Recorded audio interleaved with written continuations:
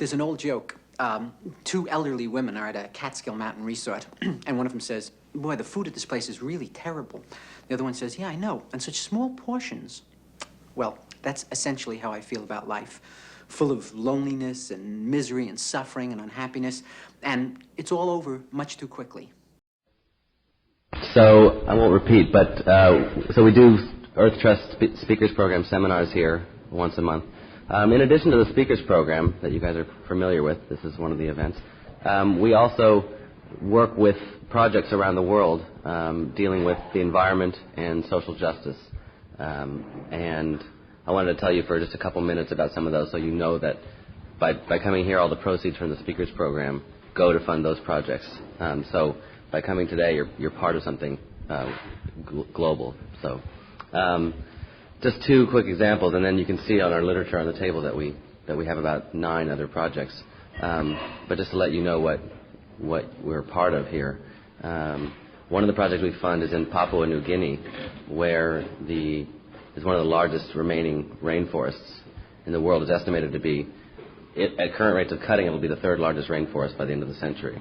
It shouldn't be that way. It's a small island, but at current rates of cutting in Brazil. What's happening is that the multinational companies are eyeing Papua New Guinea, have already begun clear cutting, but are really drooling over these pristine rainforests. And there's been Papua is an unusual place. It's one of the few places in the world where the indigenous people have land rights. Legally, they have to say what's going to happen on the land. And it's more or less followed, although manipulated by the government and the multinational lumber companies.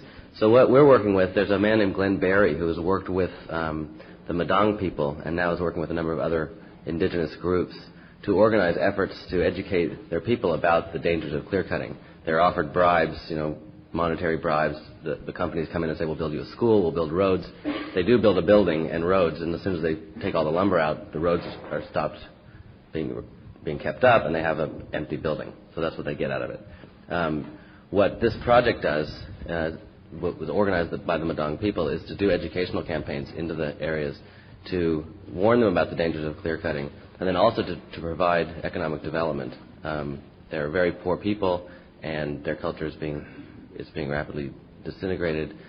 So they need economic support, and so they've developed their own walkabout sawmills, which is a small cutting.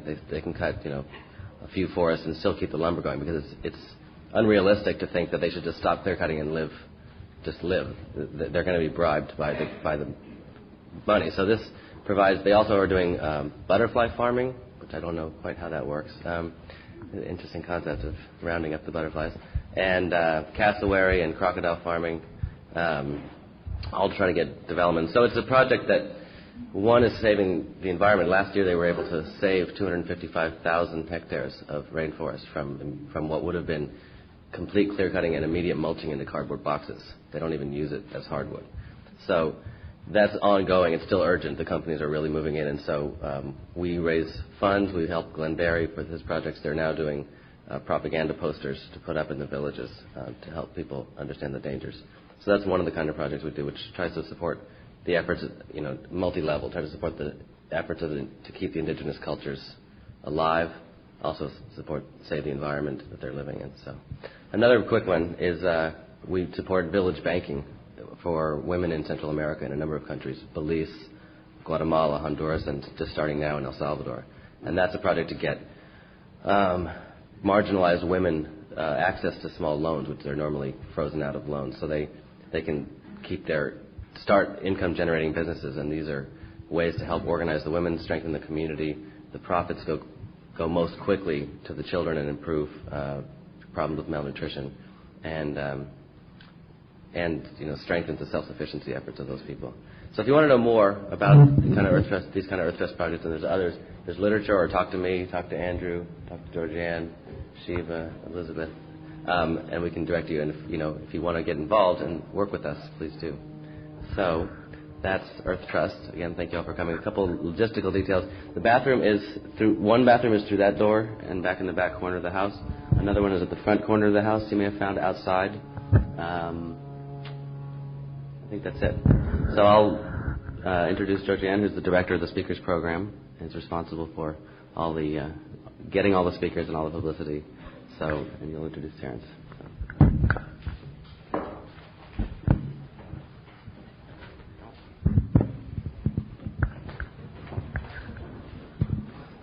Well, first I want to welcome you all to this program. And this is such a beautiful location to hold a Spirit and Nature program. It couldn't be more perfect. And I hope actually during lunch or during some of the breaks that you'll explore outside. There's some paths leading down to some benches down there where you can sit and contemplate the ocean and whatever. We've created this Spirit and Nature program basically to explore the intrinsic connection between spirituality and nature. And with that awareness, basically seeing how that then promotes the idea of stewardship of the earth and sanctity towards the earth. We've gathered about 8 speakers, and Terence is the second speaker of this program. And I'd like to just tell you a little bit about who else will be here.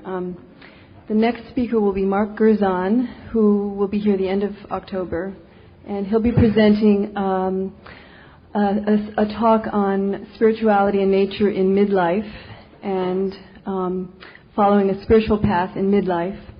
And then after him we have Brother David Standelrast, who is a Benedictine monk. And I have to read just a little bit about what he'll do. His presentation is Belonging to the Universe. And then on December 4th, we have Australian environmental activist John Seed, who will be presenting The Council of All Beings, and he's developed this work along with Joanna Macy, if any of you know Joanna Macy. And on February 5th, a wonderful woman who I've been very inspired by named Sister Miriam McGillis, who many people don't know, but she has a wonderful tape out called The Fate of the Earth, and it's just riveting if you've ever heard it. She gave this presentation in 1986, and what she has said applies sort of timelessly now and forever, I feel. So she's somebody I really want to tell you about if you don't know about her. And her presentation is Dreaming the Sacred Community. So she'll be speaking in terms of the Earth community and particularly our local community. She was very aware of the LA riots when she came up with this theme. And then on February 28th, we have Matthew Fox, who, as you may know, was silenced by the Vatican for his controversial views on feminism, sexuality, and the priesthood. And I heard recently, I'm not sure of the full ramification of this rumor, but something happened where he was expelled from his order because of these views. So this is a recent thing, I think in the LA Times. If any of you know about it, I'd be interested to hear what the rumor is and the truth is. And his theme is Awakening the Cosmic Tree, the tree being the symbol of regeneration and of life. And the last person that we have is Charlene Spretnak, who's an author, an eco-theologian, and feminist. And her theme is States of Grace. So any of these people that you're interested in, you can ask us about. There's flyers over there on the table, and we'd love to see you at these events. Now I'd like to just introduce Shiva Ray Bailey, who's our administrator, and she'll just say a few things about today before I introduce Terence. This is just very short because I know you're probably restless to hear our great speaker here today. We are very excited to have you here. I wonder if you could just help us for a moment to help us find out how we got in contact with you. So how many people came here through the Earth Trust brochure, if you can just raise your hand? That's great. How many people came here through the Albert Hoffman Foundation mailing? Yeah, the postcard, green, acid green, yeah. Great, okay. What about the LA Weekly ad? Did anyone see that? Great. And what about just word of mouth? Great, okay. Well, thank you. So welcome, and we hope to see you again. Also, there are lunches for those that paid for lunches. We'll have a lunch break. And do we have any extras? Yeah, maybe if you paid for lunch, you need to get a red ticket, but if you didn't get one, I'll take you out.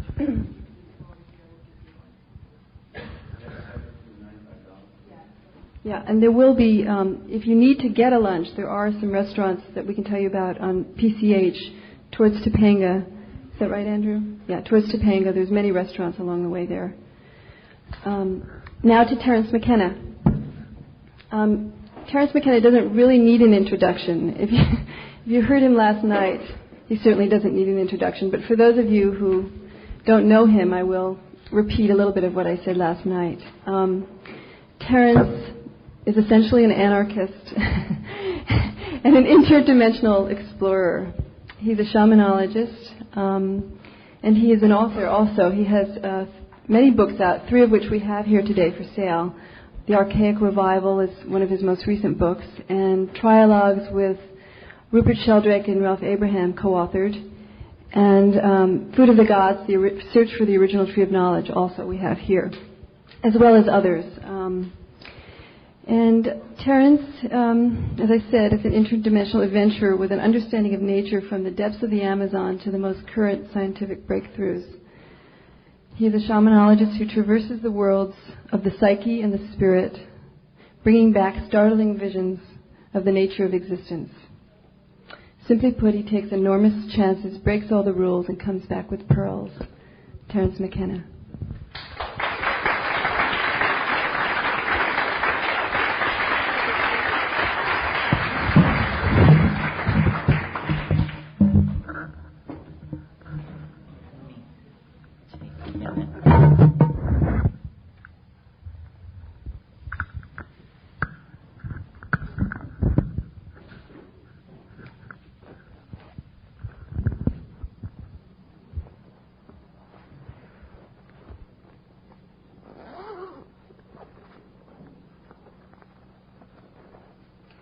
In case we get into something really heavy, I'll have a pen ready.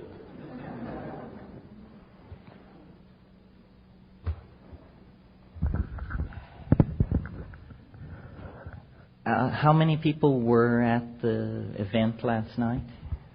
Oh, so practically a clean sweep. Well, as you know then, I'm an inveterate talker, and it doesn't take much to set me off, and it takes quite a bit to turn me off. So it seems to me these things are always more interesting if they're driven by the concerns of the audience. And if the concerns of the audience aren't sufficient to fill the time, well, then I have a whole laundry list of obsessions that we can work our way through till the last syllable of recorded time, since that's not far away, in my opinion.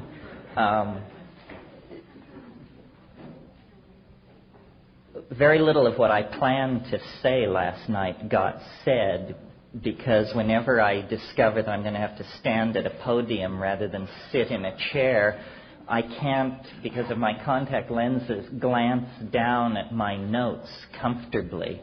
So instead, I just sort of rave. So I appreciated the enthusiasm of the audience last night. My personal assessment of the talk was that it was an even more than usual meandering diatribe. And a critic who charged me with a basic incoherence would probably get my blushing acquiescence. Maybe we can do better today. Are there questions from last night?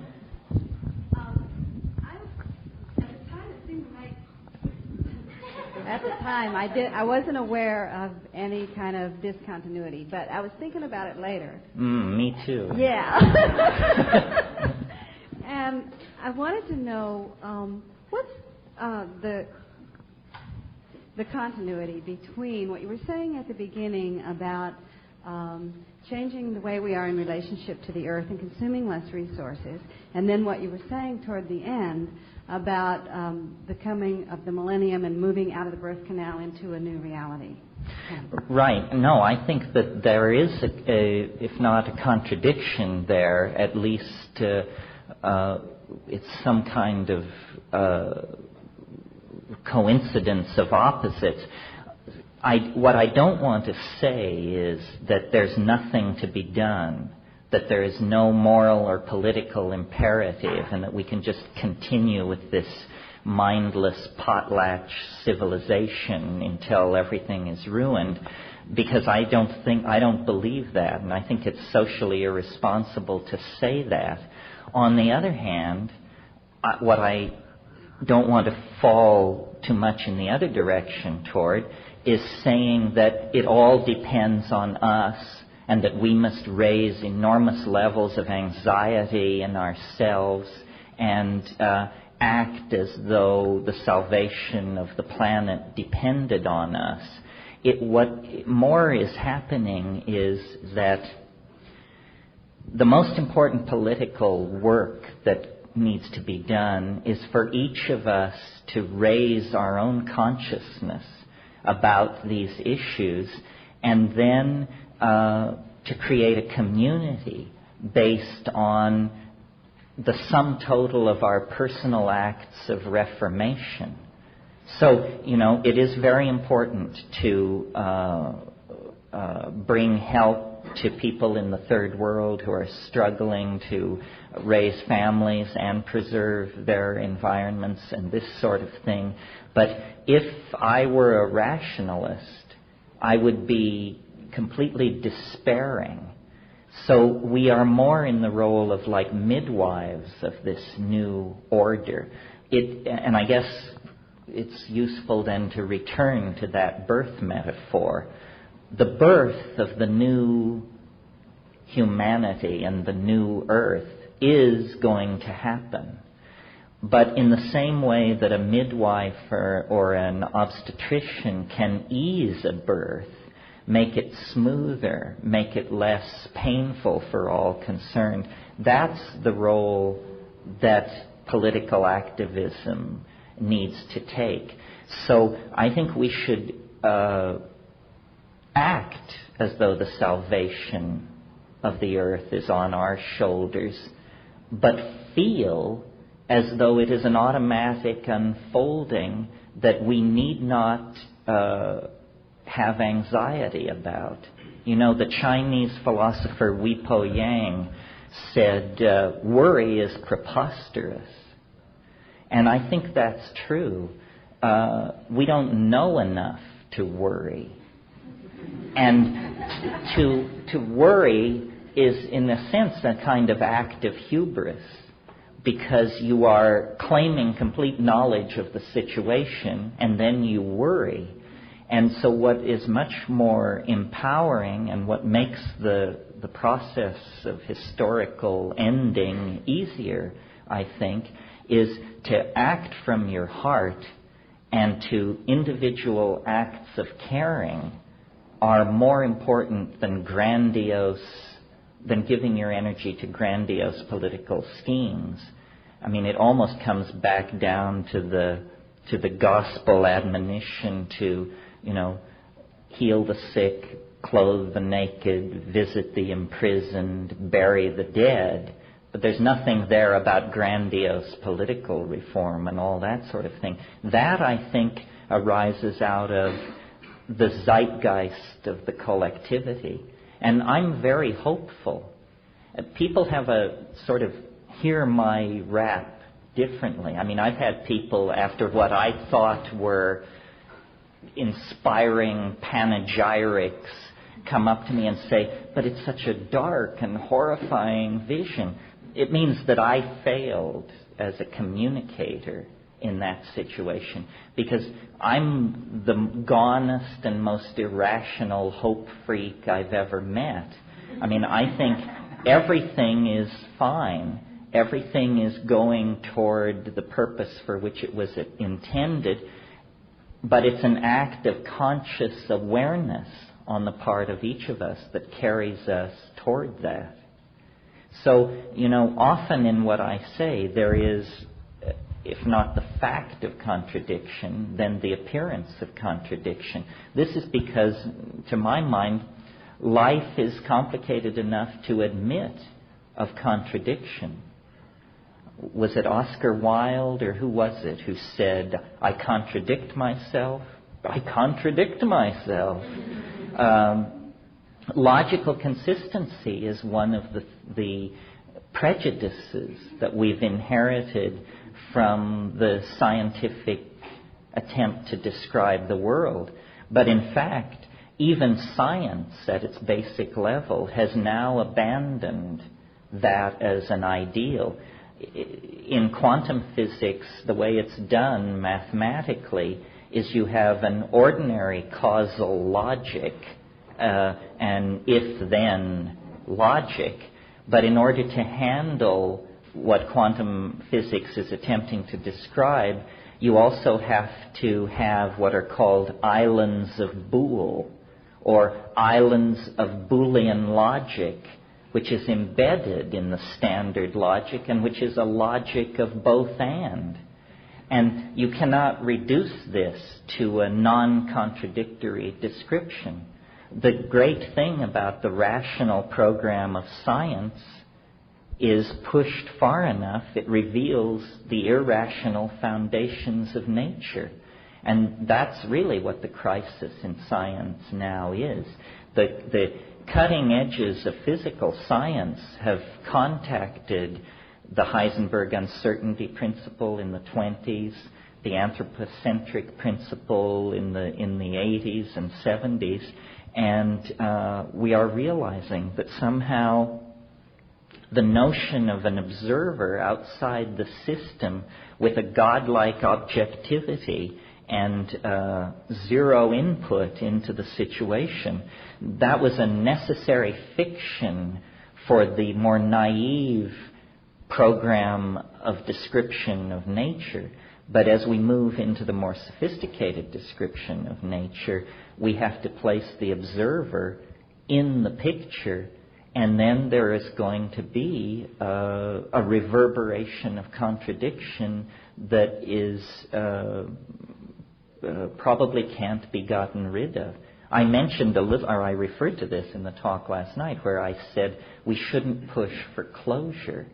We should accept that it is in principle mysterious, and so we are never explaining life or relationships or economies or whatever we're looking at. We're describing them with ever more prescient accuracy, but we cannot eliminate the unknown.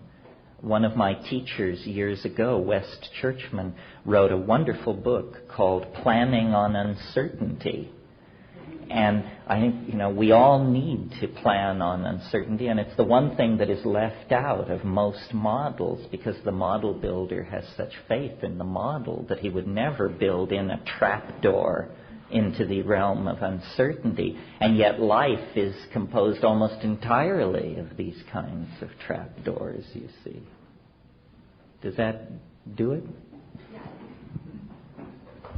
So, do I understand then that in your vision, we really don't know anything about what it's going to look like once we're out of the birth canal, but what we can do now is behave with integrity toward the world that we're in today. Is that right? That's right. And it's not that in principle we can't know what it's like out beyond the birth canal. It's simply that it's too early. I used the metaphor last night of that the transcendental object is below the event horizon. It is. And so all we can see is the rosy glow of its promise at this point. But give us 10 years, and the actual edge of the transcendental object will rise above the event horizon. I mean, I don't think that we are marginalized or part of fad and fashion. I think this is actually the rising modality necessary for the future if we're going to make it through. In other words, I suspect that 10 years from now, 15 years from now, the things we are talking about today will be the general metaphors and concerns in society, because I just have a very strong intuition based on, a lot of journeying into those hyperspatial modalities, that this is the path. And I'm sufficiently convinced of that to submit it to a kind of intellectual plebiscite. I mean, I believe that ideas compete with each other the way animals compete in an environment, and that the best ideas, the most fitting ideas for the human adventure will eliminate their competition. And that's what we're experiencing now in the political domain, is a competition between ideological systems roughly comparable to dinosaurs and mammals. And, you can decide which is which, but the two are incommensurate, and one is in the act of eliminating the other. And so it's a matter of observing this process, understanding it, and being comfortable with it. If you're right, I don't think you need to feel any urgency, because that will quite naturally percolate out in the mix. Many of you have heard me quote William Blake. It's always worth repeating. He said, if the truth can be told so as to be understood, it will be believed. In other words, understanding compels belief. You don't have to hammer on somebody. Your task is to refine your message into an understandable form, and then let the dynamics of intellectual competition decide what is the best model to follow. Yeah. I had a question related to what you were just saying, and then I had a chemistry question. What keeps me optimistic is that information seems to be spreading more rapidly. And some futurists have said that by the year 2011, that information will be doubling every second. I was wondering if you could comment on that. Well, yeah. I mean, part of what I was going to talk about last night and didn't get to is I'm the purveyor of a very formal mathematical theory about how history unfolds itself and what time is. And to your great good fortune, you're not going to be exposed to this today. Had we 2 days, I would flay you with it on the second day. But here's the thing that's going on. Since the very first moments of the universe's existence, novelty, as I call it, or complexity, as someone else has called it, or connectedness, has been increasing. So that the early universe was very simple. It was a plasma of free electrons. There were no laws of molecular physics, still less laws of biology or gene segregation or something like that. As the universe has aged, it has become more and more complex. We represent the culmination to the present moment of that process. Well, I don't think that's particularly big news. It's sort of a stating of the obvious that the universe has grown more complex through time. But what is interesting is that each advancement into complexity that has built on the previously established foundation of complexity occurs more rapidly than the stages which preceded it. So if you were to draw a diagram of that, it would be an involuting spiral. So that after the Big Bang and things settled down after the first few nanoseconds of the universe's existence, well then for a long time it was very boring. And all that happened was that temperatures fell very gradually. Eventually they fell to the point where atoms could settle down into stable orbits around nuclei. And then as the temperature fell still further, eventually these atoms could aggregate into molecular structures. Again, each advancement into novelty proceeding more rapidly than the stage which preceded it. Well, that's why, to my mind, human history is not a radical break with primate biology. It simply represents an acceleration of primate behavior into a more compacted temporal domain. And high technology, electronic data transfer, the erection of global society, which has built on the previous levels of cultural attainment, has happened even more quickly. So that these eras, or epochs, you could almost think of them as, of complexity, are now of such short duration that instead of taking millions of years, or perhaps billions of years, to transit through one of these, we now are moving through them at the rate of one or two a decade. And beyond that, one or two every 2 or 3 years. And beyond that, one or two every few months. And I see no elegant reason for assuming that this process will ever cease its asymptotic acceleration. Well, then if you picture what I'm describing, it's a funnel of some sort, which begins with an extremely wide mouth, but which has now narrowed to an extremely small and fast-moving kind of situation. And this is why history is a self-limiting process. It isn't that we have broken away from the slow-moving processes of ordinary nature.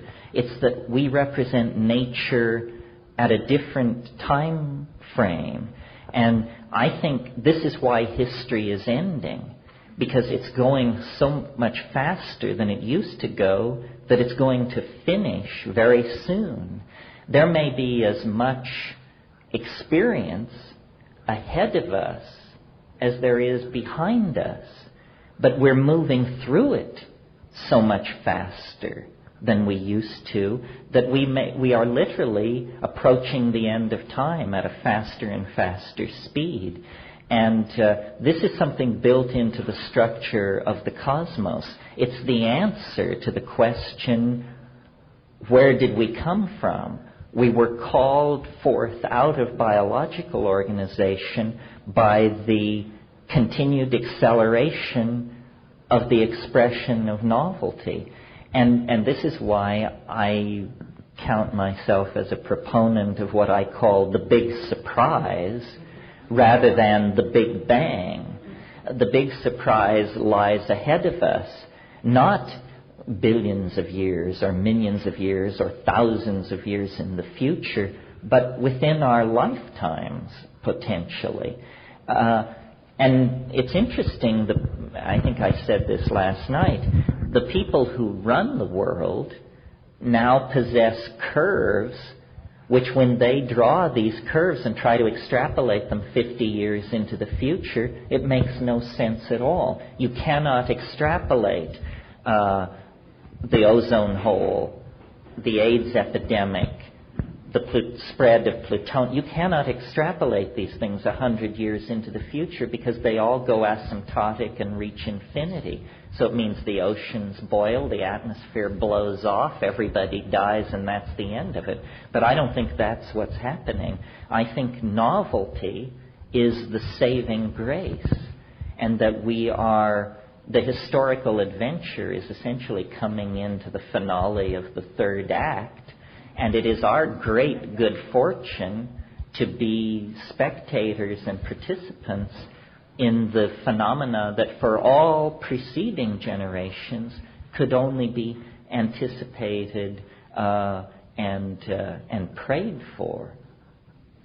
It's a screwy position, I understand. I mean, boiled down to a bumper sticker, it's a bearded guy on the corner with a sign which says, "Repent, for the end is nigh," or maybe just, "The end is nigh."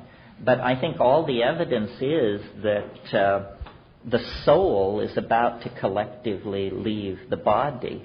The human imagination, married to technology, has become a force too powerful to be unleashed within the fragile ecosystem of this planet. So we must either carry ourselves elsewhere, or the planet's homeostatic drive to preserve ordinary biology will eliminate us through epidemic disease or climatological upheaval, or, there are many possibilities. So I think we are being propelled somewhat reluctantly into a new human modality that is as radical a shift as birth is to the individual, or as the original entry into history was for our species. History cannot be conceived of as preceding another 1,000 or 10,000 years. I mean, it just can't be. So it must be that it's a self-limiting process. And it only lasts 25,000 years. I mean, if you go back 25,000 years, the Earth was in ecodynamic balance. Human beings were fully established, as intelligent, as caring, as creative as you and I. Theater, poetry, dance, love, hope, tragedy, religion, all these things were in place. But history represents Gaia hitting the fast-forward button on the evolution of the primates, and it seems of long duration to us because we, at the level of the expression of the individual phenotype, are as ephemeral as mayflies. A person lives 70 years, 90 years, and then they're gone.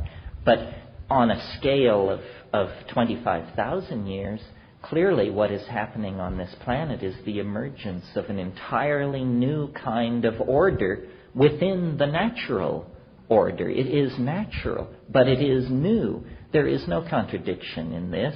Once atoms were a new invention. Once molecules were a new invention. Once polymers were the cutting edge of what's happening. Now the cutting edge of what's happening is large-scale primate machine integrated societies based on the movement of information. Did that do it? Yeah. Oh, you want to follow on? Just a quick chemistry question. Oh, yeah, I'm sorry. Is 5-methyloxy-NN-dimethyltryptamine crystalline legal to possess? And if one was going to mix it, would one mix it with harmine, harmello, heroline, or harmaline? That was a word salad. Well, I think you're asking about 5-MeO-DMT, 5-methoxy-dimethyltryptamine, the toad foam of recent fame. As far as I understand, I think that it's legal. However, it would probably depend on the length of the fangs of the local DA, because there is what's called the Kogener law, which says that structural near relatives of hallucinogens can also be prosecuted as illegal compounds. As far as the question about the harmine alkaloids, harmine, harmaline, tetrahydroharman, harmello, I think is apocryphal, specious. But the notion which must lie behind your question is harmine alkaloids inhibit monoamine oxidase, which is an enzyme system in the human gut that tends to inactivate amines, monoamines, of which these hallucinogens almost all fall into that category. You could attempt to inhibit your MAO with a dose of harmine or harmaline, and then smoke 5-MeO DMT.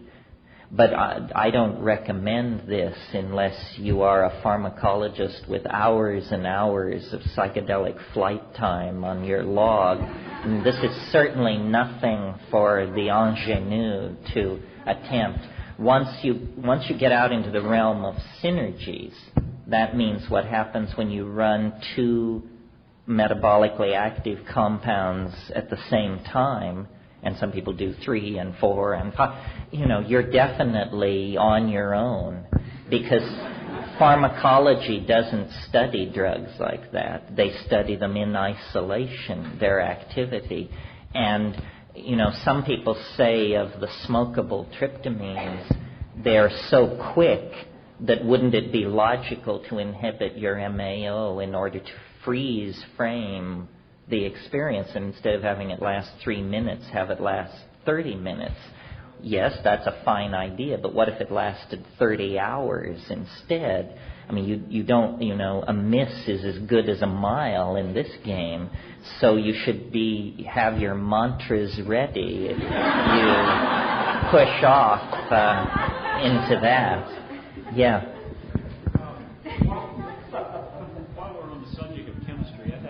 Quick and easy question. Okay, I imagine psilocybin is probably, pretty common use, and I'm sure that the people around here are pretty aware of the malathion spraying that's going on. And I've always been curious. I'm not a chemistry student, but since psilocybin does have a phosphorus in it, and I know most of malathion and most of the other chemicals like it are organophosphates, and they react synergistically. Is there a possibility of a synergistic toxicity when you get, a dose of malathion and you're using psilocybin? Well, every once in a while these kinds of questions come along, and the answer is always, since research with psilocybin is illegal and even in rats counterproductive to your career, nobody knows. You mentioned the phosphorus group in psilocybin. Psilocybin is 4-phosphoryloxy-N dimethyltryptamine. This is very interesting to me because, and we don't have to spend too much time on this, but it's the only 4-substituted indole in nature on this planet. The only 4-substituted indole in nature on this planet. Well, this is suggestive to me of a possible extraterrestrial origin for this molecule, because the way evolution works is from one structure you elaborate another structure, and then near cousins of that appear, and so forth and so on. The phosphorus group in the 4 position on psilocybin sticks out like a sore thumb when you look at the structure of organic nature. Too much that malathion is a phosphorylated compound. I noticed in Hoffer and Osmond's hallucinogens, malathion is occasionally, there are known cases of human abuse of malathion. It causes severe dream disturbances. I can tell you that from experience. And is there a bigger debt to pay at the dose where it does that? In other words, I don't know. Not by the aerial spraying, but accidentally working with it, and fairly concentrated. I've gotten it on my skin, and for several days I had very disturbed dreams and broken sleep, and I think it's pretty well reported that that's not uncommon at all. Well, that's very interesting. Because it's a neurotoxin, it also creates a neural disturbance. I'm willing to buy into the notion that all drugs are poisons at certain doses. All substances are poisons at certain doses. I mean, you can kill yourself with common salt if you eat 3 pounds of it, that's all she wrote for you.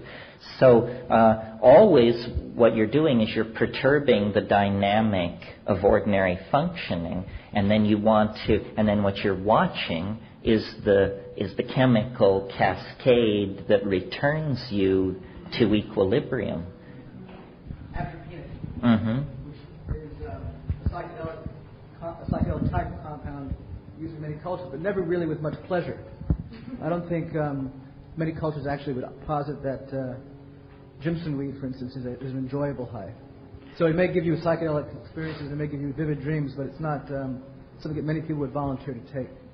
Drugs of that type. Yeah, well, that's something worth talking about, and certainly I found it true. The notion of intoxication is an incredibly culture-bound idea. And what one culture considers an acceptable intoxication, another culture just regards as an incredibly unpleasant experience. Alcohol in high doses is not something most rational people would care to repeat, I think, unless there were cultural conditioning pushing you toward that. Or tobacco. I mean, essentially that's an experience of toxicity. And until you build up tolerance to the more toxic aspects of tobacco, every time you smoke it, you turn green and become nauseated. We had the experience in the Amazon. There was, for years, my brother and I pursued a hallucinogen called ukuhe that was in use in a very restricted area by 3 tribes of Indians. And the reason we were interested in it is because the ethnographic literature said that the shamans used it to talk to little men. And because we had encountered in the DMT flash these things that I've called self-transforming machine elves, we were interested in an aboriginal hallucinogen that would let you talk to little people of some sort. And the chemistry of these things was known, of the ukuhe, gradually became known in the 70s, and it was made from the resin of a certain tree which elaborated not only DMT, which is a clean, fast-acting psychedelic tryptamine, but also a number of other tryptamines.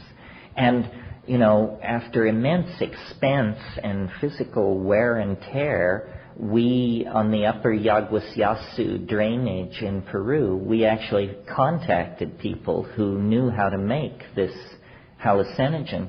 And, you know, we thought it was going to hurl open the doorway to the golden realm. And when we finally got to the bioassay of it, which is a term which means getting loaded on it, it was really tough to take this stuff. And, you know, your heart felt like it was just going to hammer its way out of your chest. And there were sweats. And there was hallucination, but my God, you were monitoring so many other physiological systems going into crisis that, you know, it seemed almost ancillary. So then, you know, lived through it. The next morning, troop down to the shaman's hut and say, you know, listen, Basilia, we have to talk.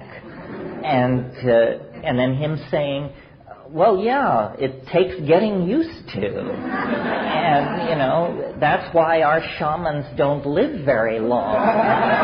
And so then you realize, what we're dealing with here is a culture that has sanctioned this experience and projected a lot of cultural baggage onto it, but that if you're the unsold customer, you say, you know, I think once is enough. Thank you for that. A more familiar case that I think is similar, although some people rise up in holy wrath and we get into great arguments about this, but my personal opinion is that Amanita muscaria, do you all know what that is? It's the red mushroom of European folk mythology. In German, it's called the Fliegenpilz. It's atropinic too. It's atropinic too. Well, a lot of people who never got loaded on it spewed a lot of scholarly argument about how this was a wonderful shamanic intoxicant. But I submit to you, in most cases, it comes closer to being an ordeal. And it may be that because of genetic variation, seasonal variation, individual variations in the expression of its genome, edaphic factors, meaning the soil that it grows in, the nature of its mycorrhizal relationship, and in other words, we've staked out here about an 8-variable equation relative to Amanita muscaria, that sometimes it's wonderful. But unless you have always been in that area and can draw on the shamanic lore of great tradition about it, I think just going out into the woods and faunching down on the first Amanita muscaria that you come upon is probably a ticket to the emergency room if you're not very careful. In Madagascar, there are no hallucinogens as we would understand it, but there are what are called ordeal poisons. This is an entire category in Madagascan Aboriginal shamanism. What's going on here, there are these plants which you take them and you at first assume you're going to die because you feel so bad, and then you feel so bad that you beg to die, and then you don't die. And you recover completely within 10 to 12 hours. And you are so damn glad to be alive that this has all the characteristics of a psychedelic experience. I mean, you come down a kinder, gentler, more attentive, more decent human being. But it's only because you've been hurled into the jaws of death itself and then brought back. That will work, folks. But so my interest has always been to squeeze the definition of psychedelic, to narrow it, to make it more precise. I mean, sometimes people say, well, it's about altered states. Well, there are all kinds of altered states, thousands of altered states, without even talking about drugs. We can talk about being in love, being abandoned in love, being jealous, being anxious about your financial situation, suddenly seeing your roots in high Atlantis. These are all altered states. None of them are psychedelic. Well, then you move into the realm of drugs. There are, as you mentioned, atropine states, tropane-induced deliriums, the ketamine-type states, states on the edge of anesthesia, states of extraordinary agitation brought on by the whole amphetamine family. All of these things are altered states, pharmacologically achieved, and to my mind, they are not truly psychedelic. What psychedelic means to me is, in structural terms, a very small number of compounds, all based on indole. The indole hallucinogens are the true psychedelics. And let's see, what are they? There aren't that many. There's LSD, which is a semi-synthetic, made in the laboratory, but from organic precursors, usually. LSD, ibogaine, about which not much is known because it has never achieved much currency in the underground in this country. Psilocybin, DMT, and the beta-carbolines, which are monoamine oxidase inhibitors, but only hallucinogens at close to the toxic dose. And that's it.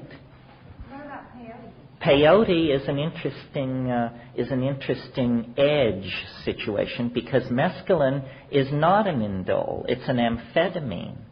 And if you look at the chemical pharmacological profile on peyote, it's different from all these others. First of all, an effective dose of mescaline is, according to the literature, 700 milligrams. That's a pile of white powder in the palm of your hand. In other words, it's an inefficient drug. It puts a lot of strain on your system. There are different ways to think about toxicity. One way is to ask, how much of this compound do you have to take to experience an effect? If you have to take 700 milligrams, then it's a pretty crude drug because that's a lot. On the other hand, LSD is at the other end of the spectrum. You can feel quite strongly 50 gamma, 50 micrograms of LSD. Help me out here. What is that? 5/10,000ths of a gram is 50 gamma. That is, to a pharmacologist, the fact that a human being can feel 50 micrograms of a compound is like a miracle. I mean, to give you an analogy so you can understand that, that's like having one red ant tear down the Empire State Building in 30 minutes. I mean, that's what it looks like when 50 gamma of LSD enter your body. So LSD has an incredibly low toxicity by that measure, you see. Well, then psilocybin falls in the mid-range. It requires about 15 to 25 milligrams, and this is an acceptable situation. The other way of talking about psychedelics, rather than structurally or in terms of dose-dependent profile, is it's a specific altered state. It is, first of all, I like the word hallucinogen or hallucinogen. See, I grew up in a cattle town in Colorado, and I haven't shed quite all of it. But hallucinogens, because I was always fascinated by the idea of hallucination. To me, for some reason, the idea of seeing something which is not there just became the holy grail for me, because that was so challenging to my notion of what is possible. And so then when we lay these indole psychedelics out in front of us and are trying to make decisions, many people have a great enthusiasm for LSD because it empowers thought and stirs the engines of cognition.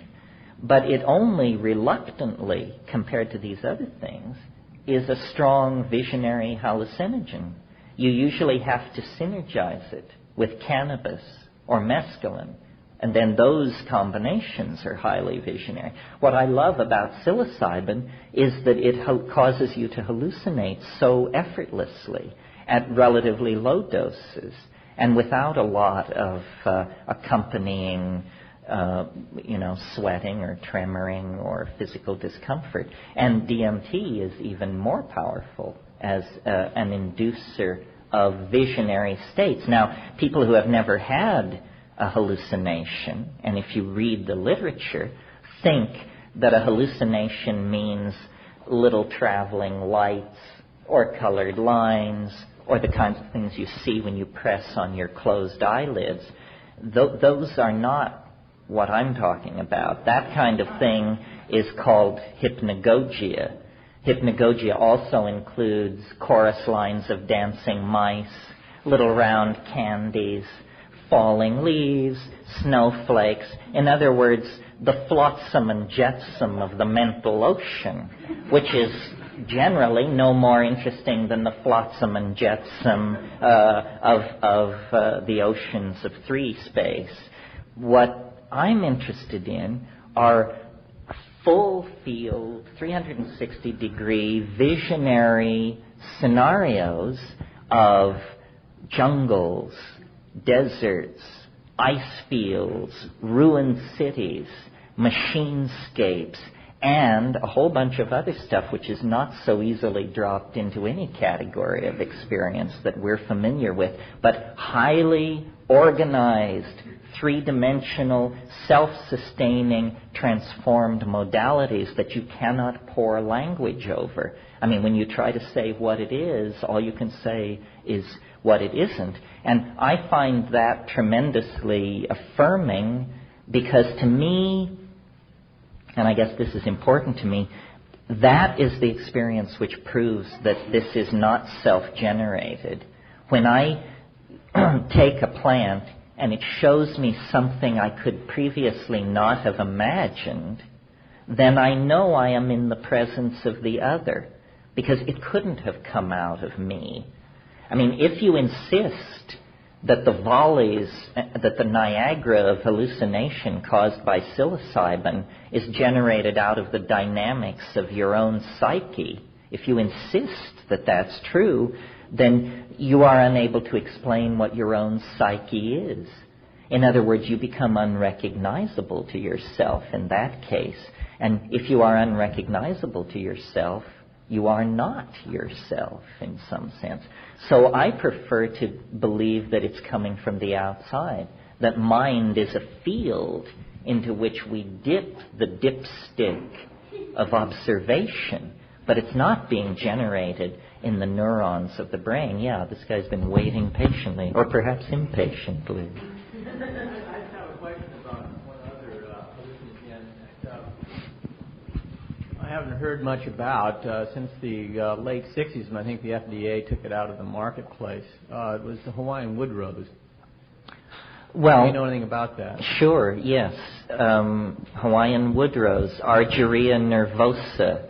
The argyria refers to the silvery hairs on the underside of the leaves. It turns out that in the higher plants, you see, LSD or its near relatives occur in ergot and are made from ergot. It doesn't occur in ergot, but it's made from ergot. Ergot is a fungi, an entirely different order of life than higher plants. But in the higher plants, in the Convolvulaceae, the morning glory family, there are a number of different genera that contain alkaloids that are milligram effective cousins of LSD. And Argyria nervosa is the best known of these. It's also probably, I would estimate, gram for gram, probably the most concentrated natural hallucinogen on this planet, because half a teaspoon is an effective dose. Where people get in trouble with baby Hawaiian wood rose is they think, oh, well, it's a plant and plants are always weak, so let's do half a cup or something like that. And then, you're begging for mercy in a hurry. There are 13 species of Argyria, all natives of Asia, distributed from the base of the Himalayas to western Polynesia. And Argyria nervosa is simply the best known. Now, the problem with it is that, and this is something you always have to be aware of with plant hallucinogens, is that cardioactive compounds occur in Argyria as well. And so if you misdose even slightly, it will put your heart through changes that will stand your hair on end. And I've never heard of anybody dying on it, but I've heard of people, laying down and making their peace with their maker because they figured that they were probably going to die. Now, an interesting thing about Argyria nervosa is, so far as we know from the ethnographic work that's been done, it is unclaimed by any Aboriginal group. Unless we count the surfers of Maui as an Aboriginal people. And this is fascinating to me. You know, certain plants have great antiquity of use, and other plants, equally psychoactive, are ignored. And, you know, we tend to believe that Aboriginal people don't miss a trick, but occasionally it seems like they're as obtuse as we are. I mean, a couple of examples will make the case clear. As you all probably know, there's quite a complex of psilocybin-containing mushrooms in central Mexico, used by the Mazatecan and Mixtecan people there, and they seem to have exploited these mushrooms for millennia. However, on the northwest coast of North America, Washington and British Columbia, where you get the Northwest Coast Indian groups, the Shimsham, Kwakiutl, and Tlingit language areas, this is the densest concentration of psilocybin-containing species of mushrooms on this planet. And so far as we can tell, they never used them. I mean, somebody will say, well, they used them, but they never told you in the shamans. But listen, you know, a huge amount of ethnography has been done in that area, and there is not the slightest indication that these people ever utilized these mushrooms. Even though they had an advanced shamanism, plant-based shamanism, they seem to have overlooked this. Another example that may have practical implications for some of the more astute among you is in the past 2 years it's been realized that a plant which grows as a weed in the Midwest of North America called Illinois bundleweed, Desmanthus illinoiensis, is in fact the most concentrated source of natural DMT in the world on the root scraping of the root. And now, this one is perhaps suspect, and maybe more ethnographic work seems to be done. The straight story is that the Indians of the Great Plains never knew about this and never utilized it. My question is, if that's so, then why is it called bundleweed? Because that seems to imply to me a medicine bundle. And so perhaps further ethnographic excavation will show that this was used, but it could be the basis for a whole family of visionary hallucinogens that apparently were never utilized. Yeah. You. Yeah. I'd like to pull the wheel back a couple of the conversations to what over the years I've felt has been the focus of most of your work, which is essentially this realm you talk about pushing through into this visionary world. It's a little bit, it feels to me when you talk about it, it's a little bit like taking the glove and turning it inside out, that possibly your premises is that the universe itself is the illusion, and that this visionary world is the reality that we may well be going back into, that it's this material world and all the universe and all the material experience that we have is really the other side. Well, yes. I mean, I regard myself as basically an explorer and a researcher. I have a lot more questions than answers. The thing that has made me be what I am and do what I do is because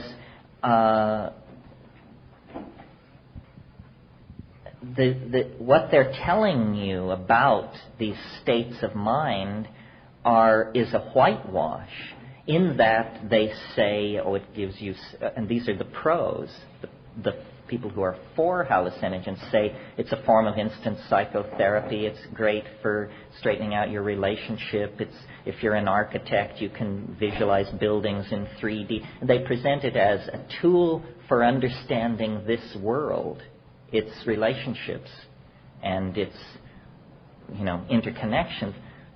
What I've observed is that at high doses and with sufficient intentionality, one seems to break through into what can only be honestly described as a parallel universe of some sort that has such existential presence and immediacy that it's hard to squeeze it down to being a mental construct generated temporarily in your mind through pharmacological means, because it seems much more like a place.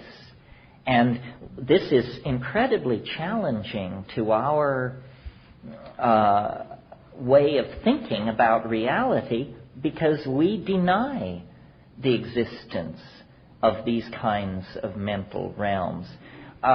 It seems almost as though, or here's a model for how it might be, it seems that reality is a series of heavily compartmentalized universes of some sort, and under extraordinary situations of mental perturbation achieved by any means, these membranes that keep these worlds mutually exclusive and sequestered from contamination by each other just simply dissolve, and you experience what Mercier-Eliade called the rupture of plane. And the rupture of plane is just like poking a hole in nearby space, and then lo and behold, the utterly unexpected is found to be alive and well right here, right now. I mean, and I can't stress enough how real this is and how confounding it is. I mean, I may not be the brightest person around, but I certainly have assimilated, the basic shtick of what Western civilization is supposed to be about. And there is no place in the Western model of reality for the idea that just, 20 heartbeats and 70 milligrams of DMT away is an elf-infested megaspace of arcology-sized dimensions in which non-material beings made not of matter but of syntax are merrily pursuing their own goals and possibilities. I don't know what to make of that. And I also, almost equally puzzling as the existence of such a place, is our lack of knowledge about it, when I and hundreds of other people in my experience, and presumably millions of people throughout history, have known that you could use plant hallucinogens to break in to that world. We're living in a fool's paradise, trapped inside the assumptions of linear materialism and rationalism. That's the most seductive and delicious aspect of your thesis, is that, my God, there is a reality somewhere beyond that membrane. And then you compound it with the exploration of logic or rationale, where you present to us the possibility that the Big Bang is the most ludicrous thing to combine with rationality as could possibly be imagined. And then I've even heard people address, well, how is it possible that the vanity of the individual human being could think that he's so important that the rest of the galaxy, the universe out there, that we should be at all significant, whereas you say, well, hell, that's all mindscape. It doesn't exist. Or it feels like you say, well, it's a mindscape. It isn't. It's an invention. Well, what I'm really saying is we know a lot less than we assume we know. I mean, if someone tells you that we live around a typical star at the edge of a typical galaxy strewn through a megaspace trillions of times larger, I mean, they don't know what they're talking about. That's just the cheerful assurance of modern astronomy based on a bunch of fishy formulas that were cooked up within the confines of the 20th century. I mean, the stars that shine down at night could be painted dots on a scrim for all we know. I mean, I'm not saying that's the case, but what I am saying is I think that the greatest disservice that science has done to humankind is the marginalizing of our own importance. If we even, let's take an objective measure I think complexity, if you look around at nature, at the fossil record, at the human family. Complexity is clearly something very dear to nature. Nature preserves it, nature works through it, nature builds upon it. Well, we're told we're a minor this in orbit around a minor that in a typical that and so forth and so on. But if you will look at the human cerebral cortex, what you discover is the most densely complexified matter known to exist in the universe. The human cerebral cortex contains more connections per cubic centimeter than any form of matter known to exist in this cosmos. If that's true, suddenly our marginality is completely obviated, and it's clear that, no, we are not marginal observers of a vast cosmic drama. We are at the cutting edge of the development and conservation of complexity. And it is our mind which gives us these scenarios of our position in space and time. It may well be that the human mind is very, very important. The human mind represents the culmination of biology, which is another phenomenon that these astrophysicists always love to marginalize and say, oh, well, biology, it's just going on one planet as far as we know. It could be a fluke. It may have happened once and it'll never happen again. But, you know, the life of most stars is on the order of 500 million years.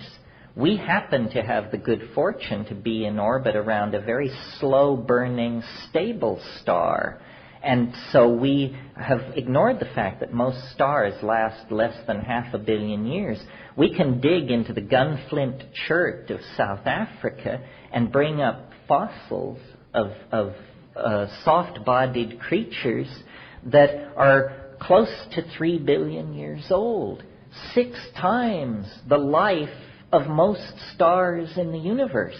So when somebody's trying to tell you that what the universe is about is the life and death of stars, they're ignoring the fact that biology is a phenomenon as persistent as any phenomenon known to exist in the universe. And biology is not a static phenomenon. It isn't an endless recycling of fissionable materials the way star life is. Biological life has been steadily complexifying itself over the entire time span of its existence. So life is not marginal. Mind, emerging out of life at its more complex levels of organization, is not marginal. And we are not marginal. We are, I think, tremendously important in the cosmic drama, and that a rational analysis of the situation will support that. Yeah. You comment in that regard. You comment on, and also you mentioned the Gaia hypothesis earlier. Lynn Margulis' theory that all of life, all of plant life is a reorganization of bacteria, and all of animal life is a further reorganization of bacterial life, just to get bacteria to move around from place to place. And the cerebral cortex is just a lot of modified spirochetes that have organized themselves in a certain way. And then in my reading of her, the way you put human beings in this picture is that we're just an experiment in the way station of bacterial life, which may or may not work. In other words, our destiny is not really in our hands. To think that we can control our fate is really hubris or illusion. Well, it's certainly illusion. I mean, it's pretty clear we don't control our fate. Yes, you see, one way of looking at evolution, I mean, I just offer this as a heuristic insight, is that life achieved absolute perfection with the first organism. And then this first organism underwent mutation. That's a kind of damage, which it then repaired the mutation through a strategy of complexification. And then there was more mutation and more repair through complexification. So what we represent is a massive chunk of scar tissue, the culmination of billions of years of repairing the perfect first life form. And all this complexity that has been added on since the first achievement is simply a response to the damage done to it by incoming cosmic radiation. I don't believe that. You see, that's a theory where you assume everything is driven by the past. I think that what is really hanging up modern biology is its absence, its unwillingness to entertain the possibility that life is driven by purpose. This is an old chestnut in the philosophy of science. It's called the issue of teleology. Teleology is a fancy word meaning purpose. And what happened, you see, is it's just simply a legacy of our intellectual history. When Darwin developed the theory of evolution in the 19th century,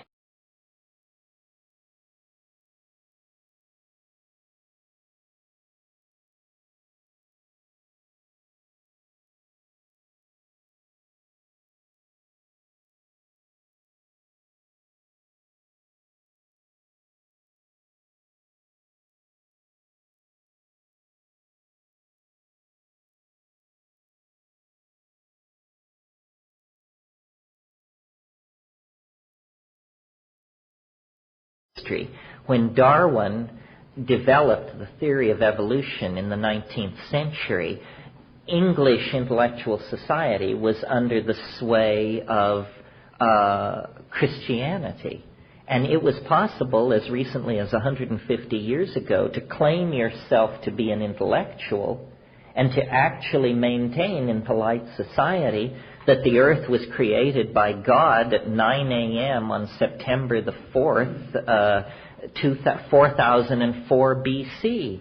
150 years ago in England, people believed this with perfect confidence that they were at the cutting edge of intellectual understanding. Well, Darwin wanted to overcome deism, which was this all-pervasive belief in an interventionist creator who was literally guiding the flight of every atom and the fall of every leaf. And Darwin said, we don't need this kind of invasive, deistic plenum.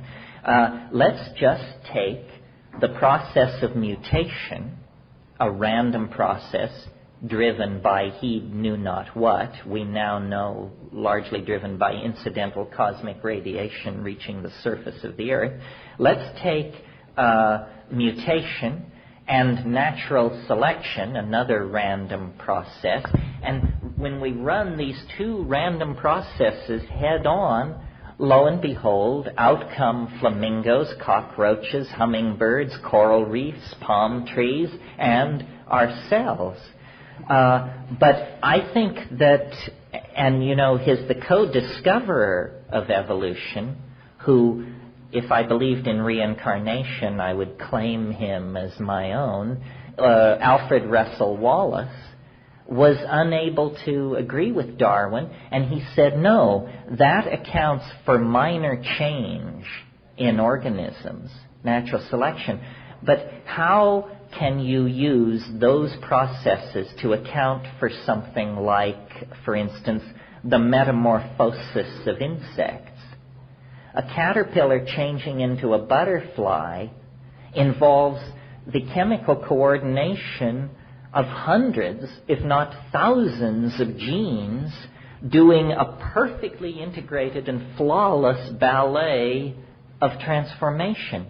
How incrementally could you ever get a situation where a caterpillar undergoes mutation into a butterfly unless there is some third factor at work in evolution? And Wallace thought that it was an appetition, an appetite, a tendency toward an end state. And that compass notion of evolution means that you're steering toward a goal. Now, in common speech, when we use the word evolution, we usually mean this. But orthodox biologists, I remember when I was studying evolution, I had a professor who said, do not use the word evolution unless you are talking about a process involving genes. In other words, don't talk about the evolution of the novel or of abstract expressionism or the evolution of society, or the evolution of a political viewpoint. This is all bad thinking. Well, people like Ilya Prigozhin, Wes Churchman, Eric Yonch have reclaimed evolution as the notion of progressive movement toward higher and higher states of development. But 19th century evolutionists refused to talk about advanced and less advanced or higher and lower when they talked about evolution. They just saw it as a random process playing itself out. I don't think so. I think we are called that nature is hyperdimensional in its architectonics, and that we are flowing toward a culminating purpose, probably the shedding of matter as the vehicle of our becoming. Yeah. Yeah, I just wanted to ask you a question about, do you think the information that is contained in psilocybin, DMT, all the hallucinogenics, do you think that the information is self-contained, or is it actually more of just a way of tuning our brains into a more cosmic frequency that exists in the psilocybin, or is the psilocybin just a mediator to a drastic way of tuning into a more cosmic broadcast? Well, it's hard for me to imagine that it could be in the psilocybin, because psilocybin is a very simple molecule. I mean, it's a small molecule, it's a planar molecule. It seems to me what must be happening is that we are embedded in an ocean of information, and psilocybin somehow changes our channel slightly. You know, ordinary consciousness is created by a neurotransmitter called serotonin, 5-hydroxytryptamine, suggestively a very close relative of psilocybin and DMT.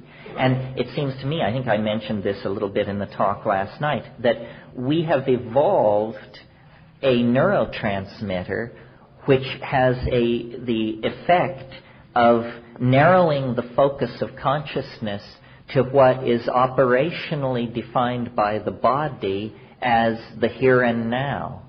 In other words, the body is very fragile and sight-dependent and must be protected from high levels of radiation, inundation by toxic or life-threatening chemicals like water. I mean, you don't want to have the ocean wash over you or it's a problem. But that these pseudo-neurotransmitters, which are hallucinogens, have not been integrated into normal metabolism because they don't serve the body's need to preserve itself. But what they do serve is an expansion of mental function. And it may be, that these neurotransmitters are in the act of evolving. We no longer need to fear the immediate environment. Well, maybe that's a cheerful overstatement. But one would like to think that we no longer need to fear the immediate environment as much as we did when we were locked in competition with other animal species. Now, it's to me highly suggestive the fact that we contain and metabolize DMT in the course of ordinary metabolism. What does it mean that the most powerful of all psychedelic hallucinogens is a part of normal human metabolism? The pineal gland, whose function is very mysterious, is doing a lot of chemistry that looks like psychedelic chemistry. It's elaborating harmine-like beta-carbolines. So it's possible that literally, when we take these tryptamine hallucinogens, we are, as it were, dressing up in the mental furniture of the distant future, that we are experiencing a state of consciousness toward which we are naturally evolving, and that over time and through natural selection, the serotonergic neurotransmitters are making way for these more powerful psychedelic compounds. And this, and the fact, well, something like imagination looks to me like a self-generated internal involvement with compounds which at some point in the future might replace the compounds of ordinary metabolism and shift our mental life literally into another dimension. Yeah.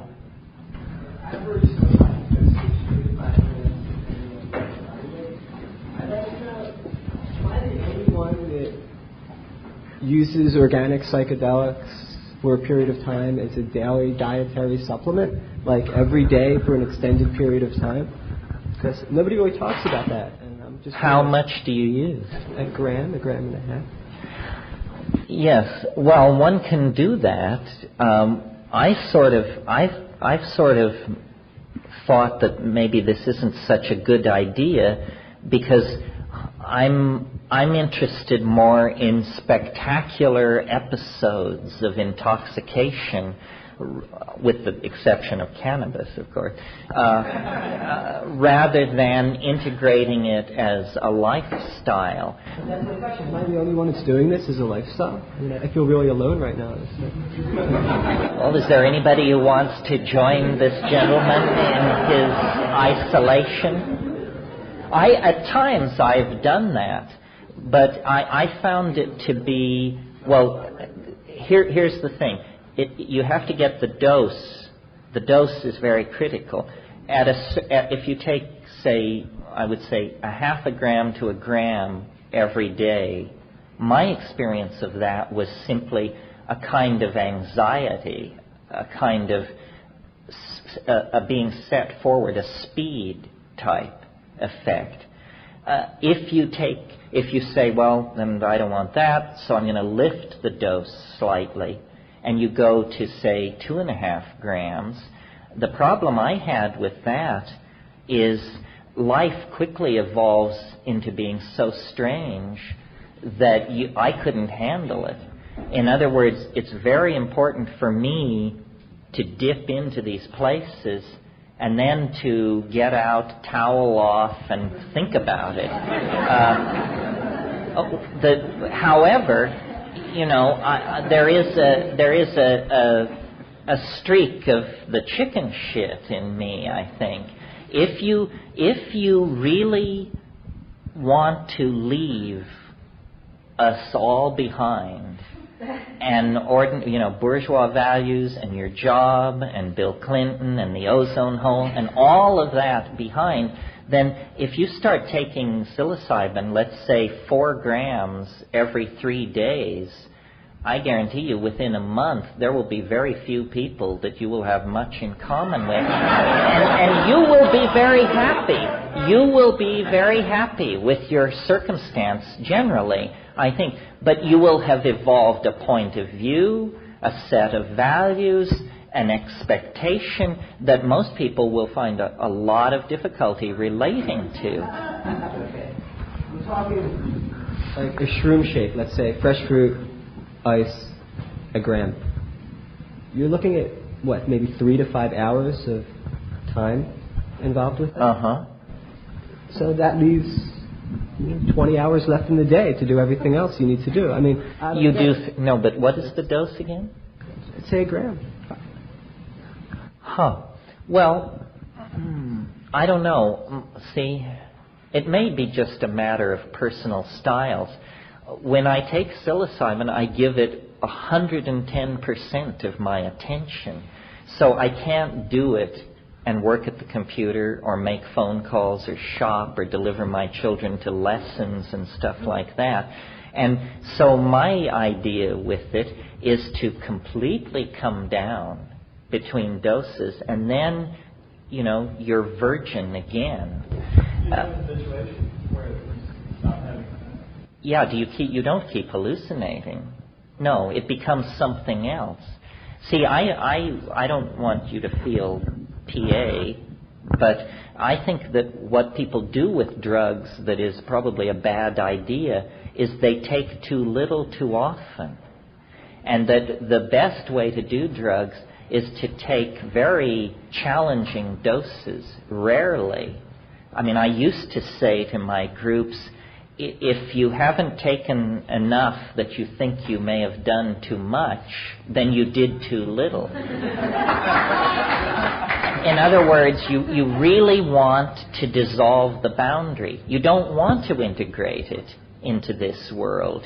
You want to have an experience which you can then integrate into this world after the trip.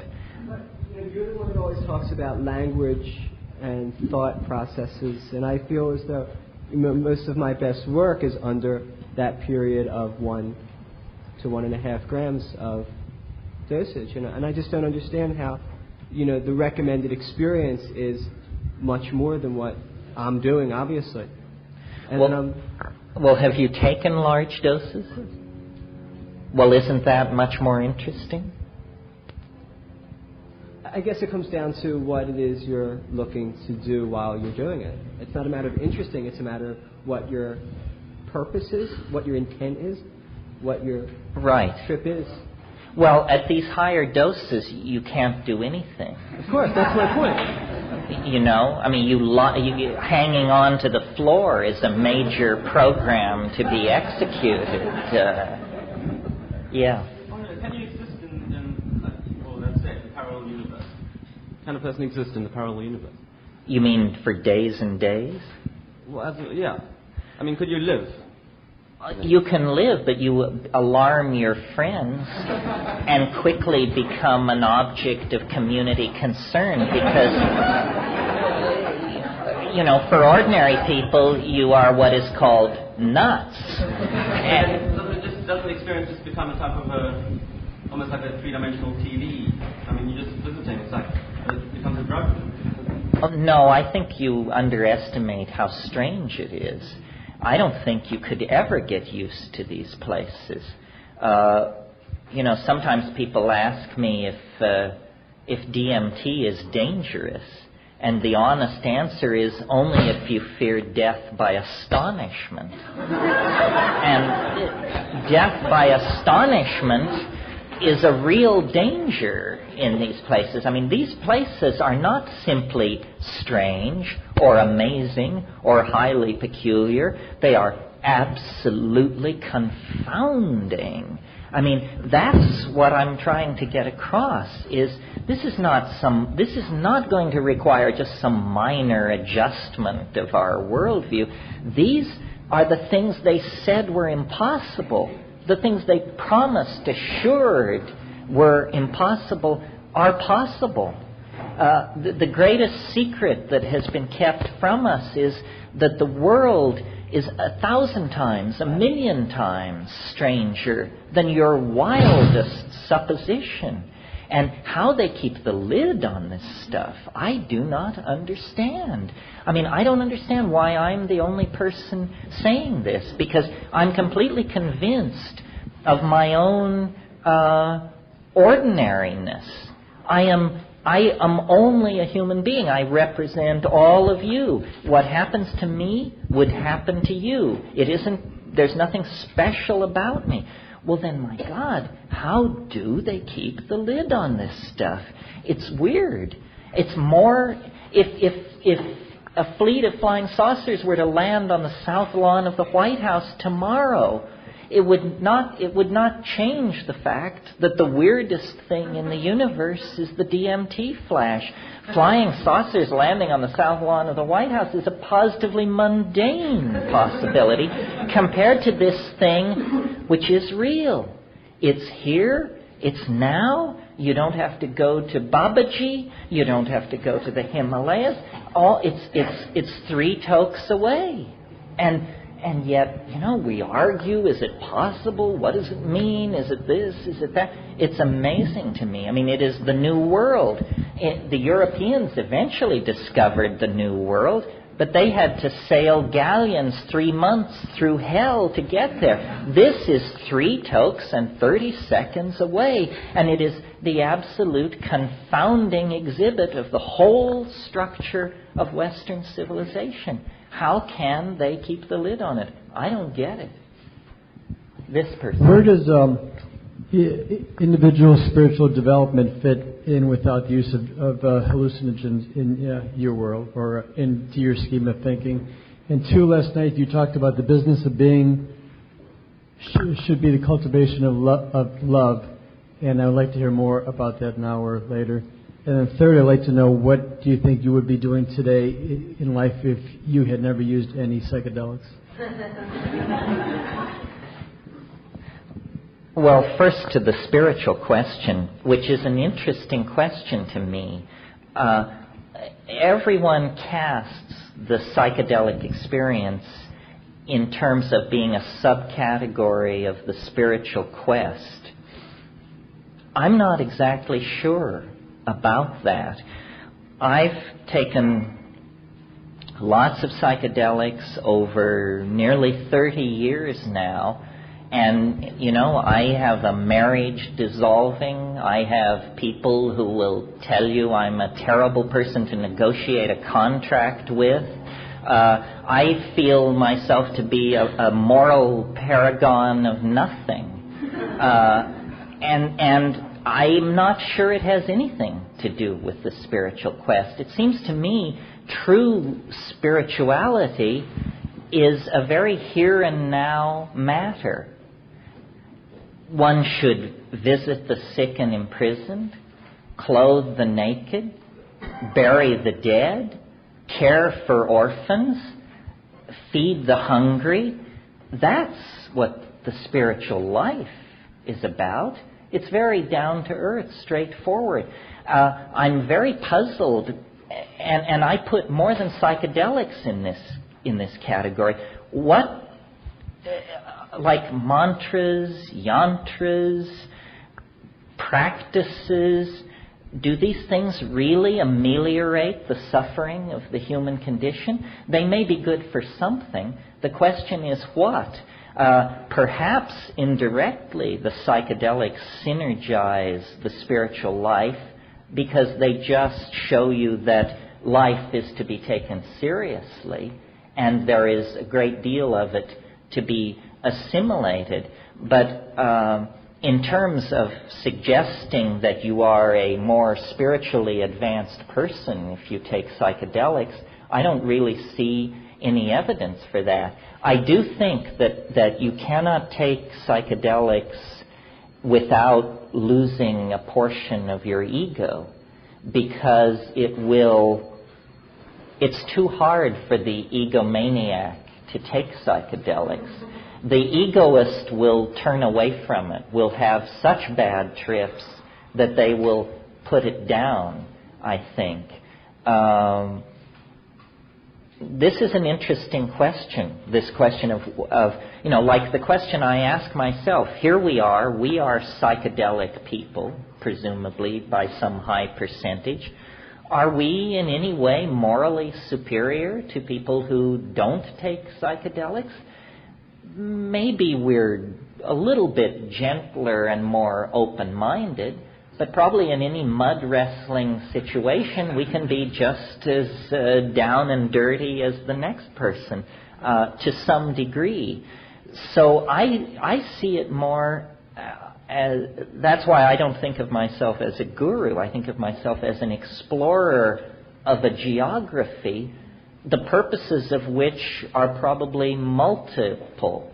In other words, I suppose we can use psychedelics to shape personalities and brainwash people and control them. And I suppose we can use it to lead people to make peace with death, mortality, their own limitations. It seems to me it's a morally neutral dimension. And it can be used for good or ill, and maybe slightly edging toward the good, because it's very hard for egomaniacs to do anything with this stuff. The CIA's involvement with LSD is an instructive situation.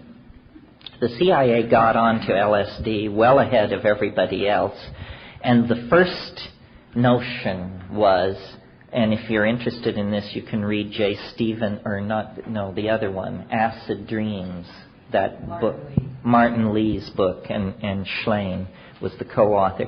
The CIA's first assumption about LSD was that it was a kind of super truth serum, and that they could kidnap KGB agents and give them LSD, and they would spew out all their contacts and so forth and so on. So a year of researching that possibility convinced them they were on the wrong track. And so then they decided it isn't a truth serum, it's an anti-truth serum. We will give our agents this drug, and if they ever fall into enemy hands, they will take it, and then it will be impossible for the enemy to get any coherent account out of them of what is going on. Well, so then a few months of that, and they discovered, no, under some circumstances, our people just tell all under LSD.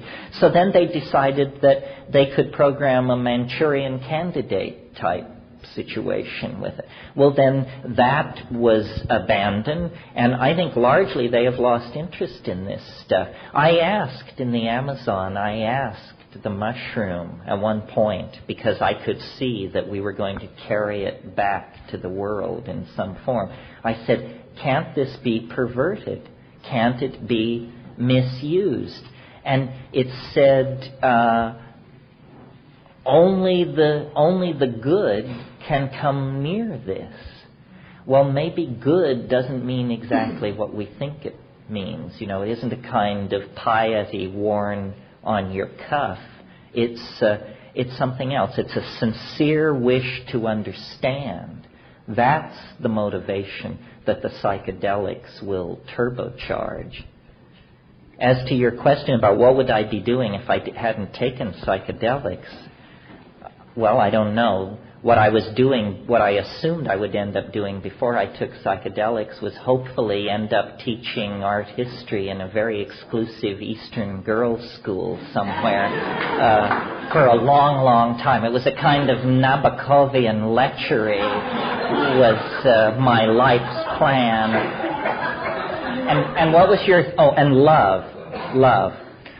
Well, my analysis of what psychedelics do, if you think not about my trip or your trip, but thousands, tens of thousands of these experiences, what can we say that would be true of every psychedelic experience, every high-dose psychedelic experience? What can we say that would be a general truism? What you could say is that psychedelics dissolve boundaries. That's what they do. The boundary between nature and society, between mind and body, between self and other, they dissolve boundaries. And this is what love does when it is working right. I mean, you are able to place yourself in the second position for a child, for a lover, for a cause, for whatever it is. You know, you take second position. And so I see them essentially as aphrodisiacs of a strange sort. They empower not genital prowess, but real caring by showing that all differences are illusions, that what is real is the unbroken, seamless plenum of being. And this is what we need to learn, because our whole social construct has been based on the establishment and maintenance of boundaries. I mean, we are the most boundary-obsessed human society that has ever existed.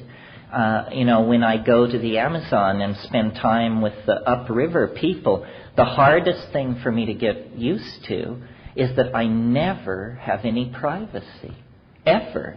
I hang my hammock in the longhouse, And, people are fighting and giving birth and having sex and arguing and doing all these things. And even the act of defecation is not necessarily private. So boundary dissolution and boundary maintenance is what really anxiety about these things is what characterizes our society. I think, and I will mention it briefly here before the break, that some of you may have somehow escaped being exposed to my theory of human evolution, which is contained in Food of the Gods. I think that we achieved a kind of perfection in human relations and in the relationship between human beings and nature sometime in the last 1,000,000 years, and that we maintained that relationship till as recently as 15,000 years ago. And we achieved this through a quasi-symbiotic, or let's put it this way, an incipiently symbiotic relationship to psilocybin. You see, I'll give this to you in the short form, because probably most of you have heard it. All primates organize themselves using male dominance hierarchies. You go clear back into lemurs and squirrel monkeys, and it's the hard-muscled, sharp-fanged young males who set the agenda, and everybody else, women, children, weak older males, have to dance to that tune. This is a characteristic of primate organization. It is also a characteristic of our society today as we sit here, and we know that the suppression not only of women as individuals, but of the feminine itself as an idea has made us tremendously, has blocked our potential and made us tremendously neurotic. Well, I think that when we came down out of the trees, we were male dominators, hierarchically organized creatures, and then we encountered psilocybin as an item within our diet. And without anybody realizing what was happening, it constituted a chemical intervention against hierarchical organization. And an orgiastic means sharing of sexual partners style arose in the wake of accepting psilocybin into the diet. Psilocybin promoted in low doses increased visual acuity. This is an established fact. And that allowed the psilocybin-using members of the species to outbreed the non-psilocybin-using members. And human consciousness had been evolving, continued to evolve, and through the augmentation of psilocybin fell into a relationship of direct experience with this goddess-like Gaian totality, the mind of the earth. And then there was a dynamic, satisfying balance between the expression of human advanced cognitive faculties and a human sense of our place in nature and our roles vis-a-vis each other, and so forth and so on. In short, paradise. And it persisted for, who knows, let's say 1,000,000 years. And it only faded when the mushrooms became, through climatological change and migration, unavailable.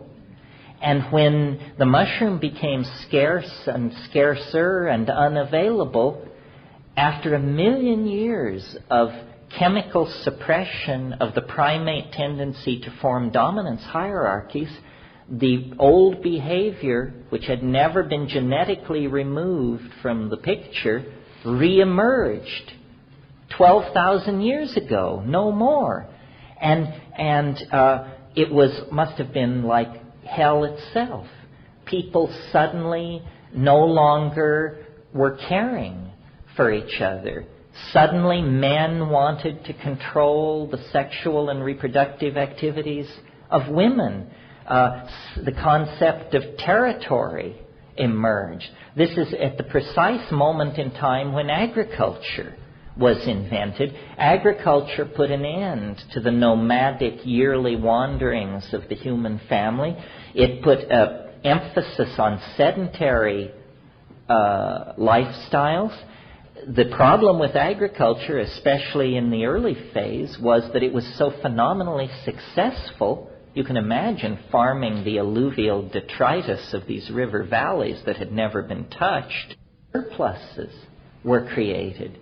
Surplus, in the presence of a dominator or hierarchical attitude, must be defended. And so suddenly you have haves and have-nots, us and them.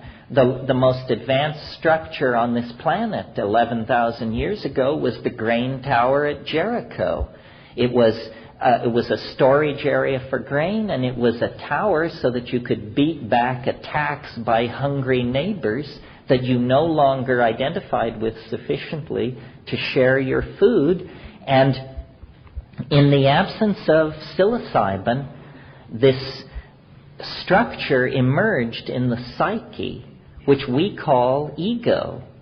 If you have psilocybin in your diet, the ego, it's like taking chemotherapy or something. The calcareous tumor of ego is never able to form in a situation where psilocybin is being taken. Group sexual experiences in a religious context are being orchestrated at the new and full moon.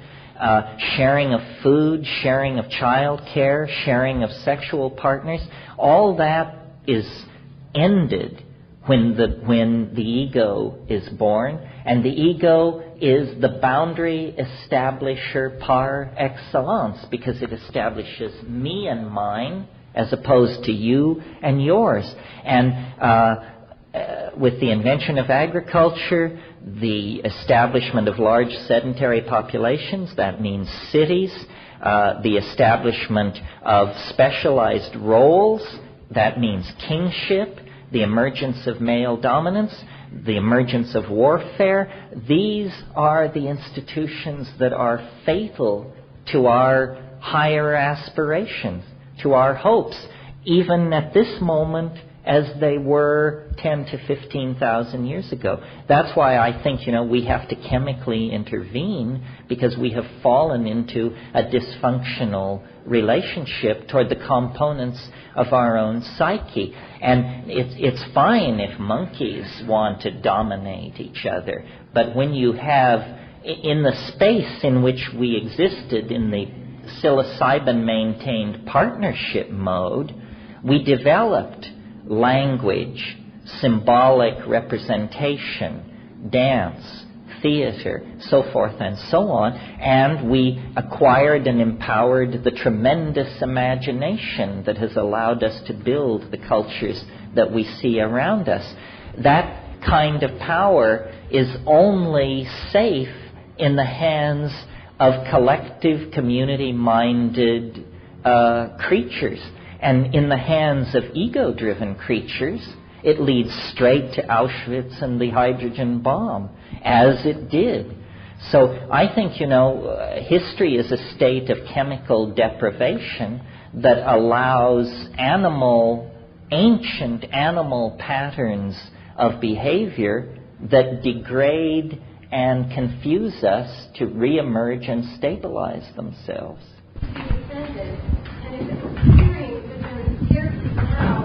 What would the response be to that? You mean in the present situation? If the assumption is that there is scarcity now, then what would that invoke? If surplus... Well, what it invokes is ever greater distance between those at the top and those at the bottom of the social pyramid, and an ever fiercer and an emergence of ever more brutal behavior patterns, which is what we see happening. I mean, our world is getting uglier and meaner and more mean-spirited by the moment, because those who have are so anxious about the fact that they might be asked to share it. I mean, what we have gone through in the last 12 years in this country is a tremendous transfer of wealth to the upper 2% of society, and concomitantly a tremendous spread of anxiety, alienation, and a dehumanizing of the entire social enterprise.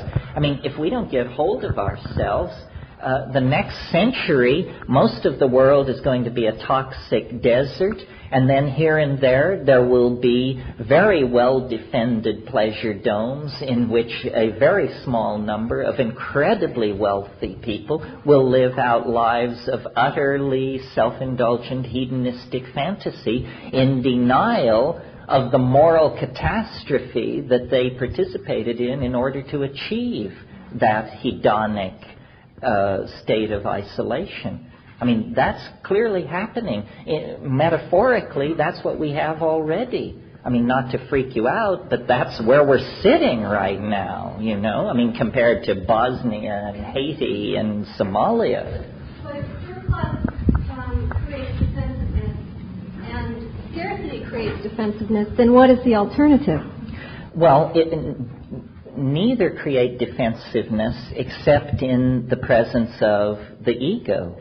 In other words, what we have to do is teach people to care for each other as a primary value, not something you do after, you know, you pay for your Mercedes and all that, but as the primary value. We have to have community. It's very simple. We don't have community. We have a free-for-all where the devil takes the hindmost, the most brutal and ruthless among us rise to the top, and everybody else has a foot on their neck. We are now in a hell of a fix because we've waited so long to address these problems. There is not now enough gold, aluminum, iron, so forth in the planet to raise everyone to a middle-class standard as it's enjoyed in Southern California. And yet we have unleashed these expectations in everyone by flagellating people with images of material wealth and comfort. We must re-empower the individual and the quality of individual experience. In other words, you have to convince somebody that you are a richer person on 5 grams of psilocybin than you are if you live in a $5 million house and are spending $50,000 a year on psychotherapy because you're miserable, you see. We have allowed ourselves to be tremendously disempowered by allowing our values to shift toward the material domain. You can't take it with you, folks. But the soul is the vehicle that you do take with you into whatever dimensions of continuity exist beyond this mortal coil. So instead of balancing and replacing the tires on your Porsche, you should be balancing and replacing the tires on your after-death vehicle. After all, that's the one that's going to have to serve you well in the clinches, you see. Yeah. How have you worked with the terror in dissolving, on your journey? How have you worked with the terror in dissolving the ego boundaries? Well, you're right. There is a component of terror in this kind of work. You know, the Rolling Stones song, "You don't get what you want, you get what you need," is never more true than with psychedelics. But in terms of practical suggestions, fear has many aspects, but one aspect of it is it has a chemistry. And the chemistry of fear is fairly short-term. You've probably all experienced driving on the freeway and somebody cuts right in front of you, and there is it feels like your body temperature must rise about 5 degrees in about a third of a second. It's an incredibly fast chemistry that goes on there, and then in about 5 seconds you fall back down to within normal parameters. The one way to deal with fear is sit still and wait. In other words, the psychedelic terror is usually fairly unfocused. It is simply raw terror.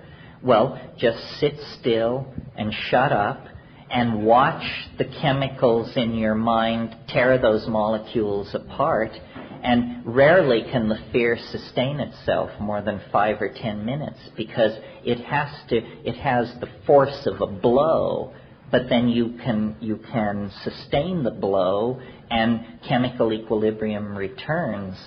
The other thing, and this is great, very good advice, don't forget it. It's hard for Western people to keep it on their plate. Sing. The way we relate to terror is we crunch, clench, withdraw, and hunch over in some kind of fetal position, like you're being beat on. What you want to do is sit up straight, straighten your spinal column, open your air passages, and begin to cycle oxygen through. And if you sing, in a very few minutes, the chemical foundations of the fear will be washed away. So that's very practical. So the mantra. It doesn't matter, mantra, yantra, everything becomes profound on psychedelics. I mean, I tend toward row, row, row your boat gently down the stream. Merrily, merrily, merrily, life is but a dream. Well, I see it's lunchtime. Why don't we break? Keep your questions. We'll come back at about 1:45, and then we'll push on to the summit, hopefully. Thanks very much.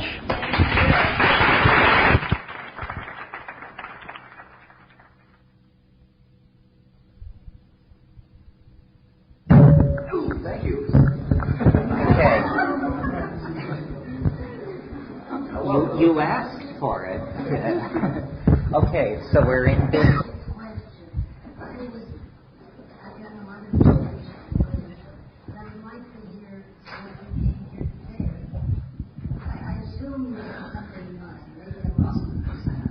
Oh yes, what a heart-sinking assumption.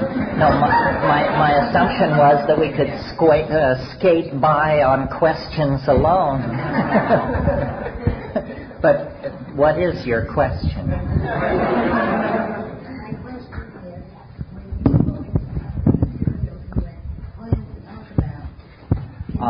There were no questions. Okay. So an oblique request to override questions. Basically what happens is I end up saying what I want to say anyhow, because you may have noticed a certain logical gap between some of the questions and some of the answers. That's not a failure of your own understanding. That's what's going on, as a matter of fact, But you had a question. Do you want to go? I just wanted to kind of introduce a new idea here. I mean, it's probably an old idea, but also a new idea. This was years ago that I played the Ouija board a lot, and one strange evening I was playing, and I asked the question, who are we talking to when we speak to the Ouija board? And the reply was, in your future, man will be able to speak with his ancestors, contrary to popular belief that you were speaking to your ancestors, which meant basically that in our future, we're going to discover ways to talk to the past and deliver messages through the past. And in connection with the UFO experience, I was wondering if quite possibly that the extraterrestrial was actually us in the future, coming back, discover the technology of traveling through time, and I was just wondering if you had anything to say about that. Now watch how this question is perverted into a episode of speechifying on my part. I'm glad you asked that question. Well, I mean, I've thought a lot about this. I suppose in order to get into it, what I should do is just take a moment or two to actually describe for you my idea or my account of what it is that lies at the very center, or at least as far into the center as I've been able to push of these experiences. To my mind, I mentioned here this morning that DMT seems to me the most powerful of these things.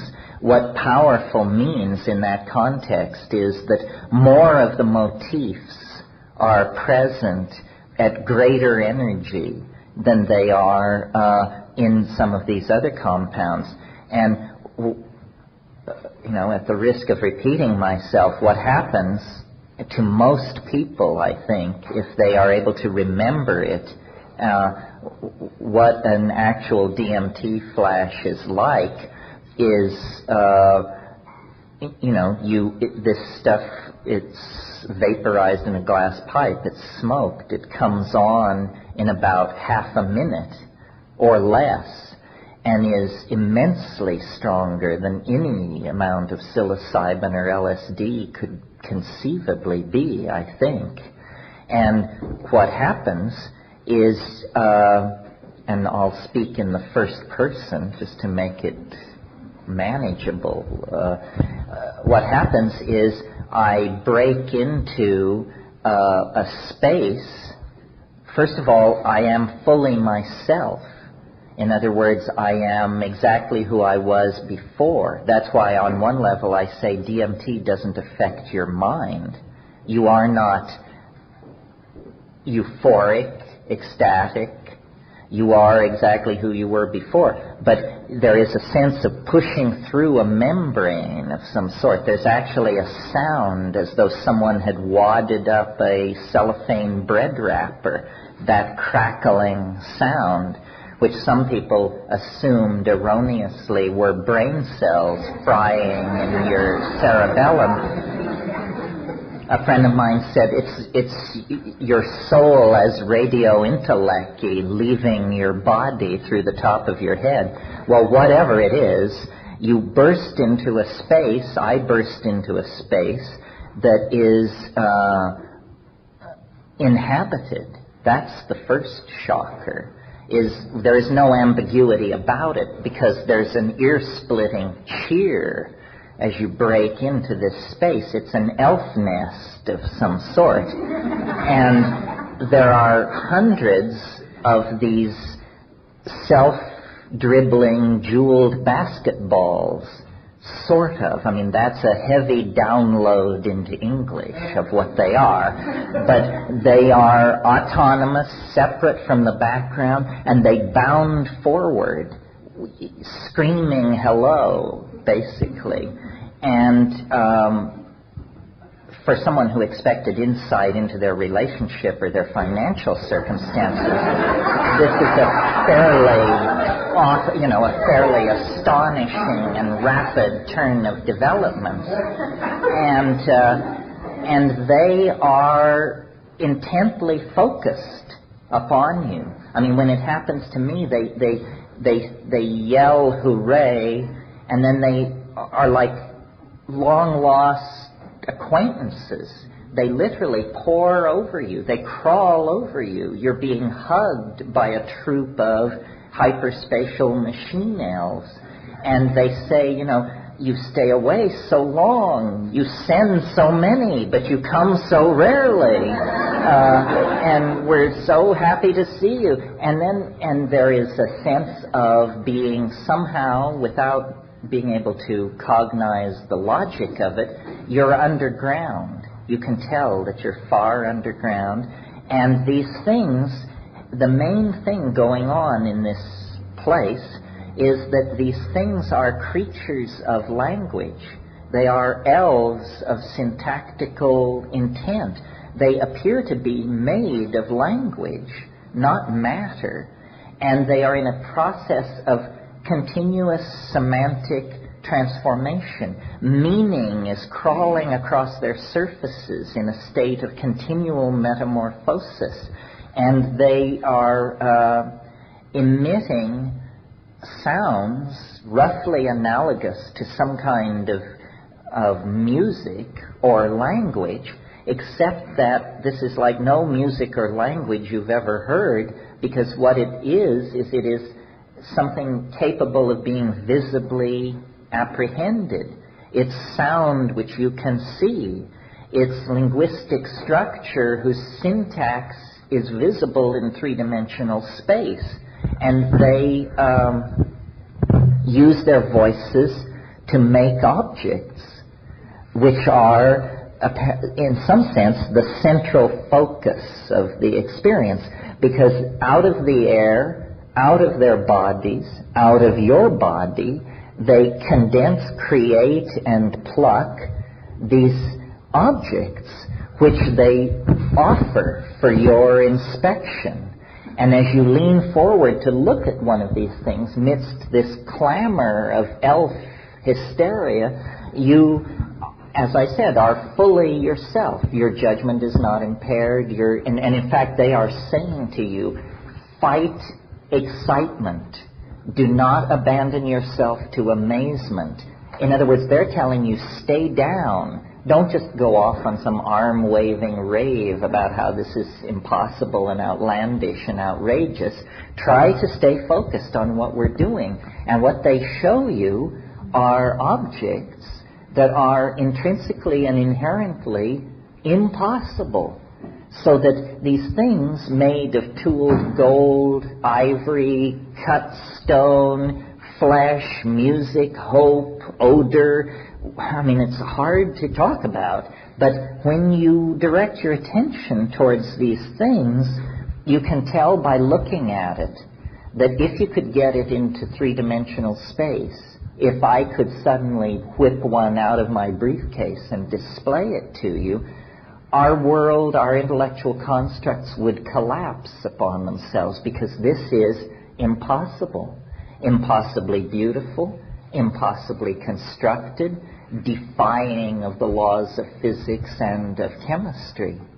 So is there do you think there's a multi-dimensional life force that is the same through the entire dimension, and then that's a higher dimension, actually, maybe from the future, maybe, I mean, as far as three-dimensional time is concerned, there is no such thing. Well, besides what we've created. So are they actually trying to tell you that, okay, everything you see is impossible is not really impossible, introducing to you that nothing is impossible, and that is our future way of thinking, is that nothing is impossible any longer, otherwise we're doomed? Well, I have a sort of I almost said rational, but let's say at least orderly kind of mind. So I tried to understand, what could this be? So you make a list of hypotheses and then think about each hypothesis and test it against the evidence. Okay, hypothesis 1, DMT is not a drug. It is an extraterrestrial communication device. These are creatures somewhere in the universe who are so different from us that they come to us not in starships the size of Manhattan, but in drug molecules that are dinky. So we are in contact here with some kind of extraterrestrial technology, and these are true aliens of some sort. And God knows the weirdness of the situation supports the hypothesis. Okay, second hypothesis. There is a parallel universe, unsuspected by most human beings. It's right here all the time. It's inhabited. These things have their own hopes, fears, problems, so forth. And somehow this drug just erases this boundary, and then you find yourself in the elf nest. Okay. Next hypothesis. These things, because they have great affection for me, because they seem intent on the task of communicating, perhaps they are human beings from the distant future. Perhaps this is what we are fated to become, there's always, since we were kids, the cliche beings of pure energy. Well, it's always been a little hard to wrap your mind around what that would look like, but lo and behold, here appear to be creatures of pure energy. But there are a lot of problems with hypothesizing a future human technological breakthrough which would allow them to actually manipulate the past. Logical paradoxes and that sort of thing. So then here's another possibility.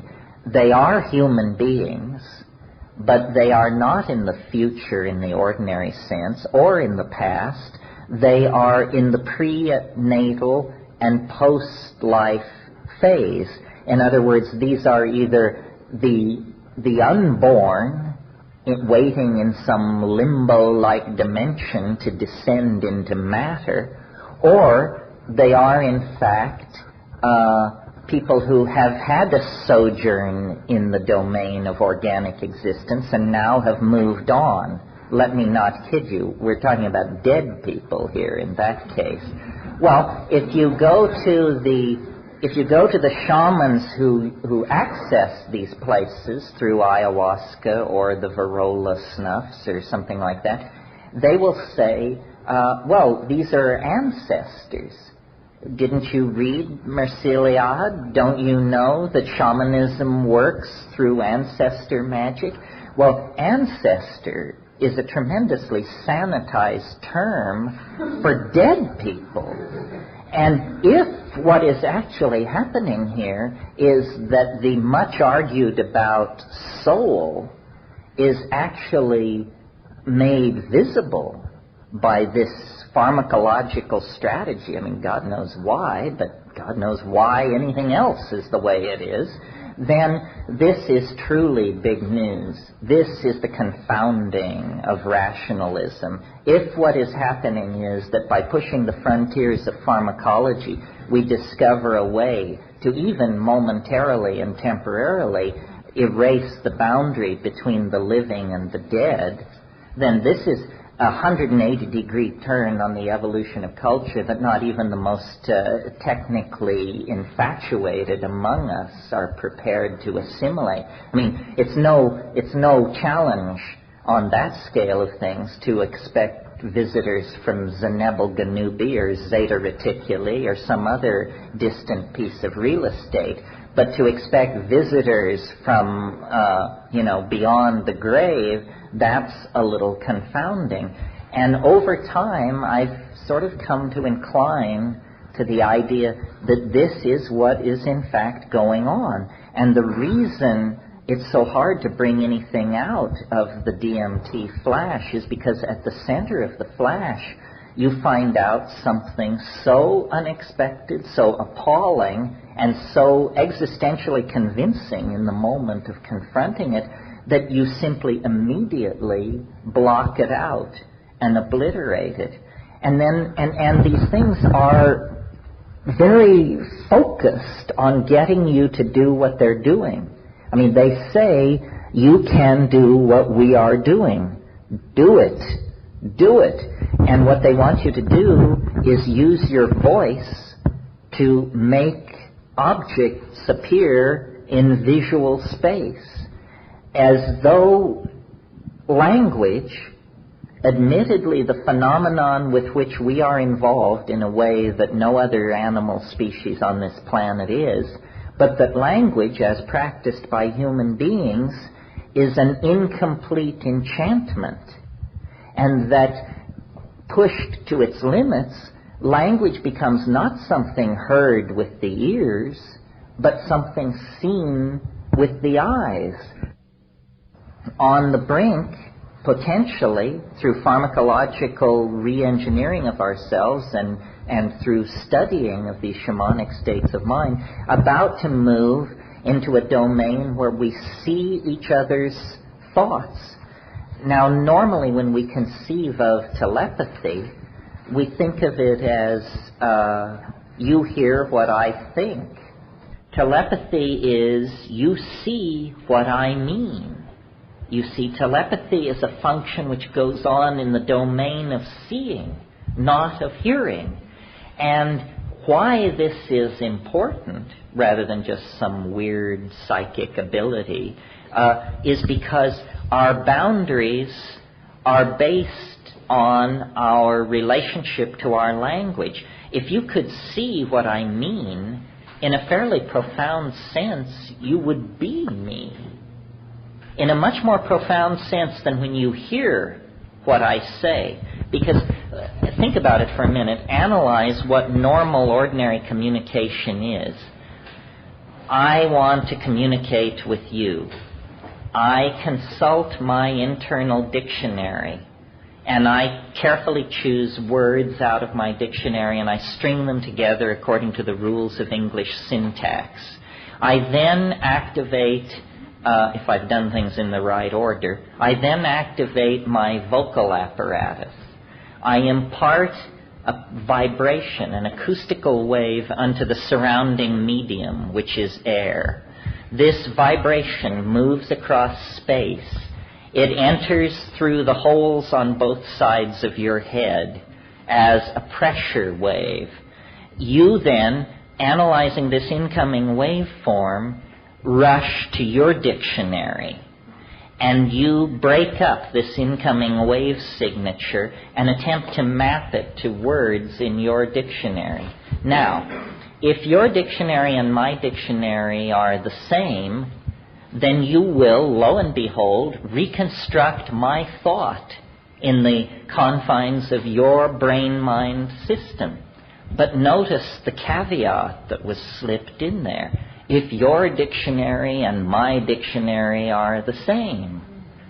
But they never are. I mean, maybe they are if you ask, can you tell me what time it is, or would you please turn down the stereo? But if you're talking about anything of interest, depth, ambiguity, or complexity, then chances are your dictionary and my dictionary only generally assimilate to congruency with each other. So then ambiguity creeps in. You think you understand. I think you understand. And on that shaky foundation, we begin to build further semi-understandings. And then we drift off in the general direction of misapprehension eventually.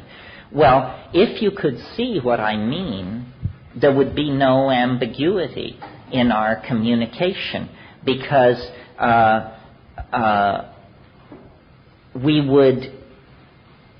the intention of language would be established in visual space with an existential modality about it similar to sculpture. I would make it, but having made it, you and I would both examine it, walk around it, and have the faith that we were looking at the same thing. And this would tend to erase our boundaries. So it's very clear that communication of the ordinary sort, small mouth noises transduced across acoustical space, and symbolic notations thereof, have created the global civilization that we're living inside of.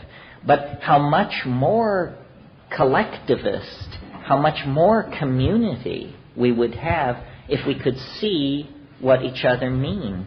And so I'm beginning to assume that the proper way to think about these hallucinogens is as catalysts for language formation, as catalysts for the project of communication, and that the end result of the project of communication is that we become what we behold. In other words, there is not the sense of the observed and the observer. These two polarities of an experience are merged in the act of pure perception. And this is something emerging out of our biological organization.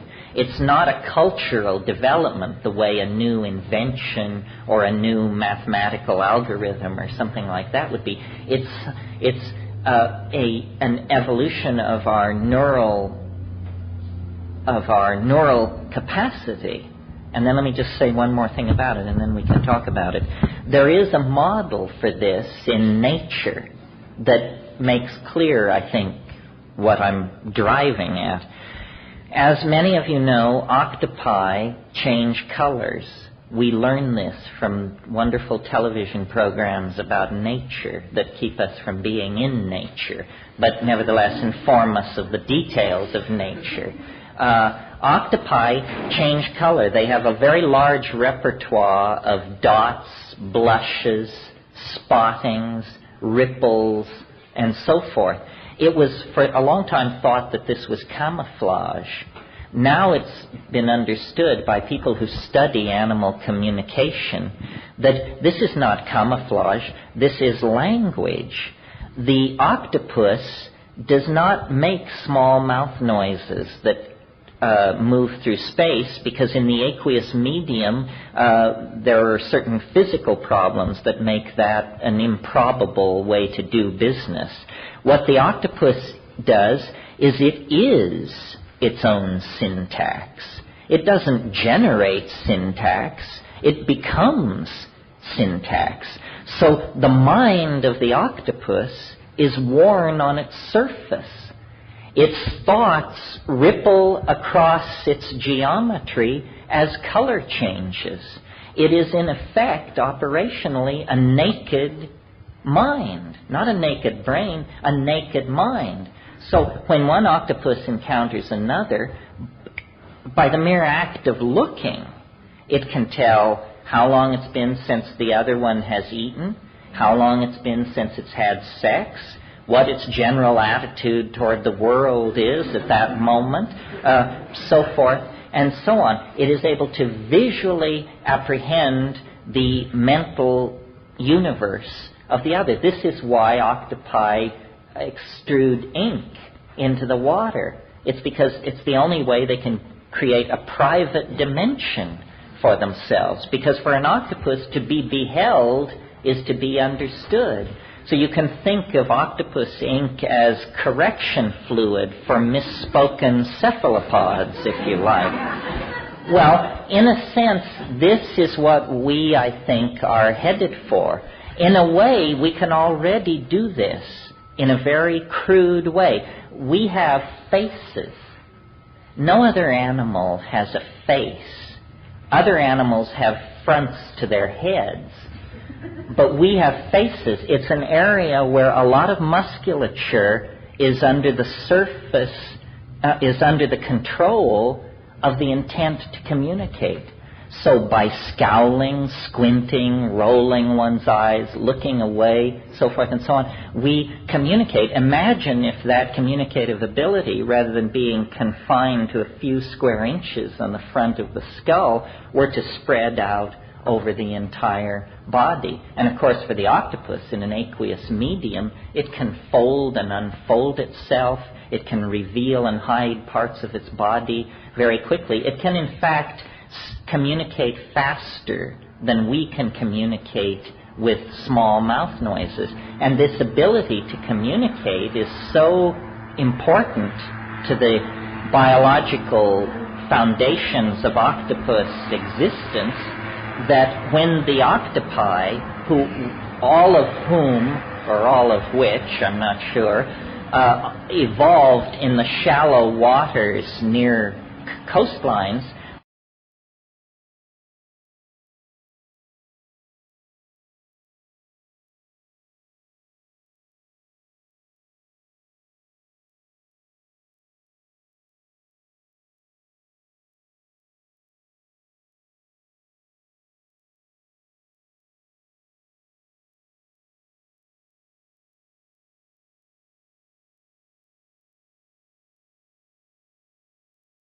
whom, or all of which, I'm not sure, evolved in the shallow waters near coastlines.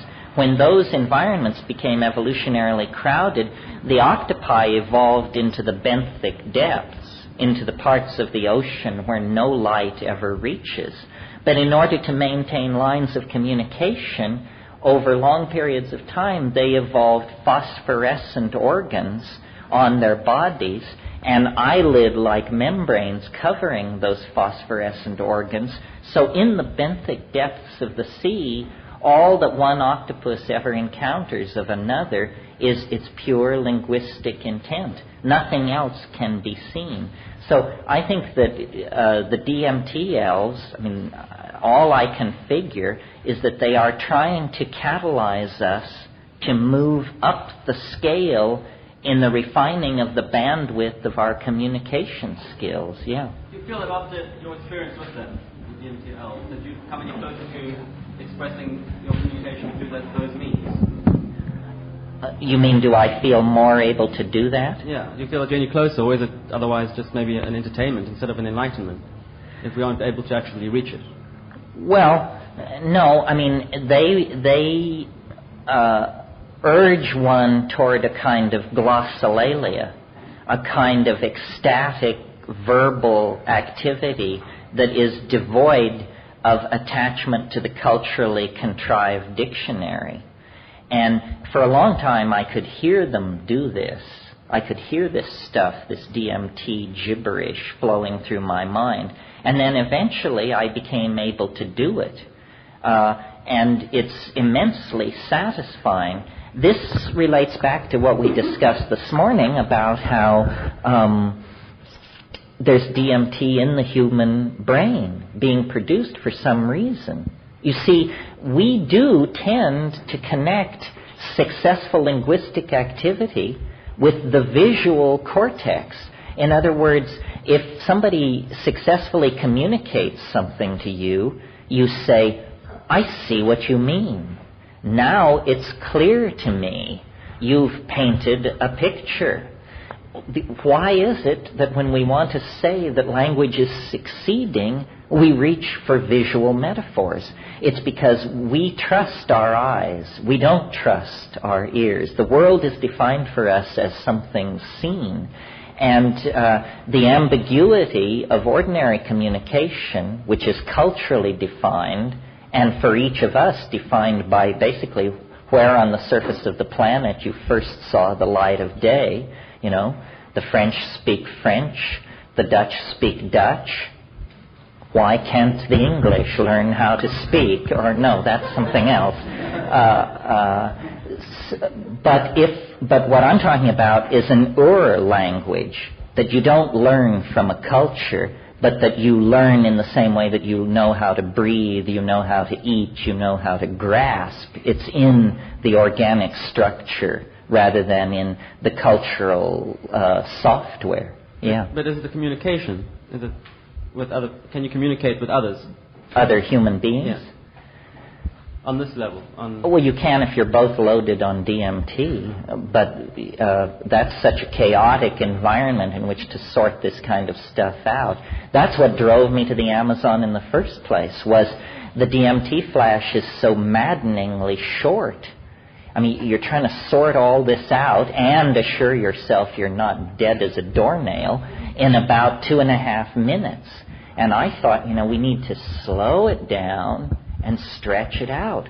Why does it have to be like a Bugs Bunny cartoon run backwards at 5 times normal speed? I mean, you just cannot get a grasp on it. And over the years, judicious manipulation of these substances and all kinds of special conditions, eventually you see what it is. And it's almost as though language is trying to be born out of matter.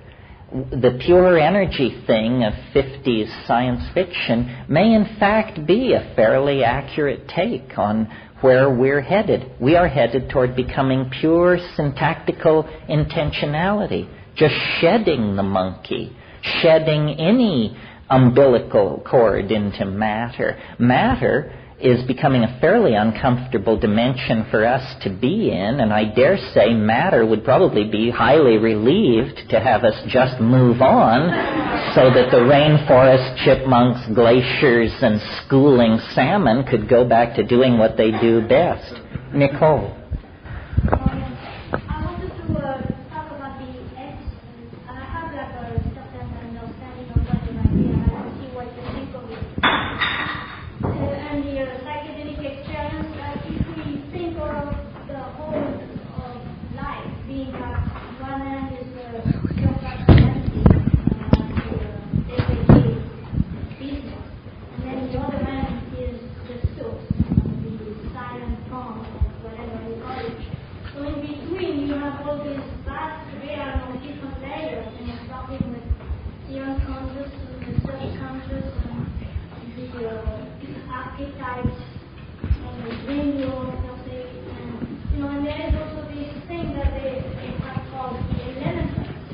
The what? Elementals, got it.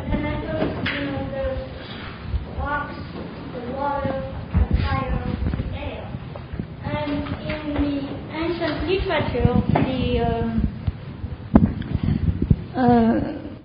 the different civilizations have spoken about those, and usually they always relate to them as having a spirit which manifests itself in shapes of elves and nymphs, and usually the elves and the little dwarfs are associated with elves, selva, the forest, the mother, the earth.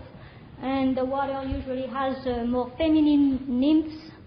And so I was thinking, since you took the mushroom, which is, very much of a forest of an earth element, maybe the mushroom opened the door to you for that elemental of the earth. Well, this could be. I mean, all I've ever seen of that other universe is an area smaller than this room. And yet I assume that other universe is probably equal in size to our own.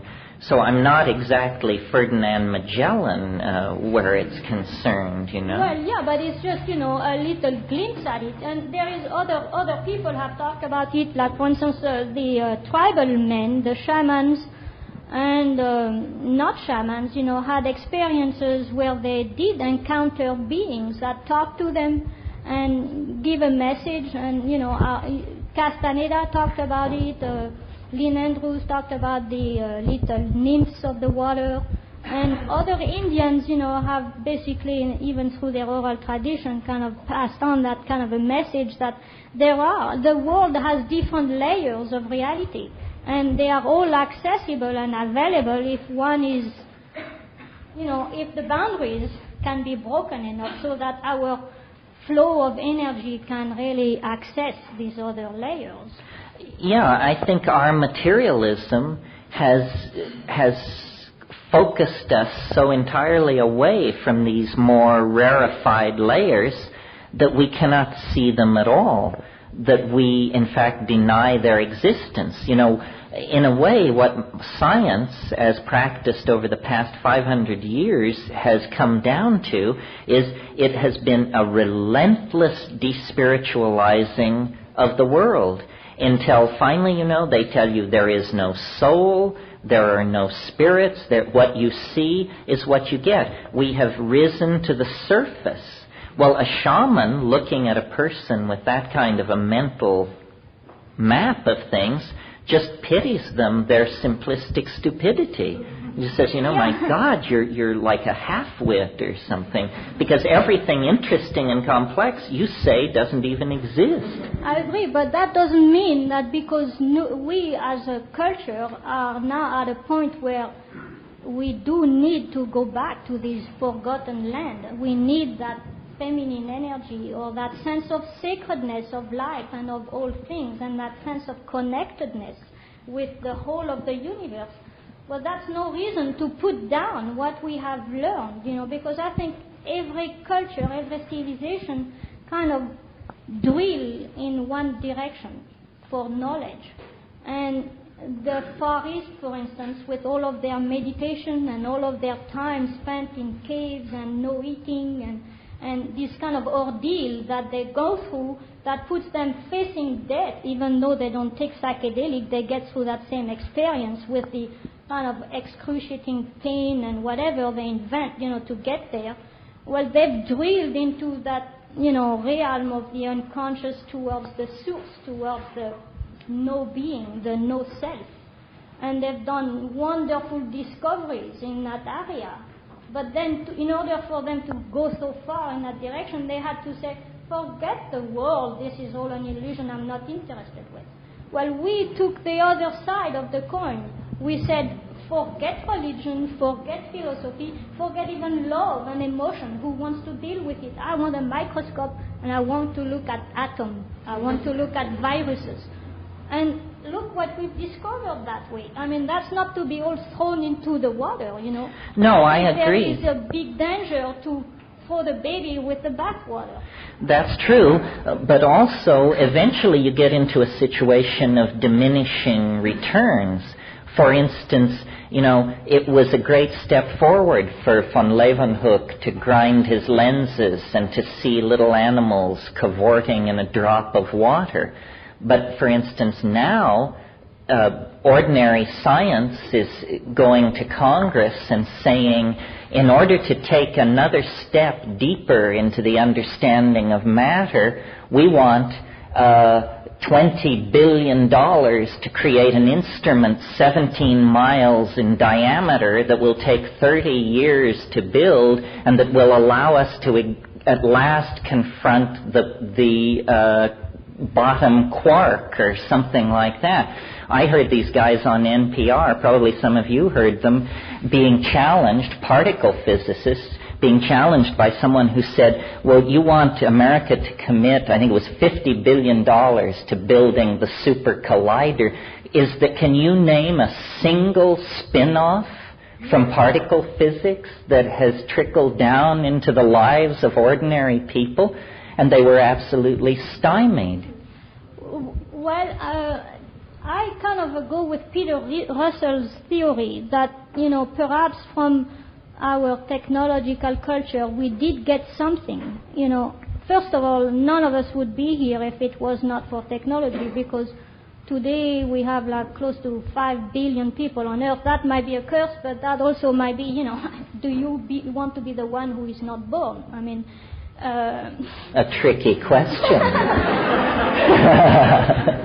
So, in that fact of life explosion, there is one thing that happened, is that we do now have a conscious of ourselves as one planet, as one whole being. I mean, even with the technology of going to the moon, through the physicality, we have a view of ourselves from the outside. I mean, to me, I look at it like maybe in the evolution of humanity, it's like being 7 years old. All of a sudden you say, but hey, I am me, I am somebody, and I can decide, to say no or to say yes, but it is something there is an entity.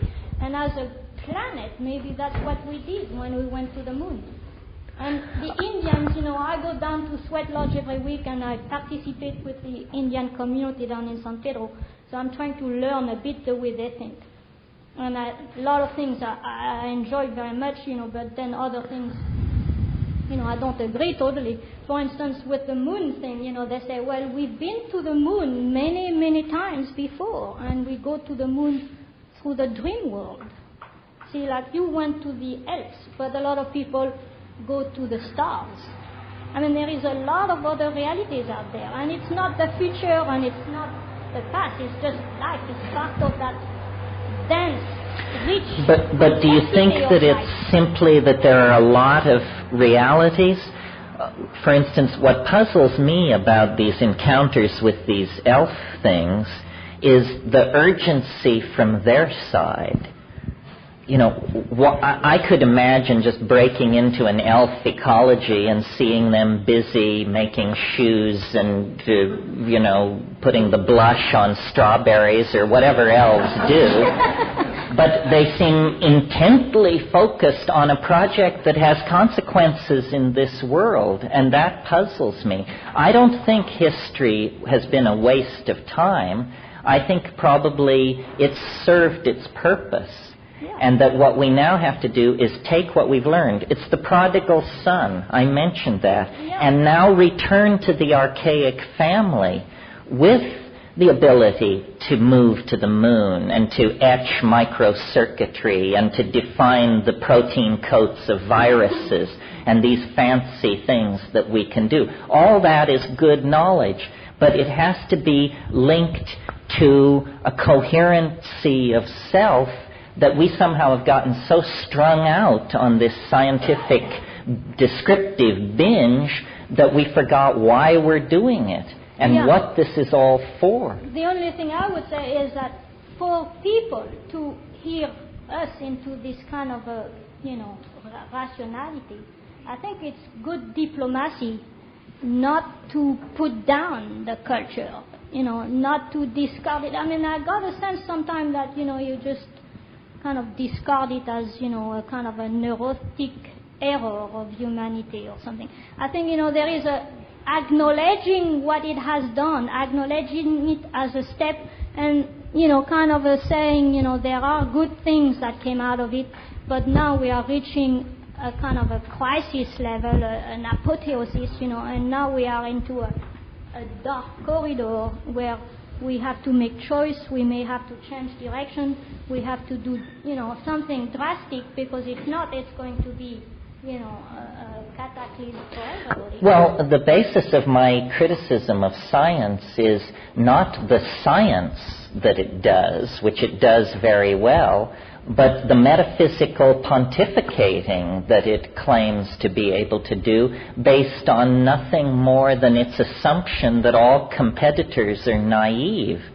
I mean, science should not be telling us what we should think about astrology, because astrology is not a proper object for scientific judgment. In other words, science is simply one method of understanding the world. But the people who practice science think it's a meta-method, think that it is somehow the arbiter of truth, and that we are supposed to take any proposition and lay it at the feet of science, and it will tell us whether it's kosher or not. Yeah. And that means that the scientists are completely out of their domain and should be sent back to the workbench and the test tube and stay out of the domain of metaphysics and philosophy, which is not properly their area. That's part of the change, where we don't value strictly the material world. We have to bring back the value to the sacred, the mystery, the whole other aspect of life. And if as a culture we would change that, so that everybody would have a more balanced view of the universe, then the scientists would be automatically put back in their spot. Physics and metaphysics need to merge. Thank you. Everybody talks here like there is truth. There may be no truth. It may all be nonsense.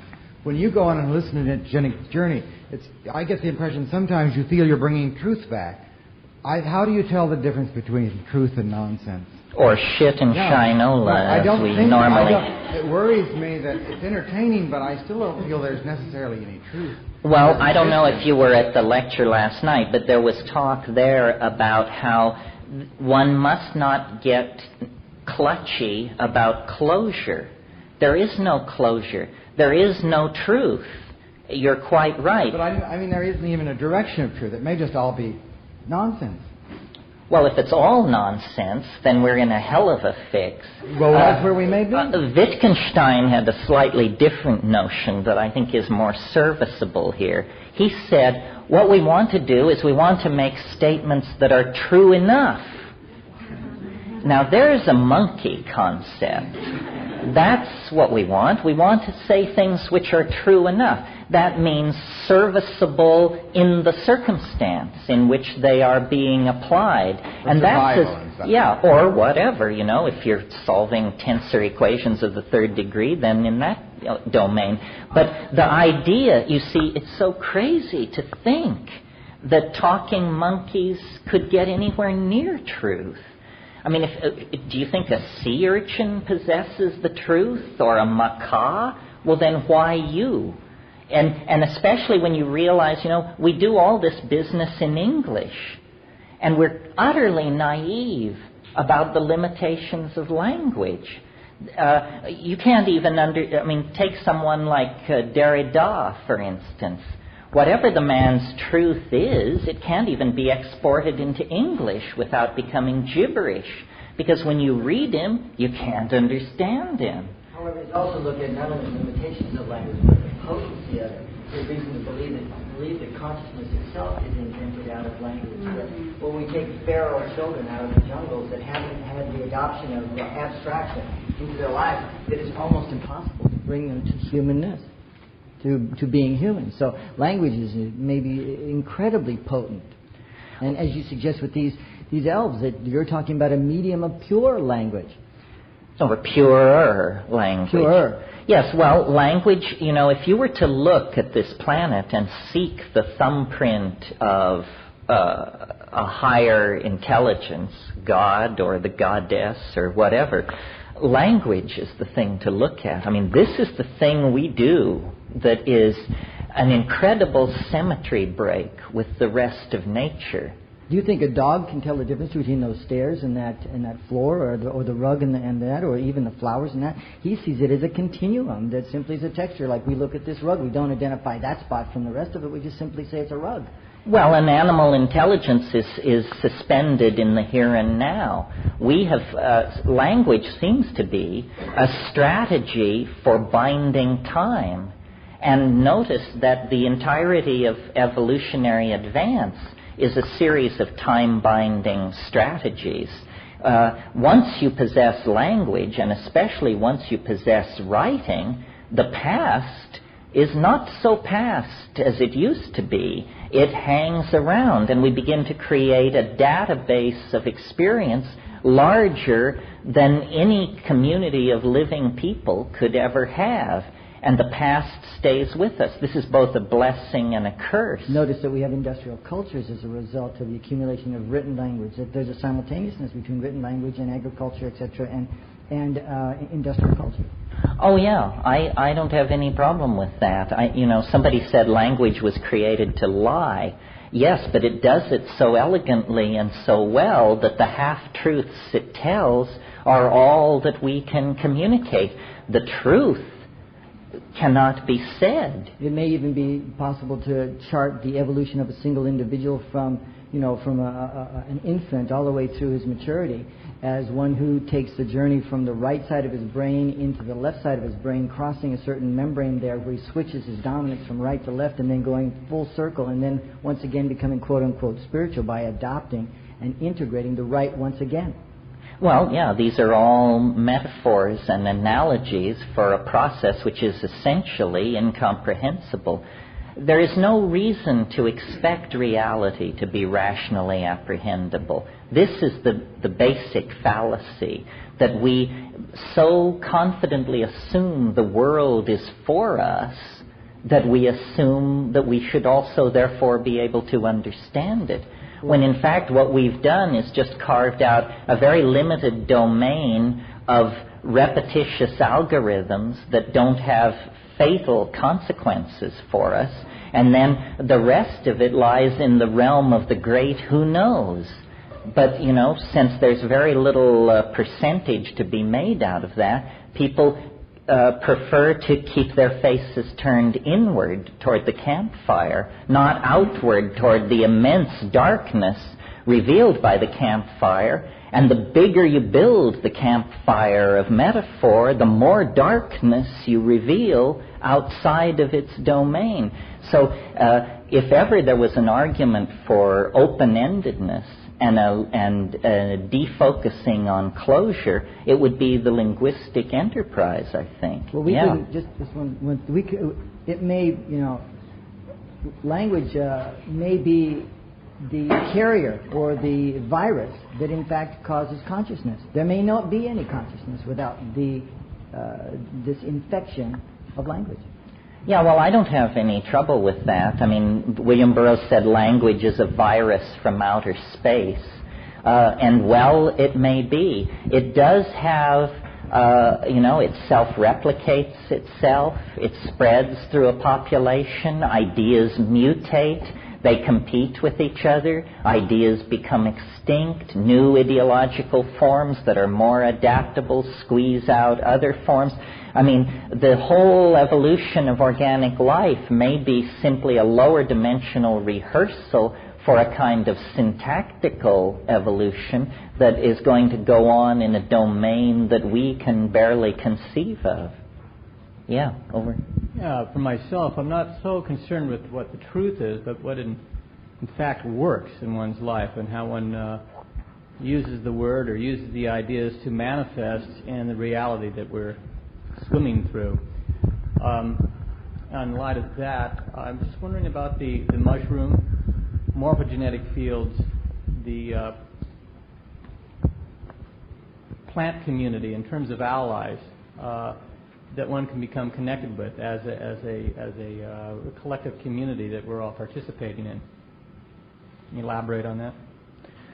Well, I've talked with Rupert a lot about this, and sort of different things can be said. I mean, one way of thinking about what the psychedelic experience is that psychoactive compounds amplify the morphogenetic field to the point where it becomes a potential object for inspection by the conscious mind.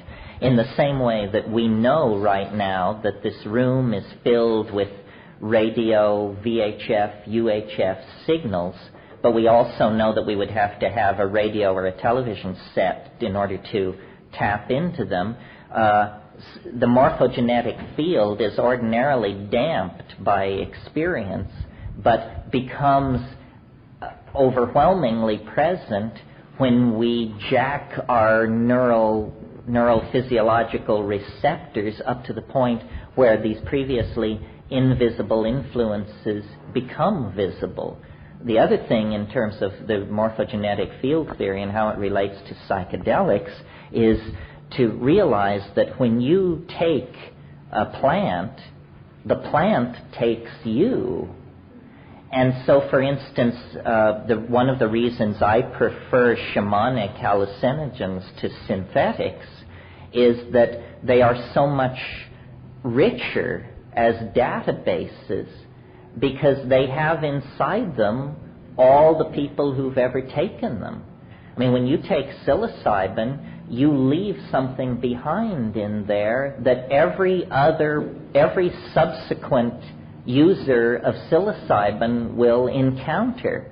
So you know the way Tibetans leave little cairns of rock when they cross high mountain passes? Well, this is what we're doing in the psychedelic experience. And really, the character of psilocybin is the cumulative superimposition of the character of the thousands and thousands of people over the millennia that have taken it, plus something else, its own unique nature. When you take a drug which induces an altered state like ketamine, for instance, ketamine is a drug that has not been around very long, hasn't been taken by millions of people, and is oddly empty. The building is there, the architecture is there, but where are the hurrying secretaries, the water coolers, the executives, the buzzing nothing. You know, it's empty real estate. It's for rent. And if you want to move in, well, then you can live there. But it's the difference between a modern office building and a 14th century Italian villa when you contrast a modern synthetic with a well-used shamanic organic. Yeah. Yes. Question. You bring up so many different questions. You sit here and kind of try to... It's in order to be a moving target. That's the idea. I'd like to relate an experience. Well, first of all, I'd like to kind of get some input from, if anybody else has anything to say on this matter. A lot of times when I first take like 5 grams or something, I get this is kind of a simple thing, but it's a yawn. I'm wondering does anybody else get that yawn? Yes. No, the yawn is a physiological response to psilocybin that it's part of it. Oh. And so is the runny nose in the first hour. This is, every drug has a spectrum of effects, and some are dependable and some are not. I mean, for instance, LSD, you could almost say 100% of the people who take LSD, it dilates your eyes. That is an effect of LSD that it would be impossible to eliminate. But I wouldn't say 100% of the people who take LSD encounter the good Lord or something like that. That's a more selective effect. Okay, the second part is, after I take 5 grams, then after I get the buzzing sound in my ears, and then this last time I took it, was in a darkened room, laid on the bed, got naked, and just laid there. And for the first time, what happened, usually I close my eyes and I'm able to get visions, kind of a passing vision, almost like a film going through my head. I'm wondering also, does anybody get it where it's coming from the right to the left, or from the left to the right, sort of a film coming across? Back to the front. Top to bottom. Terence, how was you? Well, I think that the number of ways these things can present themselves is practically infinite. I mean, I've had really weird experiences with information. For instance, you know these flashers on buildings where the news goes by? I've had hallucinations where it became a textual hallucination. In other words, what I was seeing was an illuminated page of print, and then as I looked at it, every 50th letter would invert, and then suddenly every 20th, and then every 10th, and then every 5th, and I literally watch a page of text go from being readable to being gibberish, and then watch the meaning come through again in a loop. I mean, I think anything you can conceive of, it can do, and many things you can't conceive of. What's the beauty of individual perception, though? I mean, we're all individuals. We all have the gift of bringing our own ideas. But still, you have to be able to make general statements about it, or you would have to say that it's all and everything. But if it's exactly the same, it would be boring. Well, although how would you know, since you would never have any trip but your own? Right. One of the things that happens on psilocybin and on ayahuasca that really puzzles me, that I just go back to again and again, is you can be having these volleys of hallucination, and then you can say to it, Art Deco, and click, and suddenly there will be thousands of cigarette lighters, limousines, candy dishes, stuff rolling in black space in front of you. Thousands of these things perfectly exemplifying this very narrowly defined aesthetic domain. Italian Baroque. Click. Altarpieces, saints with their eyes rolled back, dripping gold, the whole thing. And so you say, boy, that is really strange. We click through aesthetic epochs like points on a dial, but then you can say to it, surprise me. In Baroque, not Empire, not dynastic Egypt, not North American Indian, Maya, or Fujiwara Japanese, but something never seen on this planet, but equally coherent as those other styles. And I always think, my God, if I could just grab hold of this, I would be Yves Saint Laurent or Klimt or somebody like that. And then, the most puzzling one of all is you can say to the mushroom, okay, enough of surprises, Art Deco, Italian Baroque, show me what you are for yourself. And then it's almost like, there's a roll of drums and black curtains begin to rise, and there's a cold air that sweeps through the room, and you realize, after about 45 seconds of that, you have to call a halt, because you realize, this thing had clothed itself in so many levels of visual reassurance for you as a human being, that the request that it reveal its true nature sets off a cascade headed in a truly appalling direction. And usually you say, okay, that's enough of your true nature. Let's go back to dancing chipmunks and little candies rolling in the dark. Yeah. Do you foresee thought, or discrete thought in particular, being locatable on the frequency spectrum of matter and energy such that it could drive the input of virtual reality so that you could communicate these kind of experiences with headsets? You mean a machine that could be driven by the imagination? It raises a bunch of questions. I mean, the first question is, where is thought generated? The straight people believe that the brain makes thought, makes it. I think that the evidence is overwhelmingly against that, that's as naive an approach to thought as I remember when I was little. I once tore apart a radio looking for little people inside of it. And, there are no little people inside the radio. The radio transduces vibrations that surround the planet and turns it into a recognizable experience. I don't believe thought can be located in the brain. I think the brain is an amplifier and an antenna for something that is everywhere. That the phrase, my thoughts, is a complete misnomer. You don't own thoughts. You don't generate them. All you do is tune into an ocean of thought in which we're embedded. This is the morphogenetic field about which so much shouting and arm waving is going on. To my mind, the proof of this position is the fact that the psychedelic experience unleashes visions in your head which you could not possibly have conceived of or imagined. It doesn't come from you.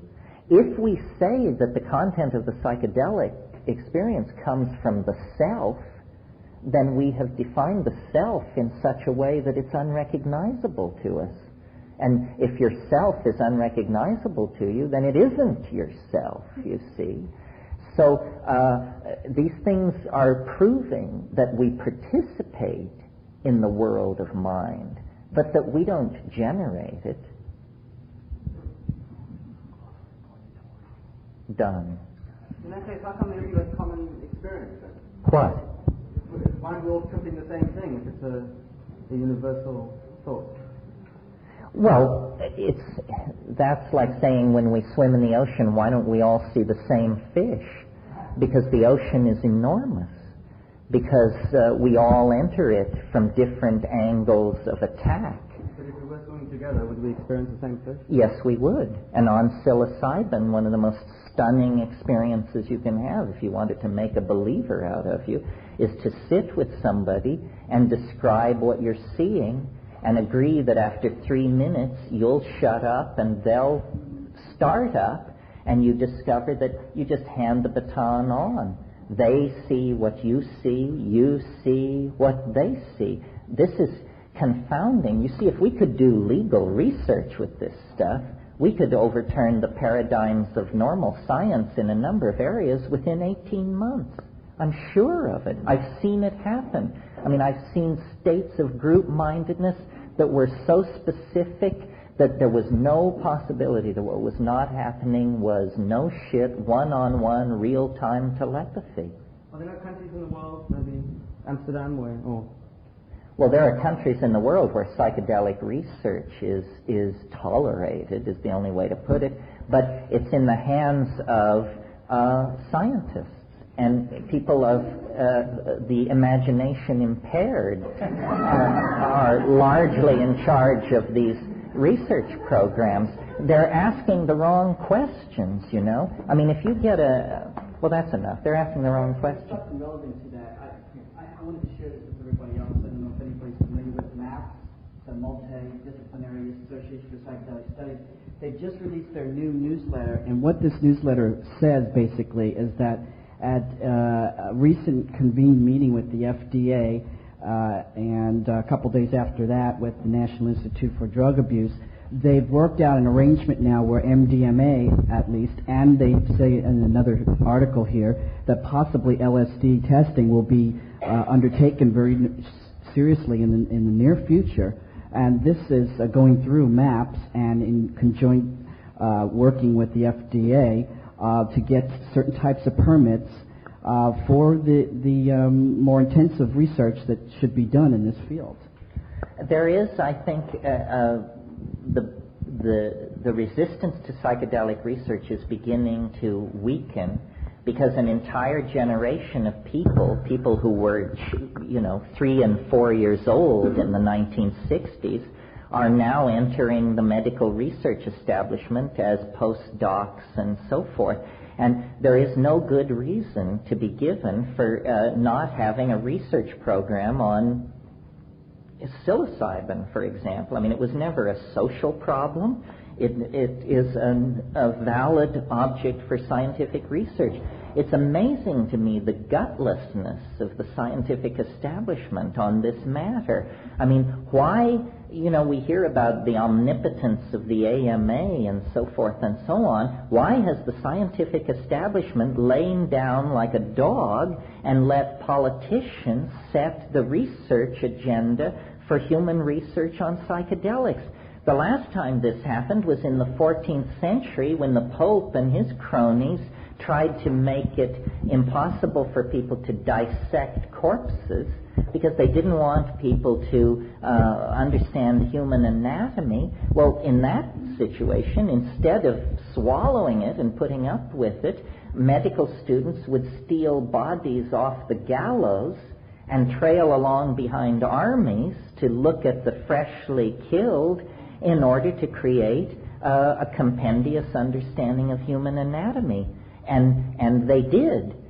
In the 20th century, science, which would have you believe that it's absolutely unbiased and it goes wherever curiosity seeks without prejudice or deference to anybody's social values or anything, is in fact a sycophantic slave to the agenda of these frightened politicians.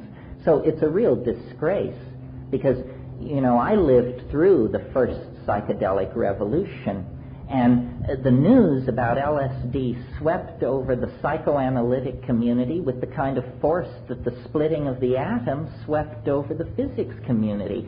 And people involved in treating mental illness and studying brain function and mapping the brain said, this is amazing. A tool has been put into our hands that will throw open doorways in the practice of psychology we couldn't dream of. And instead, it was absolutely slammed shut. Imagine if Galileo had smashed his telescope after there was a little bit of whining from the Vatican. Had that happened, we would still be living in a universe defined by the Aristotelian stellar shells. A little courage on the part of these almighty scientists would go a long way toward overwhelming the fearful strictures placed on by politicians who are trying to maintain a social equilibrium that is fairly odious anyway. Yeah? Yeah, that kind of supported one thing you said, and also a question which I hope will be organized enough for you to answer. Your remarks about the telepathy after some extremely intense boundary dissolution experiences with my wife, we have gotten to the point where using straight Michael Harner shamanic journeying techniques, we routinely have each other's visions. I'm wondering if it isn't as much a matter of a learned response as anything else. No, I think it is a learned response. I think, it requires psychedelics usually to plow the channel. But once you open the groove, then there are ways to reinforce it. And one of the underrated tools in this game is the power of acoustical driving and the power of sound to synergize subtle chemical reactions. I mean, music is so compelling to us because it is essentially brain massage of some sort, and the pleasure we derive from music is, at some level, a chemical pleasure. And I think, trying to get to these places with yoga and drumming and fasting and all that is a pretty thankless task unless you clear the way with psychedelics, and then you can really get somewhere. If you use psychedelics in combination with any of these traditional techniques for working in these areas, suddenly these traditional techniques, previously found to be maddeningly ineffective, become very, very powerful tools. So mantra with psychedelics works like magic. Yoga, breath control, drumming, visualization, simple prayer, it all works amazingly well in the presence of psychedelics. And in the absence of psychedelics entirely, it's a pretty frustrating get-go. And unfortunately, these non-psychedelic spiritual techniques are very quickly co-opted by the beady-eyed priests among us, who then peddle it back to us with a menu of moral do's and don'ts stapled to the front of it, and that's entirely discouraging. Yeah, my other question is kind of ties together some things you've mentioned during the course of the day. You mentioned way back when about no one else having the experiences that you have. And so my question is to the whole issue of community and lifestyle. The issue that I'm wrestling with right now, I think part of what I'm experiencing is my own drive for wholeness or insight or whatever. Part of it is perhaps the transcendental object on the event horizon, but what I'm wrestling with is how to follow my muse, how to live the life that's drawing me, and at the same time be able to function and pay my child support and not live in the woods. And if you could maybe give some guidance to me and some others of us that are wrestling with that issue. Well, this is the tension between the transcendental and the mundane. What do you do about it? I don't know. I experience it as a real tension as well, because you see, all these other spiritual techniques, yoga, breath control, diet, you name it, the way you pursue those is with the pedal to the metal. In other words, full-on, full-court press. The way you relate to psychedelics is entirely the opposite, with your foot on the brakes all the time. The people who are using these non-psychedelic techniques are endlessly frustrated by the fact that they're not able to get where they want to go, I think. The people who use psychedelics spend a huge amount of time trying to keep from overshooting the goal and losing themselves in the incomprehensible who knows what. I think that if you have a genuine desire to leave us all behind and to go up on Cold Mountain and to become a Taoist immortal and to clothe yourself in a hair shirt and eat roots and contemplate the One forever, hey, there's nothing stopping you. It's just that that's an easy goal to enunciate when it's practically impossible. But it's in the presence of psychedelics, it is quite realizable. And then you have to think, but wait a minute, what about child support? What about, my love of double cappuccinos? What about, and then you say, well, I could leave this world. I could become an ascended master. But is that what I really wanted all along? And I think this is a tension. I mean, I feel it in myself. Basically, I do what I do, and it's a chicken shit response to what I could be doing. Because what I could be doing is becoming utterly incomprehensible to everybody else on the planet and living in a tree somewhere and happily staring into space every waking minute. But I am not ready to kiss off my library, my children, my friends, my vices. And so people in our position have to balance these things. And I think the real spiritual frontier lies in the community. That we must, it's sort of the bodhisattvic ideal. We must somehow carry everyone with us. It's not about bailing out of history. It's about sticking with it until we can end it for everybody. But I'm not saying that's the only point of view. If you want to become an arhat, I don't think there's anything stopping you. You see, once you get to the place where you find out by some set of peculiar circumstances about these things, psilocybin, DMT, and so forth, you have crossed a real frontier. This is not simply another spiritual technique for, picayunish advancement, one more small step down the path. This is, in fact, this works. And maybe you never thought you would find something that works.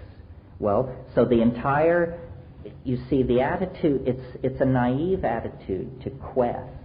It's the attitude of the ingénu, the fool, the Castaneda figure seeks. Once you reach the psychedelic plateau, the tool has been placed in your hands now. Now you have to figure out whether you were really serious about all this transcendental yearning that you indulged in when it seemed so far out of reach. Because now, it's just a dose away. And we all come to that very differently. It's a different dilemma from the rest of the spiritual community. They just need more and more power.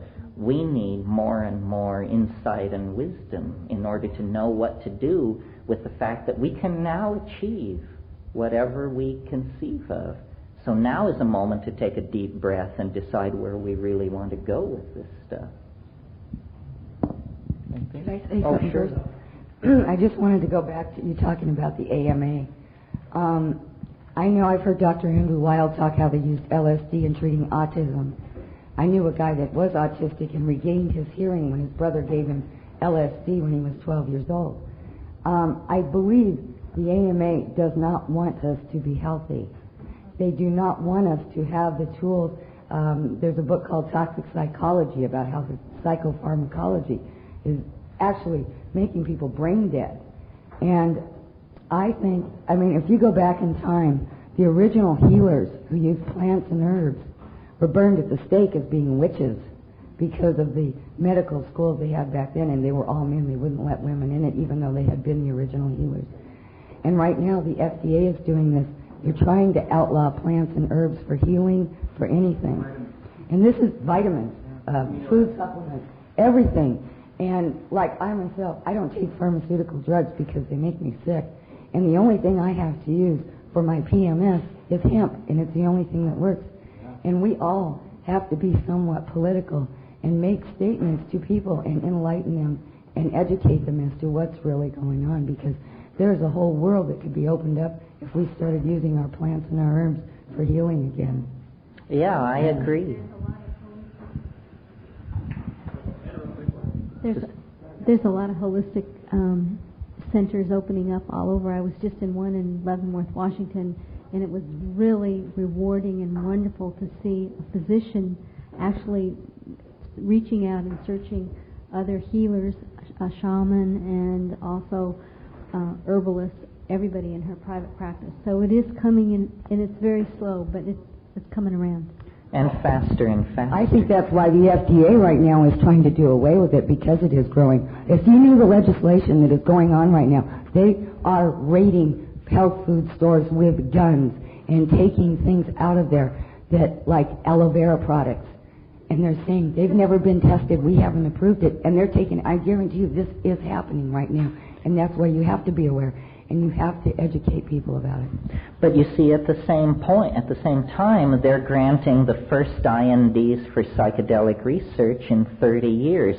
So instead of taking a paranoid view, that they are against it and us, I just think that if you dissect these human institutions, what you find always are individuals, and usually these institutions are fraught with internal conflicts about what they're doing. There's a lot of fear, there's a lot of mistrust, and very few people go around rubbing their hands together and cackling over the fact that they are committing acts of pure evil.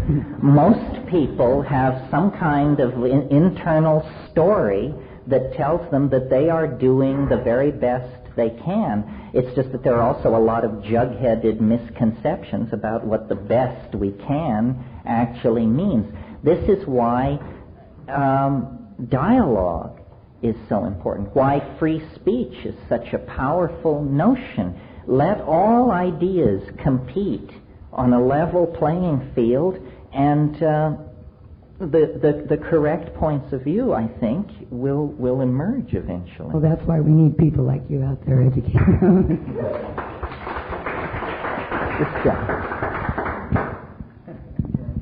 Backing up a little bit to the journeys to elfdom and other places, most shamanic journeys seem to be almost, even when they're begun as a group thing, end up being a solitary journey of your own, whether you're the octopus with the colors displaying yourself and you're out there.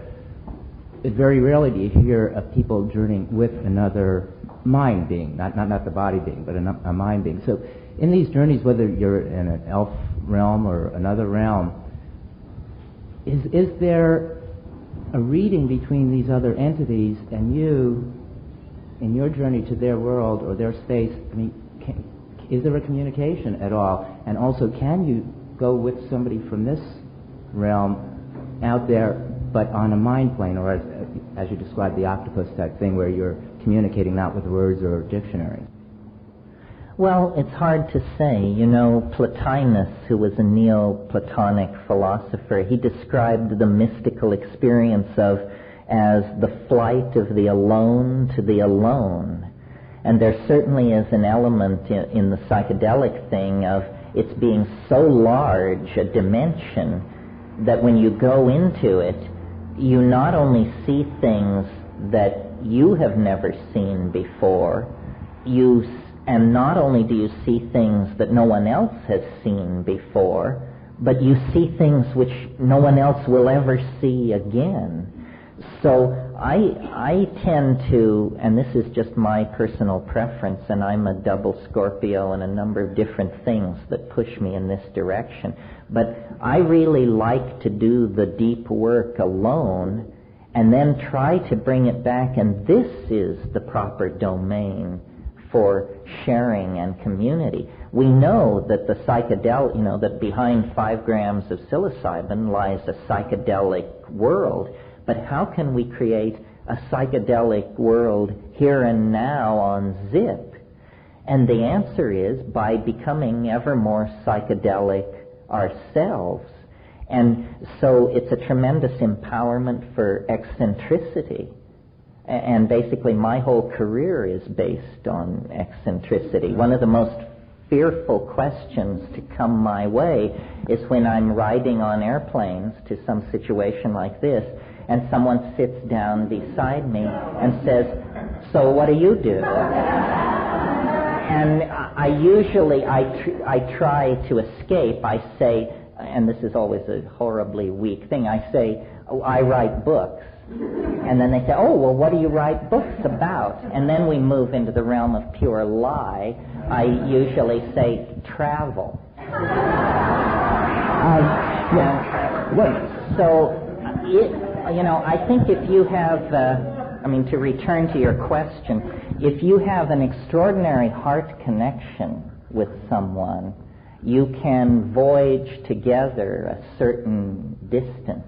But this is a unique kind of thing, and probably many a relationship has experienced unnecessary strain because somebody thought they had that kind of connection, and then when they got out into the incoming psychic surf, they discovered one person forgot their tanks back on the beach. Yeah. And I need to clarify this. You said earlier, and I heard you say before, that behind 5 milligrams of one thing or 500 of another, there is a little green elf or something else.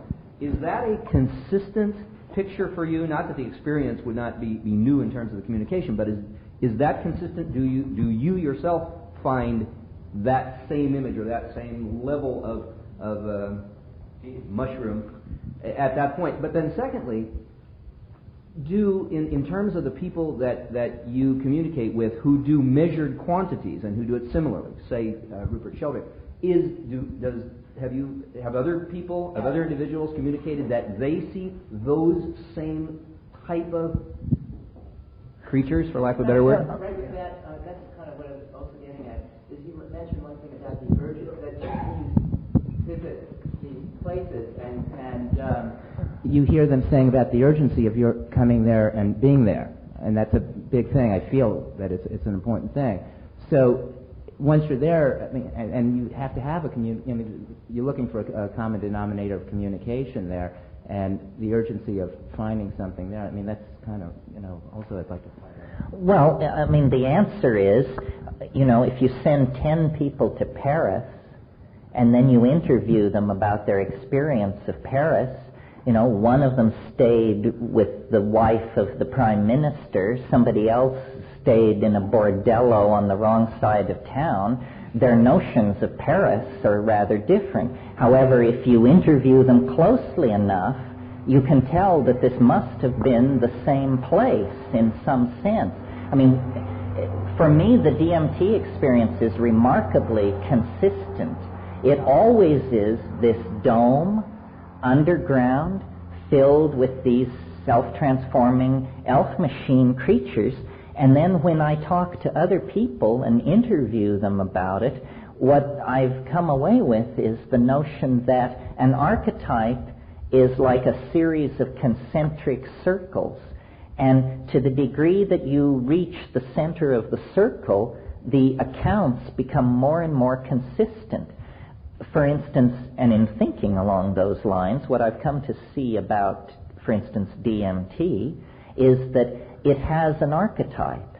And the archetype is, and God knows why, the circus.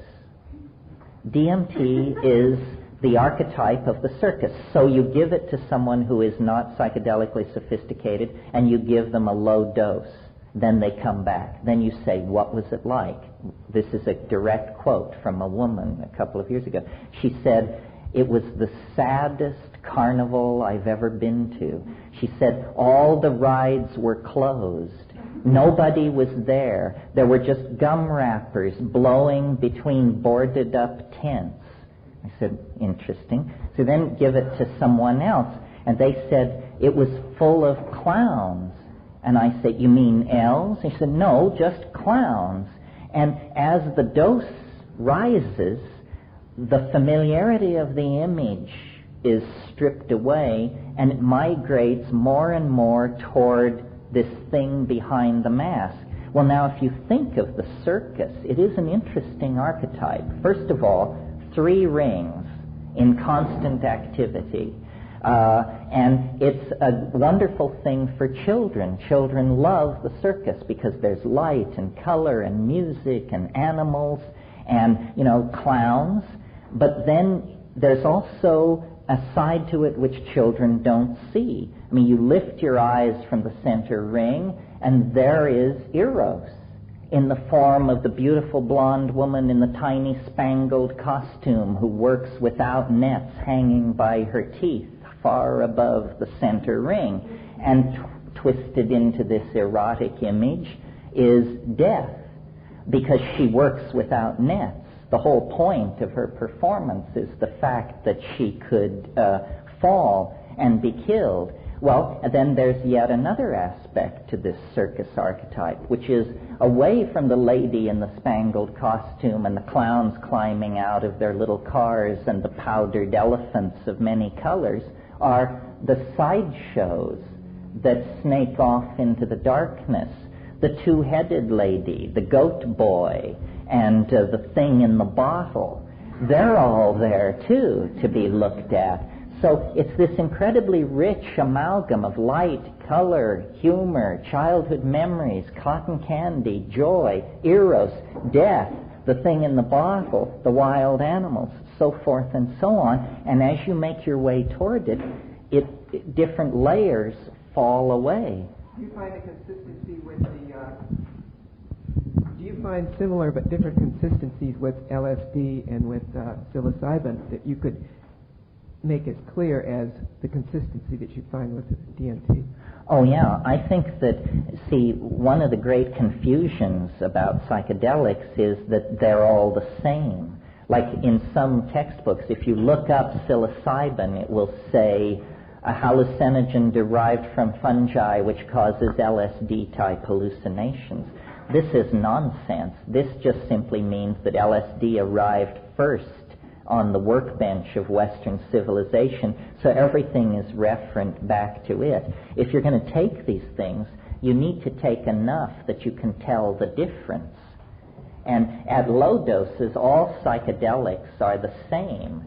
It's just the experience of agitation and psychic inner turmoil. It's sort of like speed, But as the doses increase, you begin to hit the bifurcation points. And these things have distinct personalities. For instance, DMT, the elf playroom, reception area. That seems to define it. The amazing thing about psilocybin and its distinguishing characteristic is it speaks. It speaks in English to you. It conversationally approaches you, and you talk to it in your mind. I mean, this is an amazing thing. If you've never experienced it, there's something out there for you. Try it. That's what was behind asking you that question, because I don't have any DMT experience. I've taken psilocybin just in the form of the mushrooms themselves in a botanical garden, and I don't have much other experience. And what happened was quite transformational in the long term, because it put me in touch with the plant world, but I didn't close my eyes. I had no other realm. It was the realm that was there in the garden. A communication, well, you said it last night, with the mind of that botanical area. The mind of that plant world that was there. It talked to me, it got translated into English, but it was kind of saying everybody should have very close to them a realm like this to be in, and people would be okay. Do everything you can to support that. That's the message. And for instance, the mushroom has a personality, and like all personalities, it excludes some things and includes others. The mushroom personality is a radically eccentric personality. The mushroom talks about transforming the planet. It says, I come from a distant part of the galaxy. I have 500 million years of galactic history in my data banks. I have seen 50,000 worlds come into existence and pass out of existence. I've seen ships the size of Australia depart for Andromeda. I've seen this, I've seen that. And it's willing to show you the newsreels of it. That kind of and it says, your world is ending. Put your furry paw into my hand, and together we will march out to the stars. It's this dun, dun, dun, dun. Well, so then you take a compound or a shamanic hallucinogen like ayahuasca. Chemically, this is very, very similar to DMT. Experientially, it could hardly be more different. Ayahuasca does not show you images of enormous machines in orbit around alien planets and that sort of thing. Ayahuasca, first of all, it doesn't speak. It shows. You become like the eye of a camera, flying through a world. And what it shows you, it's much more feminine. It shows you water flowing over the land. It shows you plant life growing and dying. It shows you the movement of glaciers over the surface of the land. It shows you people burying their dead. It shows you archaic civilizations. It shows you women nursing their children. It shows you meat. It shows you the stuff of this world on every level. And it moves you to tears. I mean, it's emotive. It's not about our cosmic destiny out there in the starry blackness. It's about coming to terms with the earth and our past and each other. And you say, these things, these are personalities, these are visions. And the idea is to fuse all of this into a single unitary perception that does honor to all and limits none. Back here.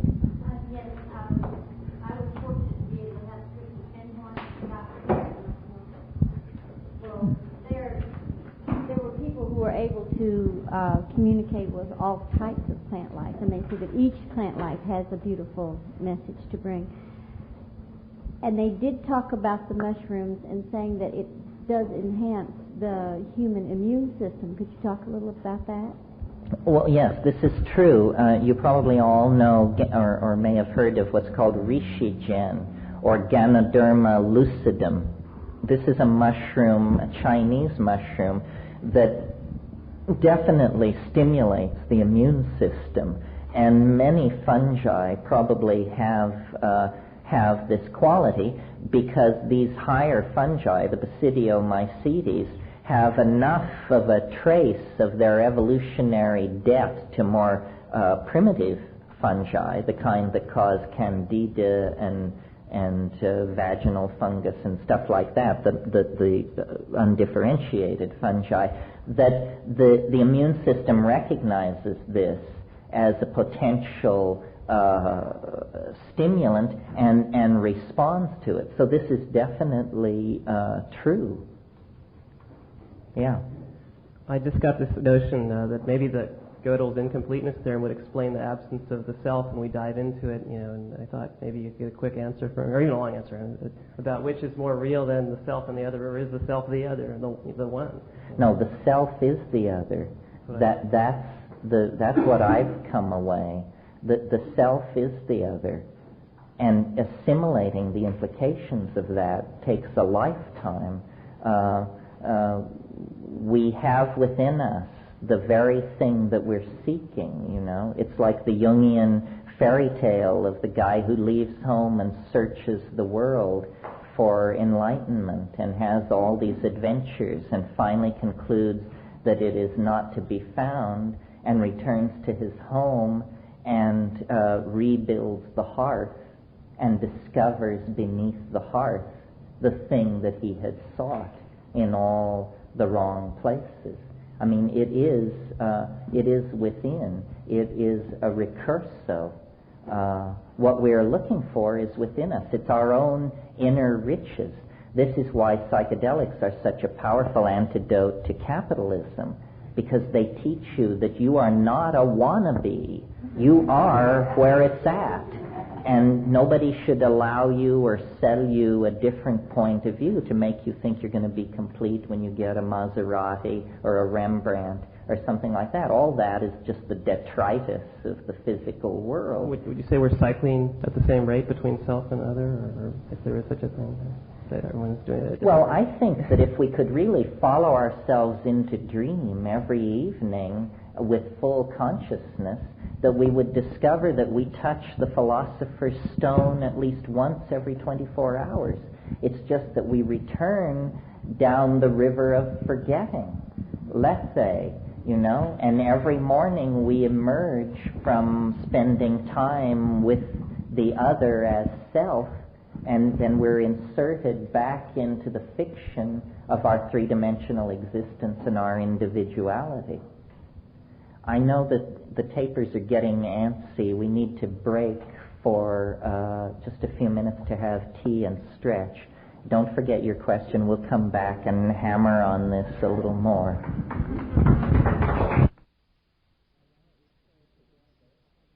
Okay, why don't we pull together? While we're doing that, I wanted to call your attention to a new publication on your newsstand, which is Psychedelic Illuminations. Ron Piper and a number of his associates have gotten this together.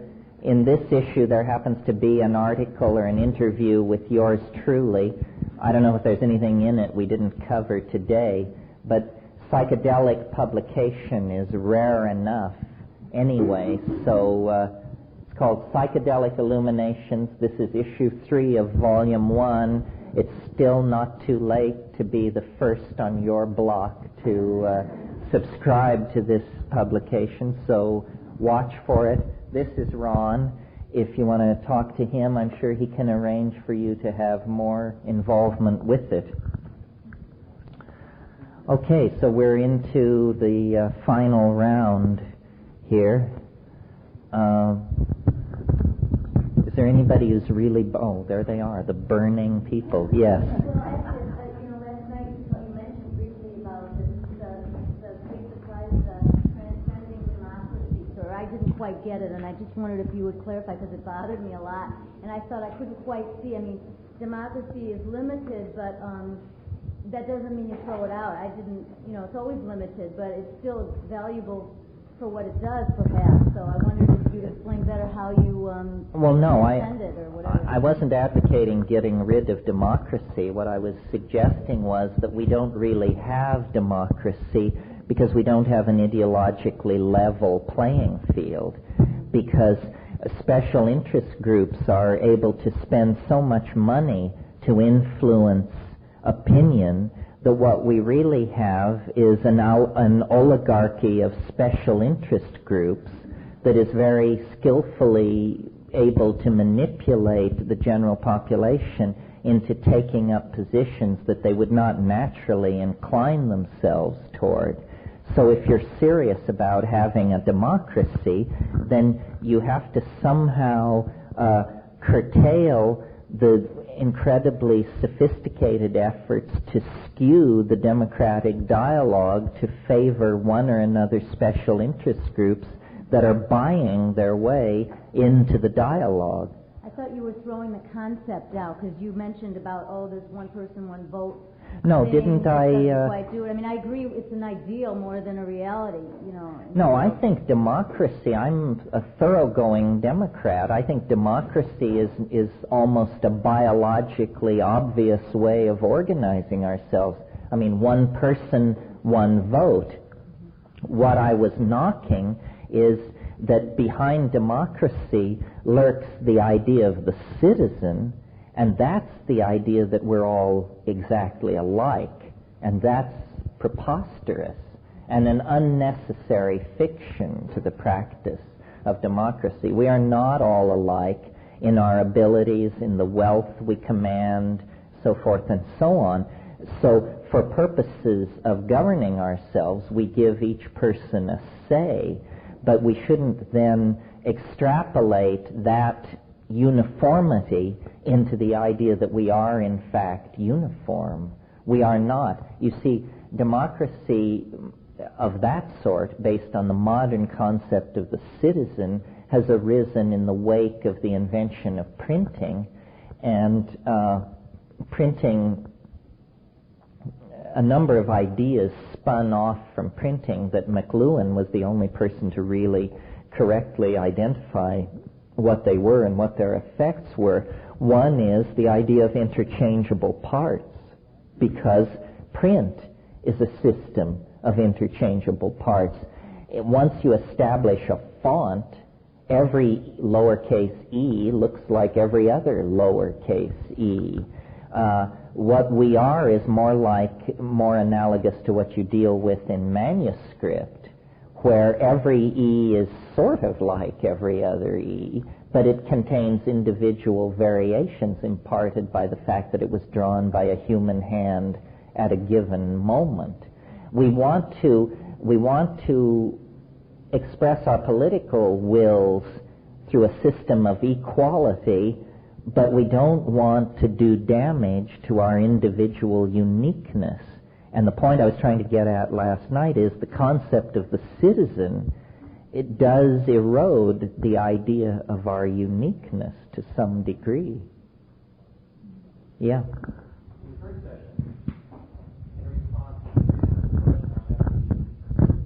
You crafted an elegant response that basically said that the first molecule was pure, and every mutation after that became more complex. I like your comments on the rift that they found in Western Canada in recent scientific times. It's become a mother lode of soft, I don't know what the word is, of mammals, not mammals, but sea creatures that are incredibly more complex than anything found on the planet today, which is strongly suggests to the scientific community that we are devolving rather than evolving. Well, you're referring to the Burgess Shale and what's his name's book, Wonderful Life, right? Yeah.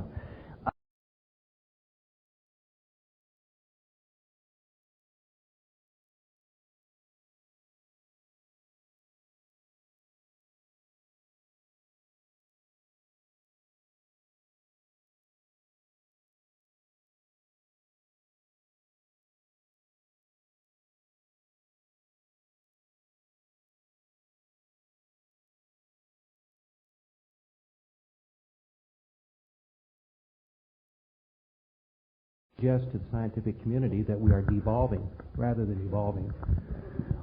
Well, you're referring to the Burgess Shale and what's his name's book, Wonderful Life, right? Yeah.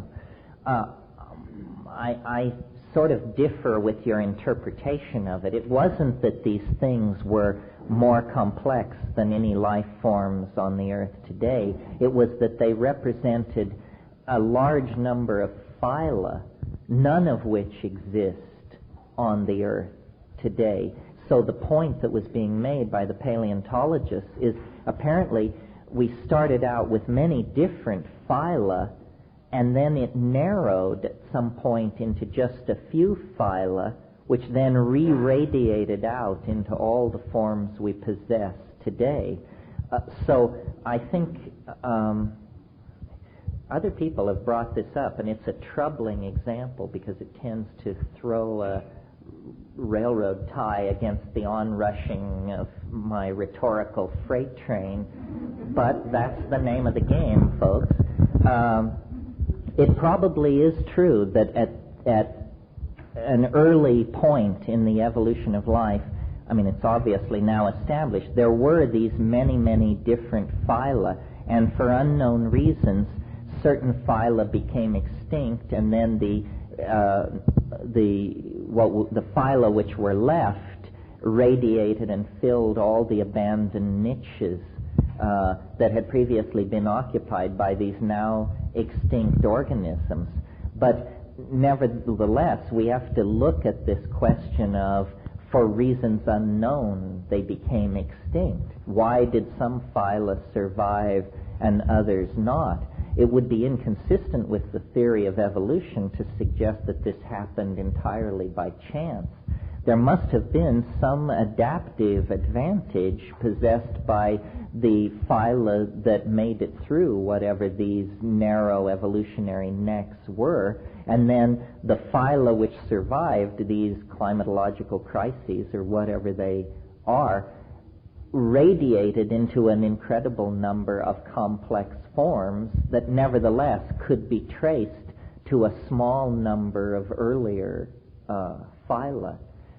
A more, in line with the thrust of your argument, a more difficult to answer objection that I don't know why I'm telling you this, because it erodes my own position, but I was preaching this, the world complexifies through time rap at Esalen one time, and a guy was staying with me there who was a professional Russian translator. He was a Russian and a linguist. And he said, you know, there's a major exception to your rule that all phenomena complexify through time, and that is language. He said, as we go back into the past, languages become richer. And I am still puzzling over this. I don't think it's an inherent property of language. I think it's because as we go back into the past, languages become more and more localized, and local variations develop in small, confined geographical areas, so that then when you pour all these languages together, there tends to be a certain leveling, and this probably results in a general fall in the total number of words being used in a language. In other words, if in Canada they call a windshield a windscreen, and in England they call it something else, well then as long as Canada, England, and the U.S. don't communicate, we have 3 words for windshield. But if these 3 cultures communicate frequently and deeply, probably a couple of these words will become obsolete or colloquial, and one term will dominate. So language is not evolving in a vacuum. You have to look at the effects of modern transportation, migrations of people, and that sort of thing. I agree that this complexification through time thing has the characteristic of a general tendency, but it's not an ironclad natural law. We can see that now, for instance, communism in the Soviet Union acted as a deep freeze for traditional cultures wonderful traditional cultures exist out on the steppes of Central Asia, in Kyrgyzia, Turkmenistan, Nagorno-Badakhshanskaya, and these places. Well, these wonderful traditional cultures are probably now all trading in their colorful garb, vocabularies, and technologies for transistor radios, subscriptions to Time magazine and Der Spiegel, and generally lining up with the global leveling of culture that we see in the 20th century. So these are complex issues, and you're right, it isn't entirely straightforward. Terence, can you tell us or talk to us a little bit about your recent trip to Europe? Do you mean the one to Prague or the one to Italy? Whatever you'd like to know. Well, I went to Prague to the ITA conference, International Transpersonal Association conference in June, and I had never realized till I went there. It was my second trip to Czechoslovakia. But, you know, as children, we grew up with a wonderful story of an emerald green country farmed by happy munchkins and ruled from a beautiful capital city built around a splendiferous palace presided over by a wizard. And I realized Czechoslovakia is Oz for grown-ups. And the morphogenetic field of the place is such that it might be a place we should all consider as a good venue for an archaic revival. I think Prague in the 90s could be what Paris in the 20s was. It is, after all, the capital of old Bohemia. You may not know why we are called Bohemians. You don't have to have a Slavic gene in your entire family tree and can claim yourself as a Bohemian. It's because Bohemia stood for individual freedom, eccentricity, the magical arts, the practice of the arts, and a science which more gently approached the union of spirit and matter. And this whole potential alchemical civilization based around Prague was destroyed by the 30 Years' War. If you're interested in all this, you should read Frances Yates' book, The Rosicrucian Enlightenment, in which she shows that at a certain point in Western history, there was the possibility of a Protestant alchemical revival in Central Europe that was bungled by a series of diplomatic and cultural misunderstandings and led instead to the 30 Years' War, which then, before the 30 Years' War, Europe was thoroughly medieval in its character, really, and at the end of the 30 Years' War, modernity was launched.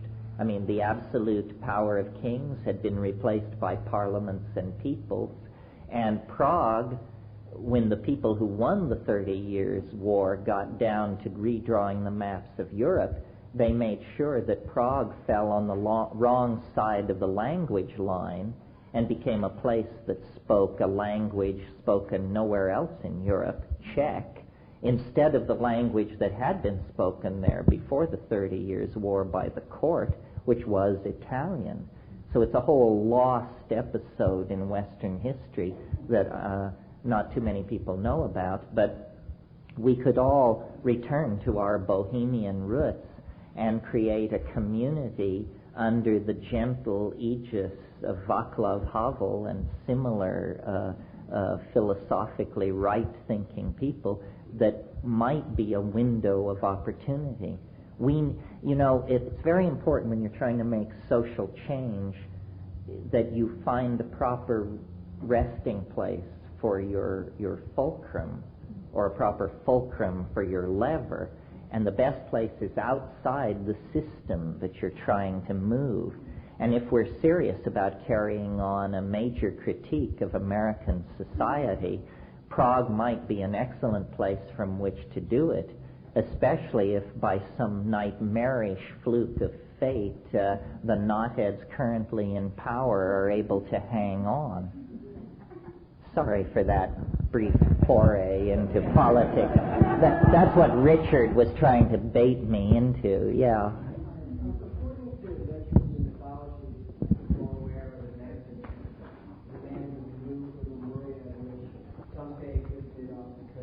California, several miles above where we are today.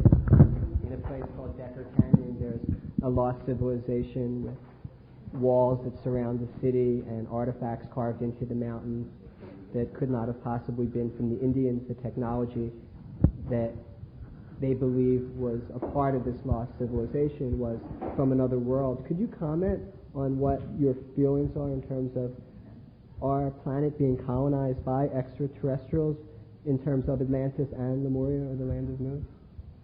Yeah, I can. I'm not sure how much comfort it will give you.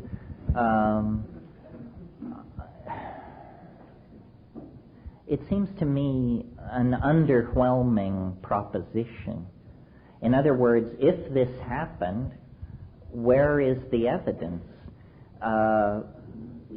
There have been fabulous civilizations existing in the past, but their artifacts, their buildings, their earthworks are available to be visited and seen. It seems to me, in trying to build models, I try to follow Occam's razor. You all know what Occam's razor is? Hypotheses should not be multiplied without necessity. And I just find the lost continent thing an unnecessary hypothesis. I think there are lost civilizations, but I think we do a grave injustice to our dilemma and our accomplishments by thinking that anybody ever stood in this position before. To me, you see, there's an impulse that's very old in the Western mind to, and strangely enough, I trade on it to some degree. It's called the nostalgia for paradise. And it's that we're always looking back to a lost golden age. And I think there was a lost golden age on the plains of Africa 15 to 20,000 years ago. I discussed it this morning. But I don't think high technology has ever existed before on this planet. Well, there's just no evidence of it. And the Atlantean people and the enthusiasts of Mu and Lemuria are always trying to fiddle with the dates and say, the Great Pyramid is 25,000 years old, and there's a ruin on the Nazca Plain that's 50,000 years old.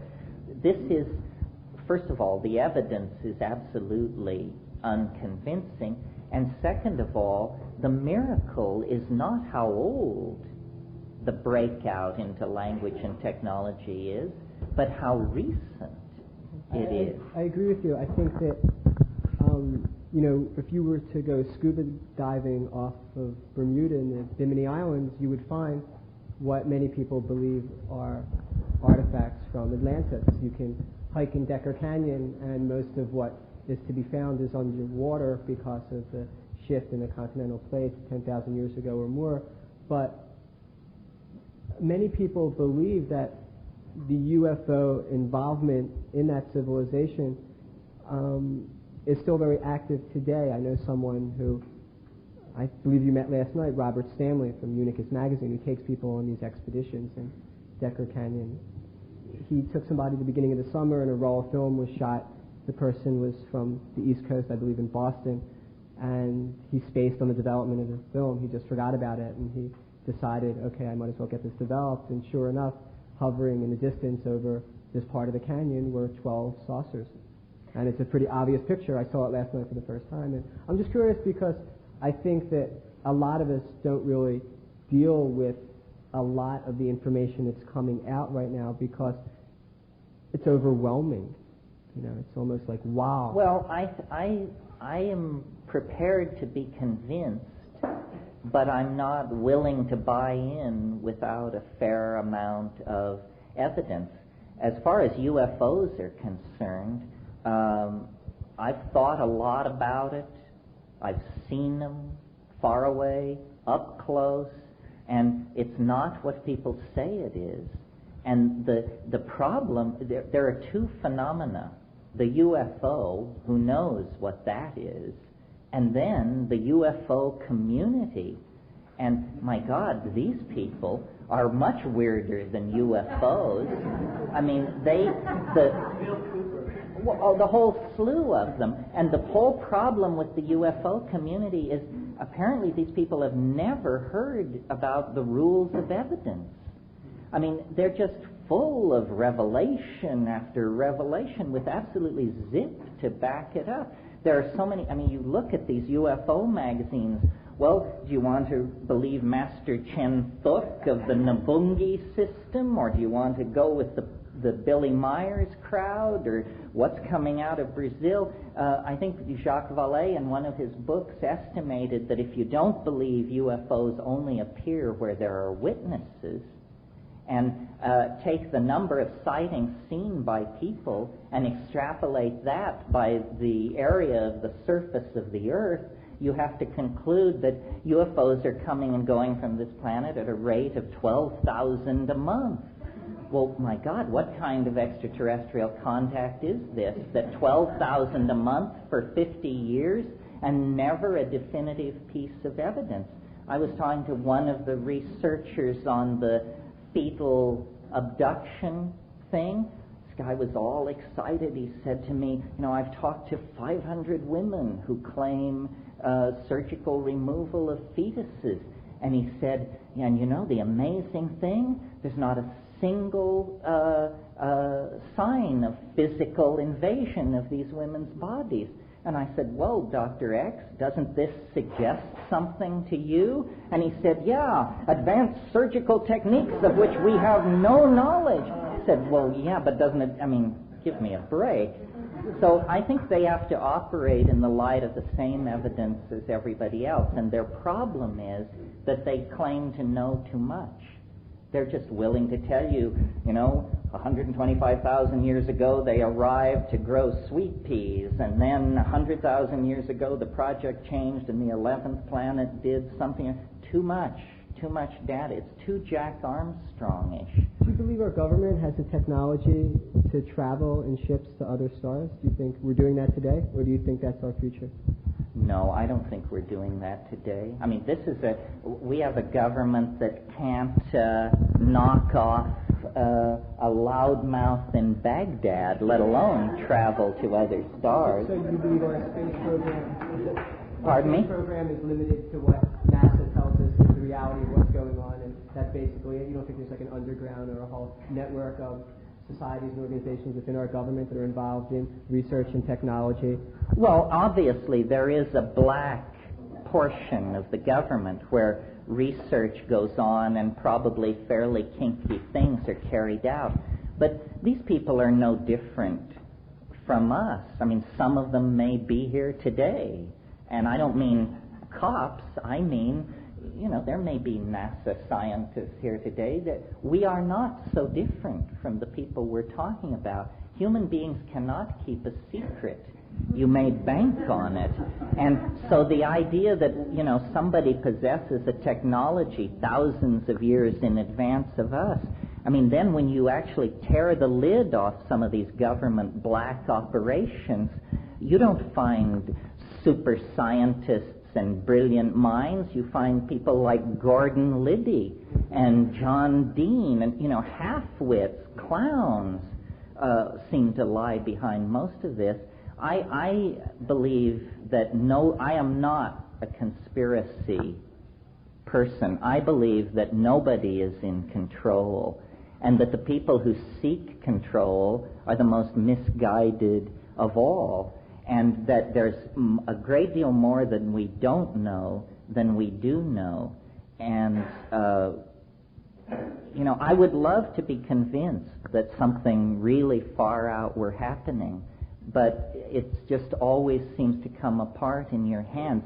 These are, I consider stuff like the UFO phenomenon as popularly, commercially available UFO beliefs as basically viruses of language, diseases of understanding. If you could teach people about the laws of evidence and how you build a case and stuff like that, then people wouldn't be troubled by this.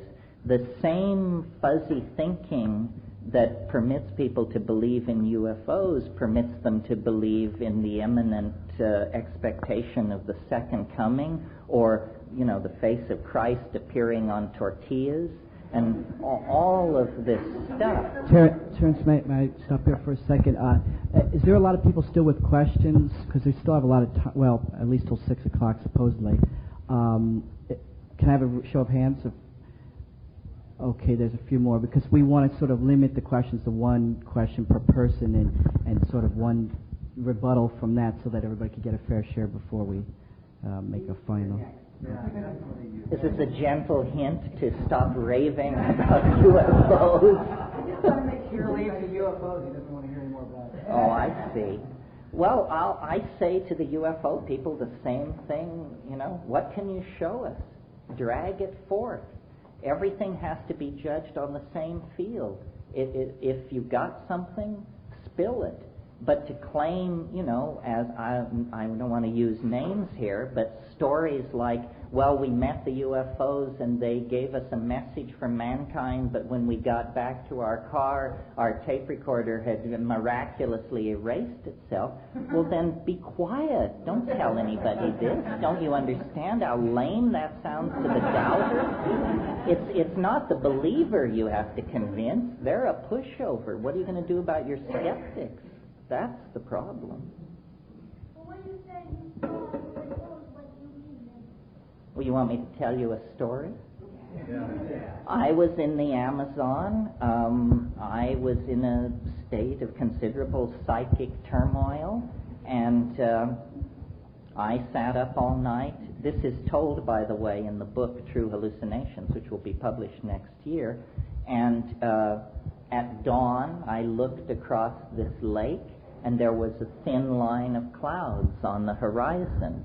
And I watched this line of clouds, and then suddenly I noticed that they were turning in place, like a pencil spinning on its axis in one place.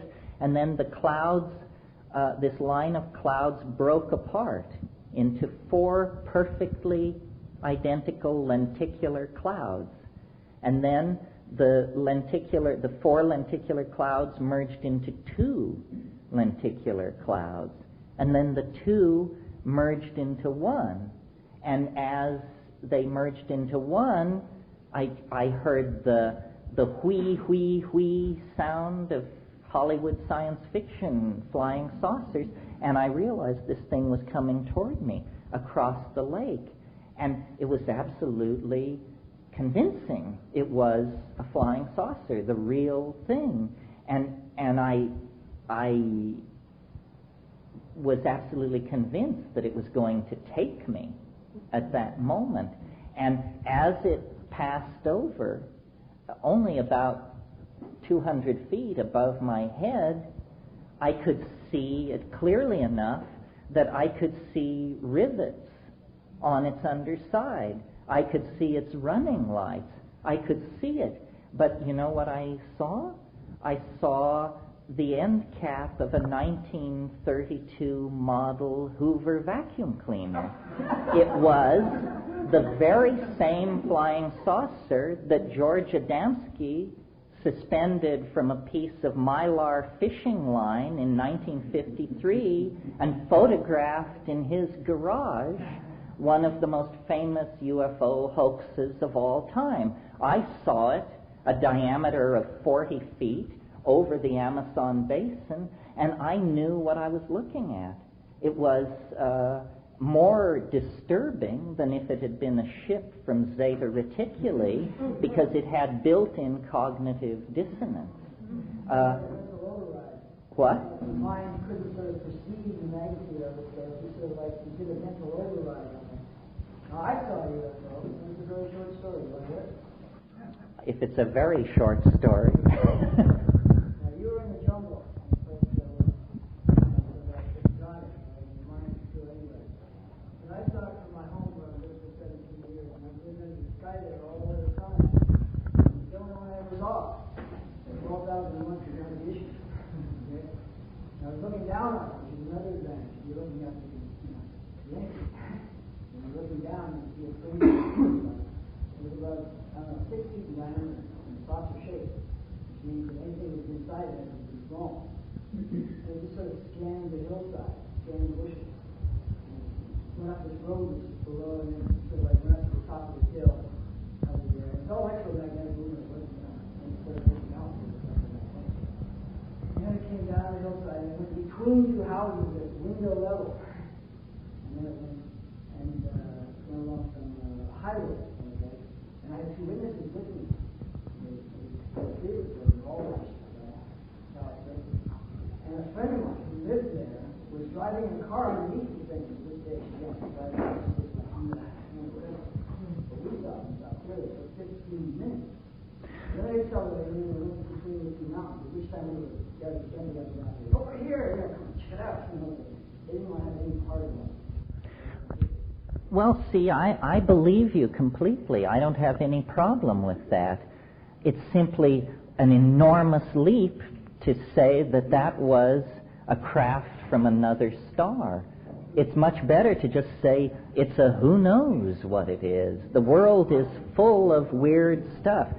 Just briefly, here's my best theory on flying saucers and a whole bunch of other stuff. This tries to solve all problems of this sort simultaneously. The transcendental object at the end of time, let's drag it in here. And let's imagine that it is like those mirrored balls that they hang in discos above the bar and spin. So then I think that definitely there is a forward movement of causal necessity which propels us from the past into the present on into the future. But that there is also, and necessary to account for precognitive visions and stuff like that, which happen all the time, a flow of information from the future into the past. And the transcendental object at the end of time is casting reflections of itself backward into the past. And if you are struck, whatever that means, by one of these scintillas from the transcendental object at the end of time, then you begin to cure and teach. And if you really got a good hit, possibly raise the dead. I mean, I'm not sure how far it can go. Now, also, these images of the transcendental object at the end of time haunt the skies of this planet in the form of spinning vortices of contradiction. This is what Jung said. He said, the UFO is an image of the self.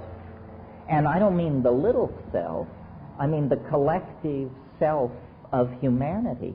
So a story like Jim's story is I have no problem with it. I take it as true. It's the people who say, and they revealed the nature of the fall of Atlantis and the world plan, then it's too much because it's coming through human interpretation. The horrible thing about the UFO people who claim contact is that the aliens they present to us are so incredibly mundane. So much more mundane than what you would encounter on a DMT flash that they're just like the neighbors next door. I think that, alien intelligence, the trick is not to find it, but to recognize it when it's in front of you. Intelligence is a very slippery concept. Sometimes we can't even identify it in the person sitting next to us on the bus. So how can you expect to identify the intelligence of an alien? It just seems incredibly unlikely to me. I think the world is a lot stranger than we suppose without evoking benevolent aliens who prefer vegetarian diets and who come from the stars. I mean, why do they so fit our preconception of what they would be? I mean, silvery humanoids. Alien intelligence and alien life, when and if you meet it, you'll know you're in the presence of the real thing because you'll be barely able to wrap your mind around it. Yeah, I'm basically in agreement with you. I was just kind of pondering over the idea of my earlier question about, well, if we perceive these as being aliens, that's one thing. But what happens if, in fact, these humanoid creatures that we're defining are us, traveling back through time and being able to materialize through the future technology? Then we're talking about something different. I'm not saying that this is true. This is only part of my own speculation. Well, it's an attractive idea. Yeah, it raises exactly. problems, as I'm sure you're aware, Sure. the grandfather paradox and so forth and so on. But it's a possibility. I think it's more likely that these are emissaries from the land of the dead than from the Pleiades. Right. And that since they speak English, since they look humanoid, since they seem to care about us and our technologies and so forth, they seem remarkably human. Well, maybe they're concerned about their own state of well-being. Maybe somehow it's related to the what's going on here now and what the outcome is going to be. Maybe that's going to somehow affect the way they are. We've seen it in Star Trek. The ideas. No, the ideas of people coming back from the future to there is a paradox obviously involved in this, so it's a lot of our imagination at work. But at the same in the same ideas, maybe there's a certain sense of reality about it. Maybe there is. It could be a holographic projection out of the Gaian mind. Yeah. It could be, a race of intelligent saurians that rose and fell before the asteroid impact that wiped out the dinosaurs. It could be all and everything. The trick is to try and get some kind of evidentiary hold on it. Yeah. Terence, this is a nut and bolt question. But first I'd like to preface it by saying that I haven't used psychedelics in 20 years, and I haven't used marijuana in 7, and have been considering return to the use of psychedelics. And when I stopped, the last experience which I had, it wasn't a terrifying experience and it wasn't a bad trip. It was similar, it presents similar insights that I have heard you mention and speak of. But there were times in which my psychedelic use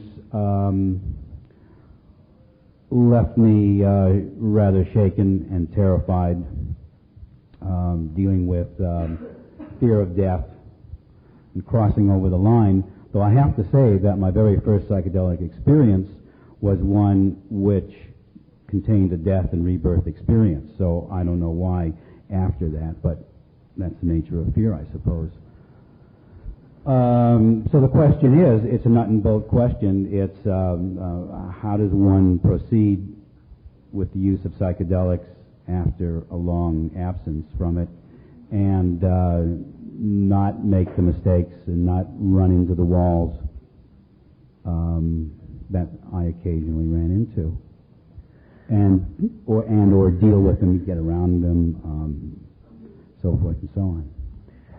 Well, I think the best protection against unpleasant experiences on psychedelics is to do it with care and attention in environments that are safe and low on sensory input. In other words, you don't take it and go to a crowded singles bar or even a rock and roll concert. I mean, if you have to combine psychedelics with rock and roll, do it with low doses. No, I took it in the desert, in the mountains. Well, this is the way to do it. It isn't always going to be ecstatic, but it's almost always guaranteed to be educational. There's no way you can seal yourself off from shock, because shock may be what you need. But you can, attention to it. I mean, fasting, going into it, cleaning yourself up, creating a safe space, not going to it if you've just been highly agitated by some emotional upheaval in your life, and then take a long time to integrate it and think about it. It's basically, in the best sense of the word, a religious activity. And and the intellect, or whatever it is that lies behind it, is very sensitive to your needs and your limits. And unless you approach it with a cavalier attitude, it will usually be very gentle with you. Now, this fear of death thing, though, is a hard thing to come to terms with because, we are going to die. It's scripted into the human experience. Culturally, there's a great deal of anxiety around this. And basically, I think what one has to do is simply ride it out in terms of advice as to what you do once you are in the middle of an unpleasant revelation. You can sing your way through that. You can smoke cannabis to shake up the pieces on the board, and you can just wait and put up with it. The real issue, you see, around fear on psychedelics is a surrender issue. The ego plays a trick on you because the ego begins to dissolve under the influence of the psychedelic, and the ego sends you the message, you are dying. This is its last, most desperate ploy to halt what is happening, because the ego is dying. And to the degree that you identify with the ego, you'll be driven into a state of panic. That joke about the Lone Ranger and Tonto are surrounded by Indians, and the Lone Ranger says, well, it looks like the end of the trail, partner. And Tonto says, it looks like the end of the trail for us, partner. And Tonto says, what mean us, pale-face? A point and wish it luck, and it is, in fact, dissolved. And you can sing. It will respond to being sung to.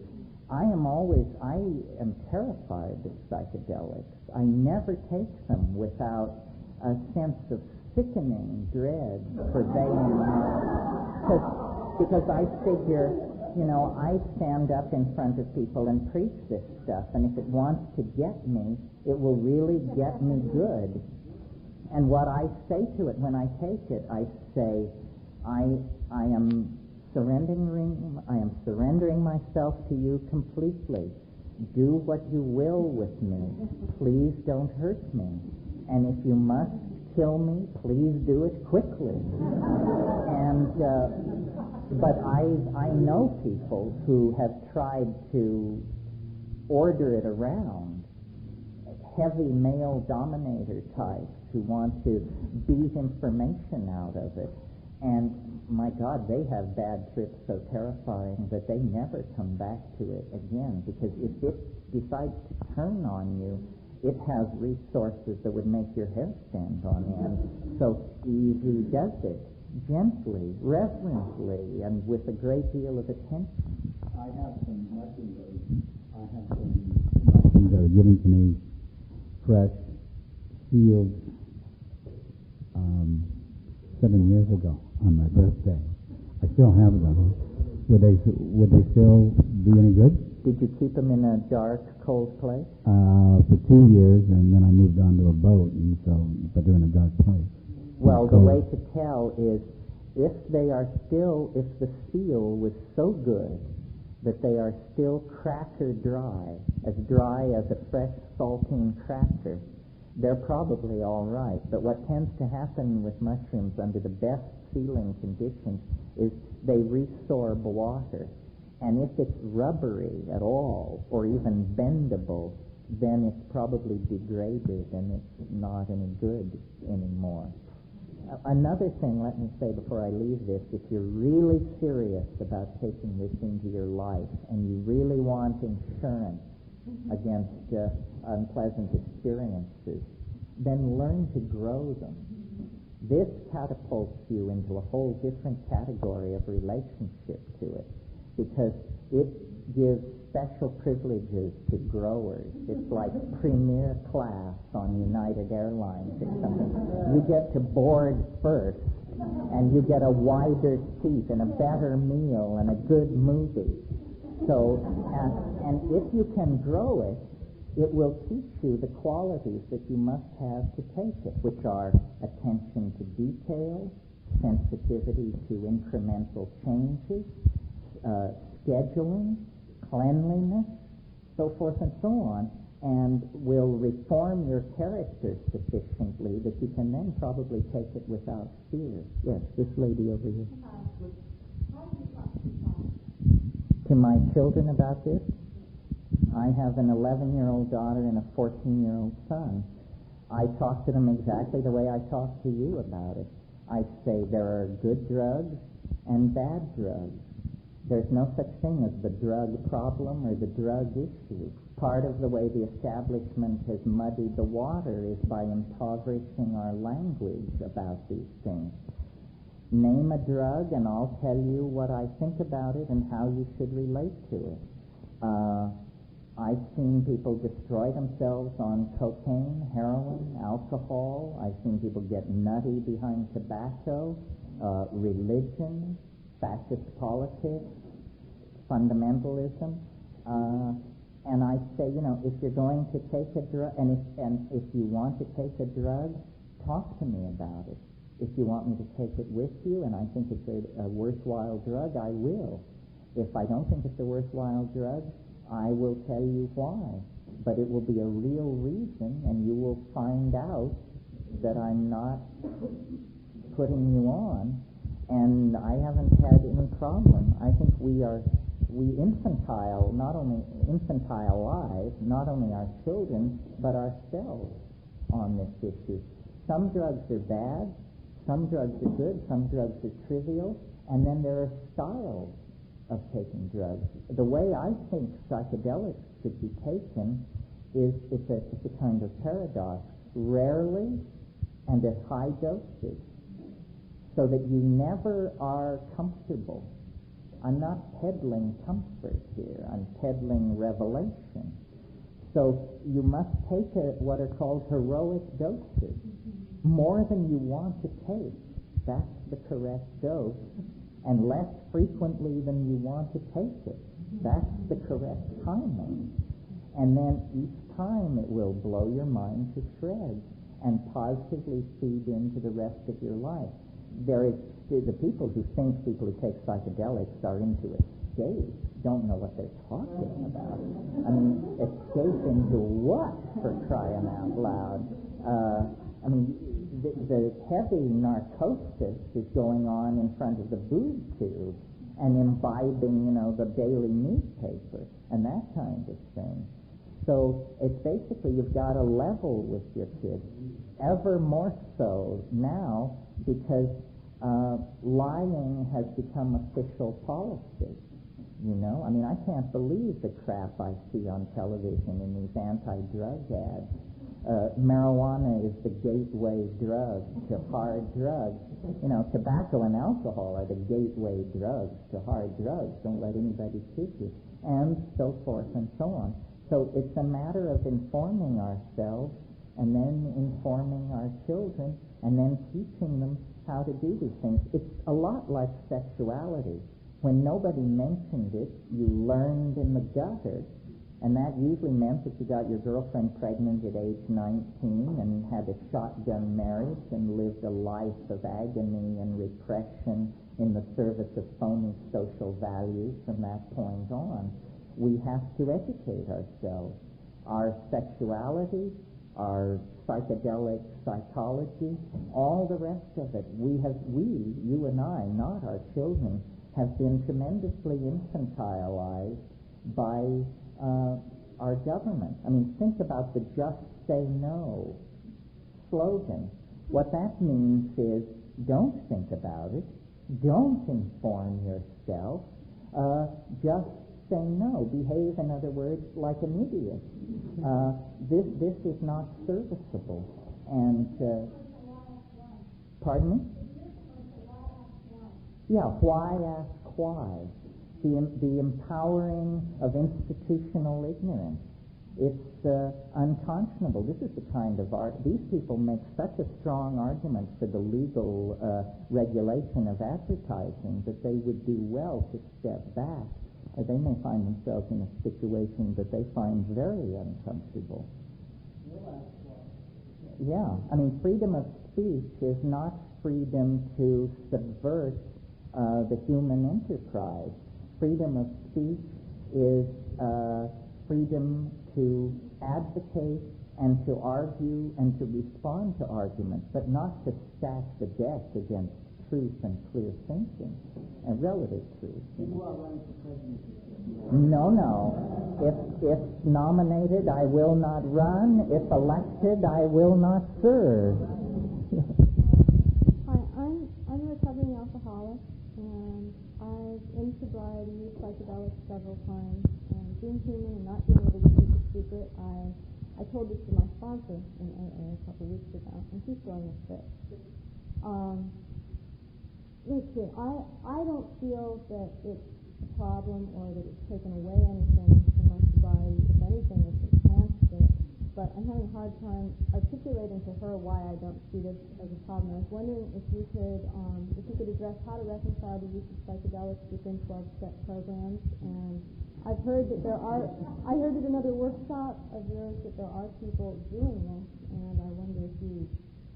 I don't want to name names, but the top people in AA are entirely pro-psychedelic. They have told me this. Addiction, repetitious abuse of substances has very little to do with this. Where I differ with AA, as it's generally presented, is the idea that all things are to be looked at the same. Again, this Luddite approach, where you simplify no matter how much damage it does to the complexity of the issue. A 12-step program is another form of infantilization. The whole idea of addiction as disease is a way of lifting responsibility off people. After all, if heroin addiction is a disease, then it's just sort of like the flu or gonorrhea. It's something which happened to you and it's very unfortunate, but you don't need to examine your own attitudes or psychology. This is in fact what we need to do. We have to take responsibility for our action. And I think that the 12-step thing is way out of control at this point, because there's a 12-step program for everything. I think, responsible activity, whether you're talking about drugs or managing your finances or your sexuality, there's no substitute for it. And you can't have a set of rules that will be sufficiently sophisticated to be a working substitute for intelligent decision-making. A lot of times 12-step also has a religious diversion to it, that a lot of times, I have a friend who's also been in the program for 5 or 6 years, and he's so convinced of the whole thing about the Bible and the whole prophecy and everything that he's basically an alcoholic still. He hasn't come to terms with the problems yet at all. I mean, he's the same person with only one substance less than he had before. There's no substitute in politics, in psychedelics, in sexuality, in UFO hunting. There's no substitute for clear thinking and a reasonable knowledge of the rules of evidence. And if somebody's pushing some form of pipe at you, you need to have your crap detector out and working, because there's a lot of crap out there. And some of it well-intentioned. It can be well-intentioned and still lead you down the primrose path. So what do you feel about this new discovery about genetic age controlling? Genetic designing, preventing age or prolonging aging. You mean life extinction? Yeah. I mean, it's inevitable. What do you feel is going to happen with that? Well, so many things are happening at once. This is just part of the mix. I don't think we want to live forever. I mean, somebody said death is nature's way of making room for next year's model. And there's something to be said for that. I really think that death is what it's all about. And that, the body is the placenta of the soul. And the purpose of life in three-dimensional space is to build up this invisible organ called the soul so that it can make a clean flight back to its point of origin once severed from biology. I don't think we should cling, to anything. Everything flows. Here, let me give you the one thing I've learned out of life and drugs and everything else. It's a hard truth. It's an illuminating truth. Heard correctly, it brings a smile to your lips and a tear to your eye. Nothing lasts.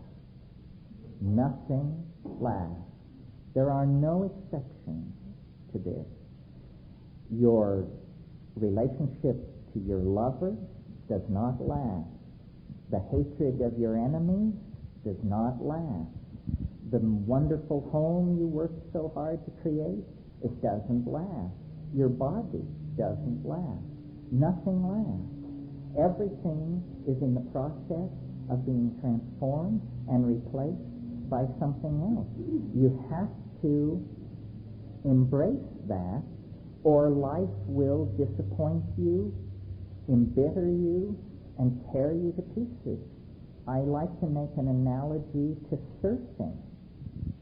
The uninformed person thinks that when you enter the sea, you're safe near the shore. You're not safe near the shore. That's where the waves are breaking and creating the white water and the undertow. All surfers know that you have to swim out to where the waves are forming cleanly in deep water, and then you can catch the wave and ride it into the beach. But if you hold to the shore, you'll just be beaten to death in the incoming surf. That should be the end of the workshop as far as I'm concerned. That's how it works.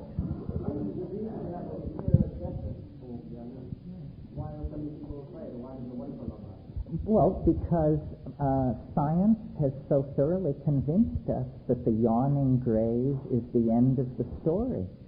It's presented as the absolute terminus of your existence, when in fact, I believe, I think I said this last night, this is as dead as you can get. So the challenge is not how to face death.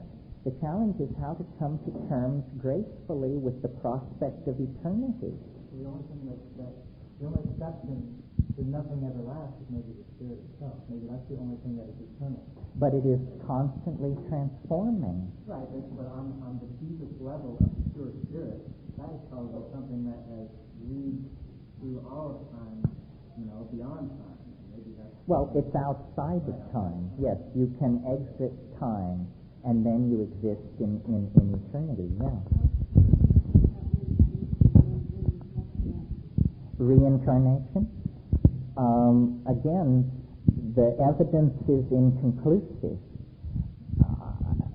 There is some evidence, stories, we all know them, but the idea that it happens to everyone seems an unnecessary hypothesis based on the idea that it happened to some people.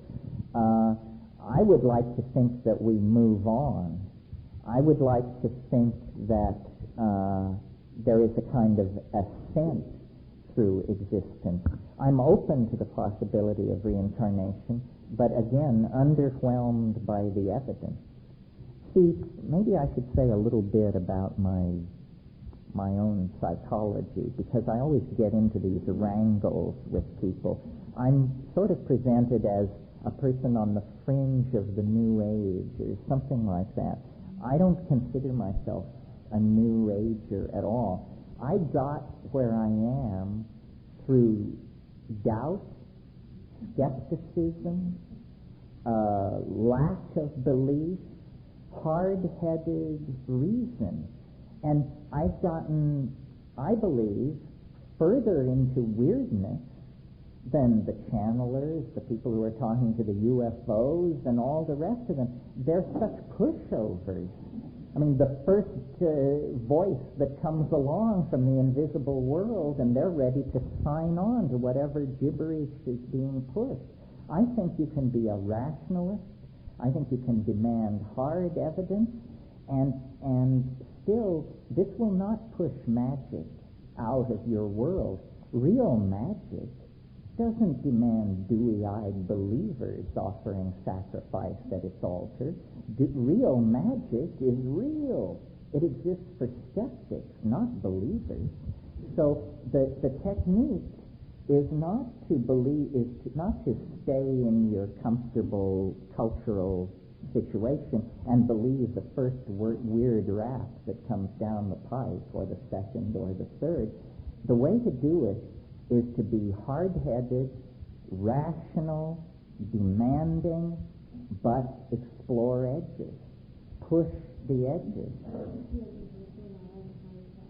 Within, and also within the world.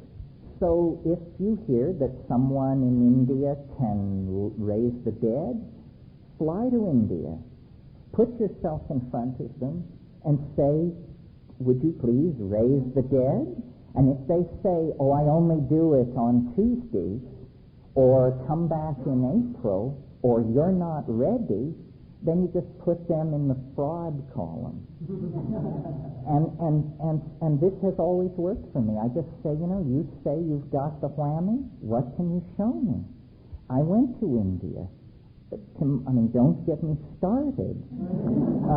It is a spiritual bargain basement of the sleaziest sort.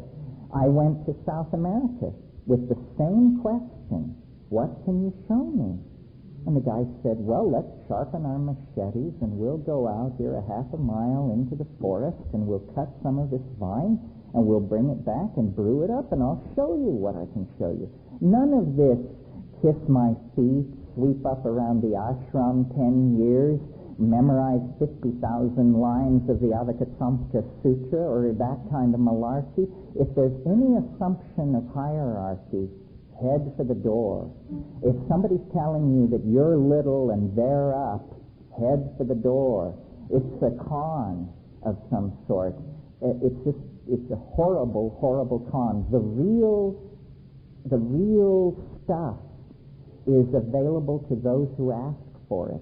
You don't have to prove yourself. Asking is sufficient.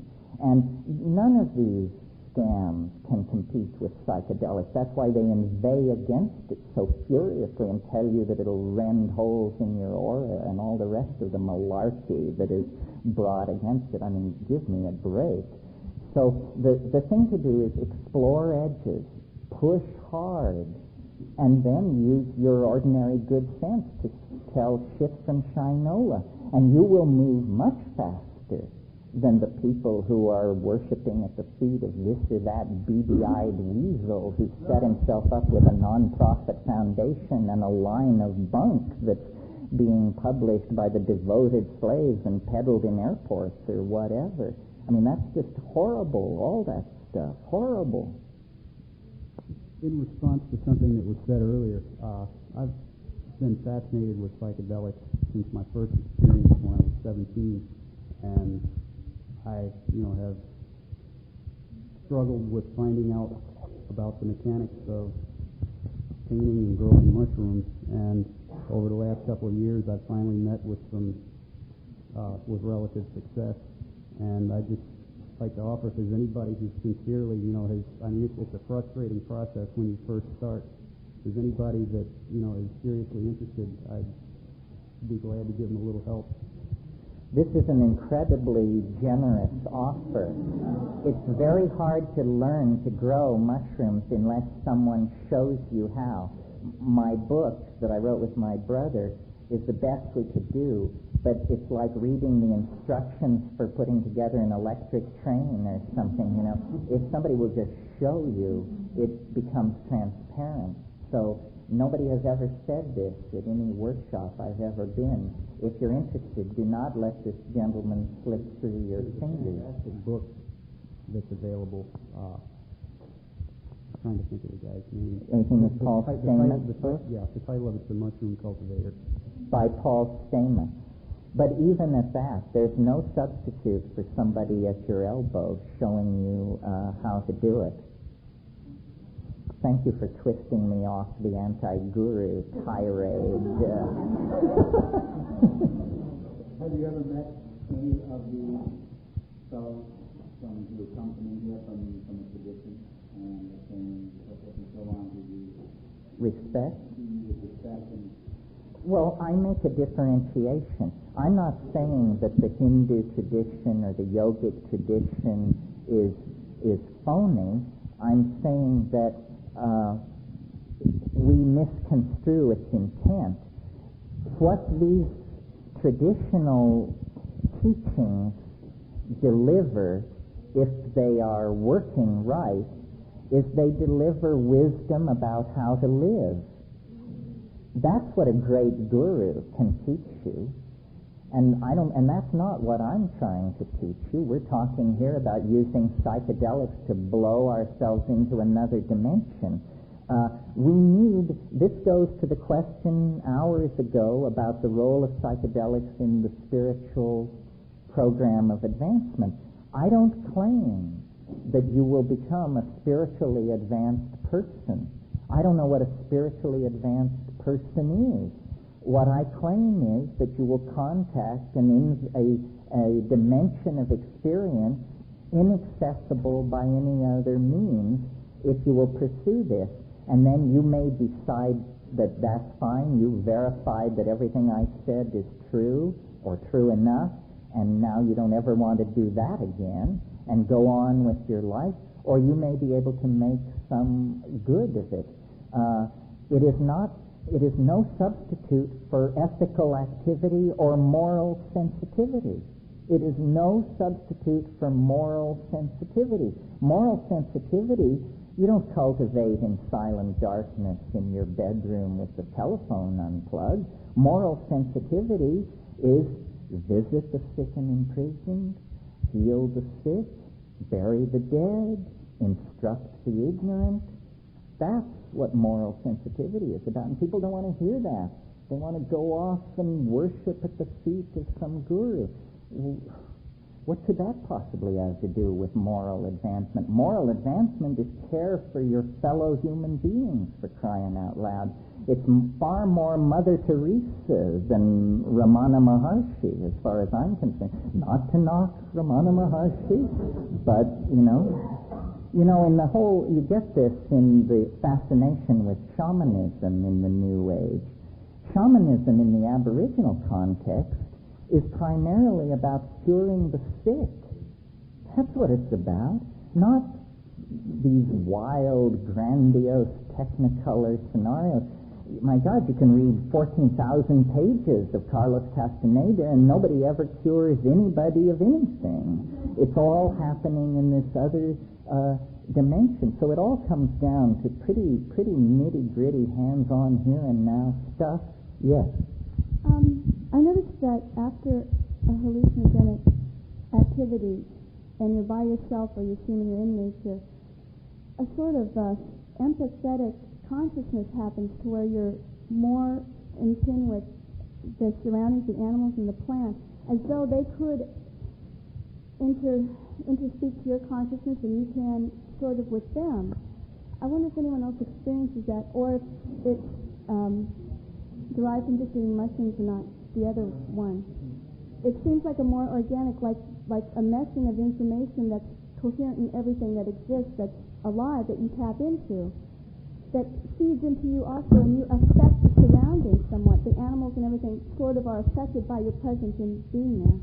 Well, this is what I call this reestablishing of the relationship to the Gaian mind.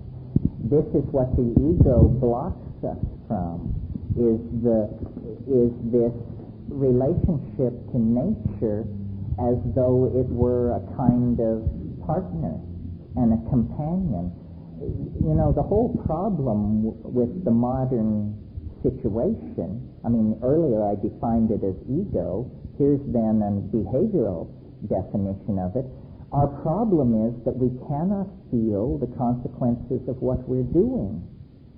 We can talk about the spread of AIDS, the ozone hole, the toxification of the oceans, but if we could emotionally connect with it and feel, we would have the political reformation we're waiting for later this evening.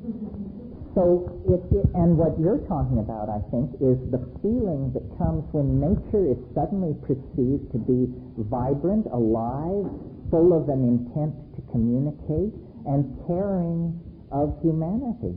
Women, I think, are closer to this than men, but in the context of our civilization, we're also screwed up that comparing the differences between men and women in regard to that hardly matters. We have to re-empower our emotions. We've gone way out of line in terms of the rational mind and have completely deadened our emotional receptors to the consequences of what we're doing. Yes.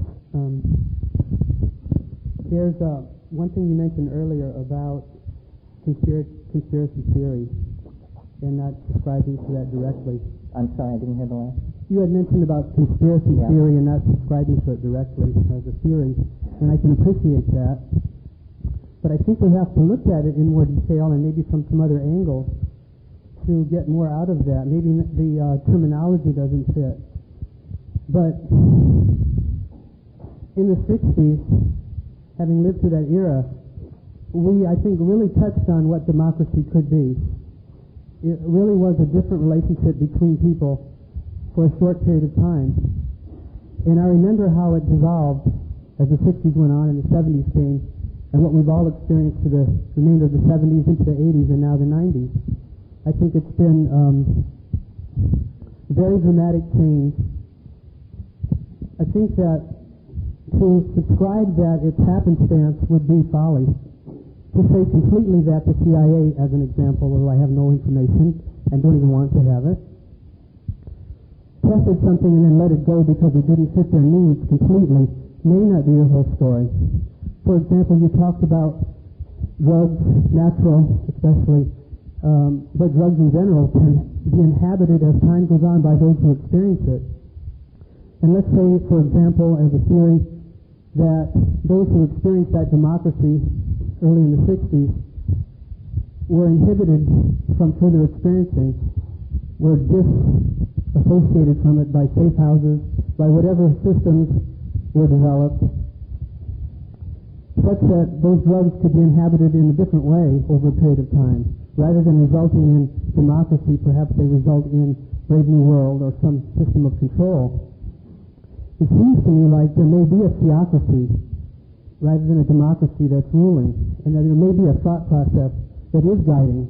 And one of the reasons we see these, when we look inside of these institutions like the Center for Disease Control, the National Institutes of Health, the White House, one of the reasons we see these bungling people is because those are the only people who really can fill these roles.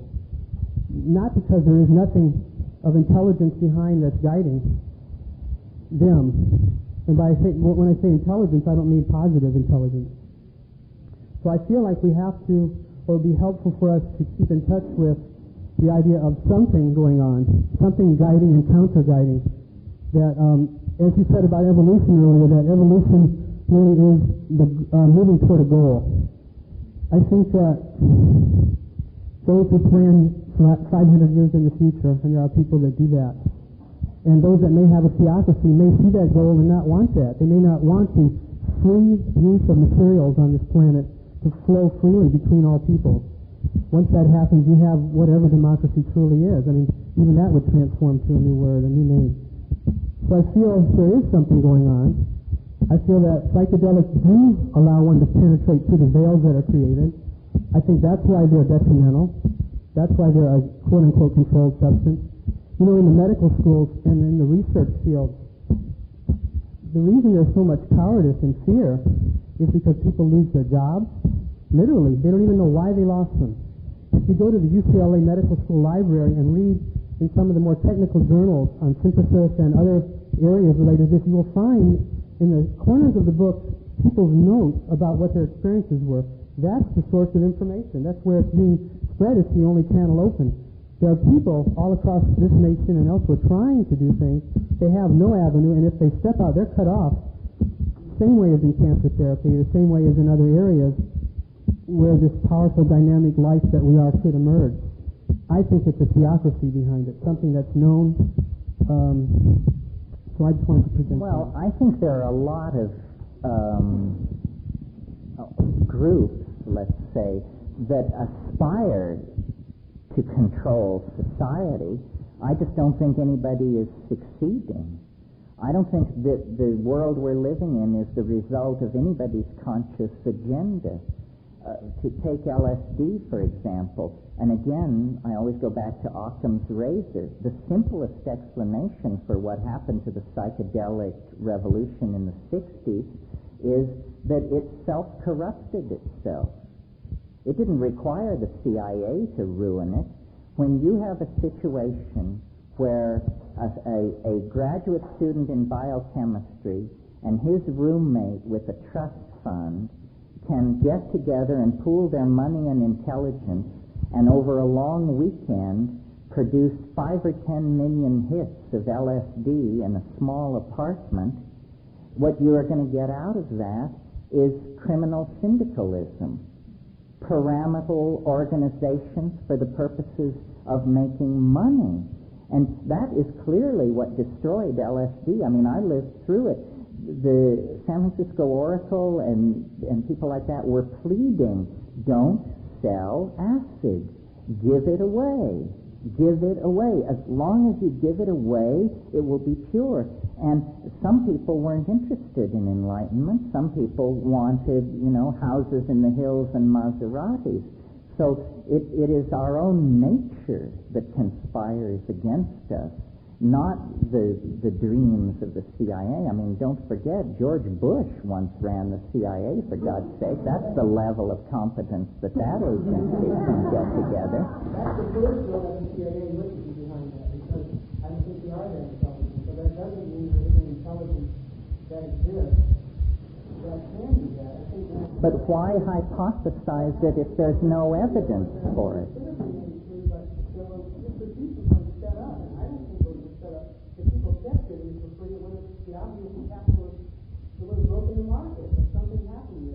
Well, people decided they wanted to make money on it. They're going to develop newer and stronger and longer lasting psychedelics to replace that and everything. I mean, there was a constant move away from more of the psychedelic experience to more of it became very destructive. And I don't think it was primarily financial. What was it primarily? Control of what?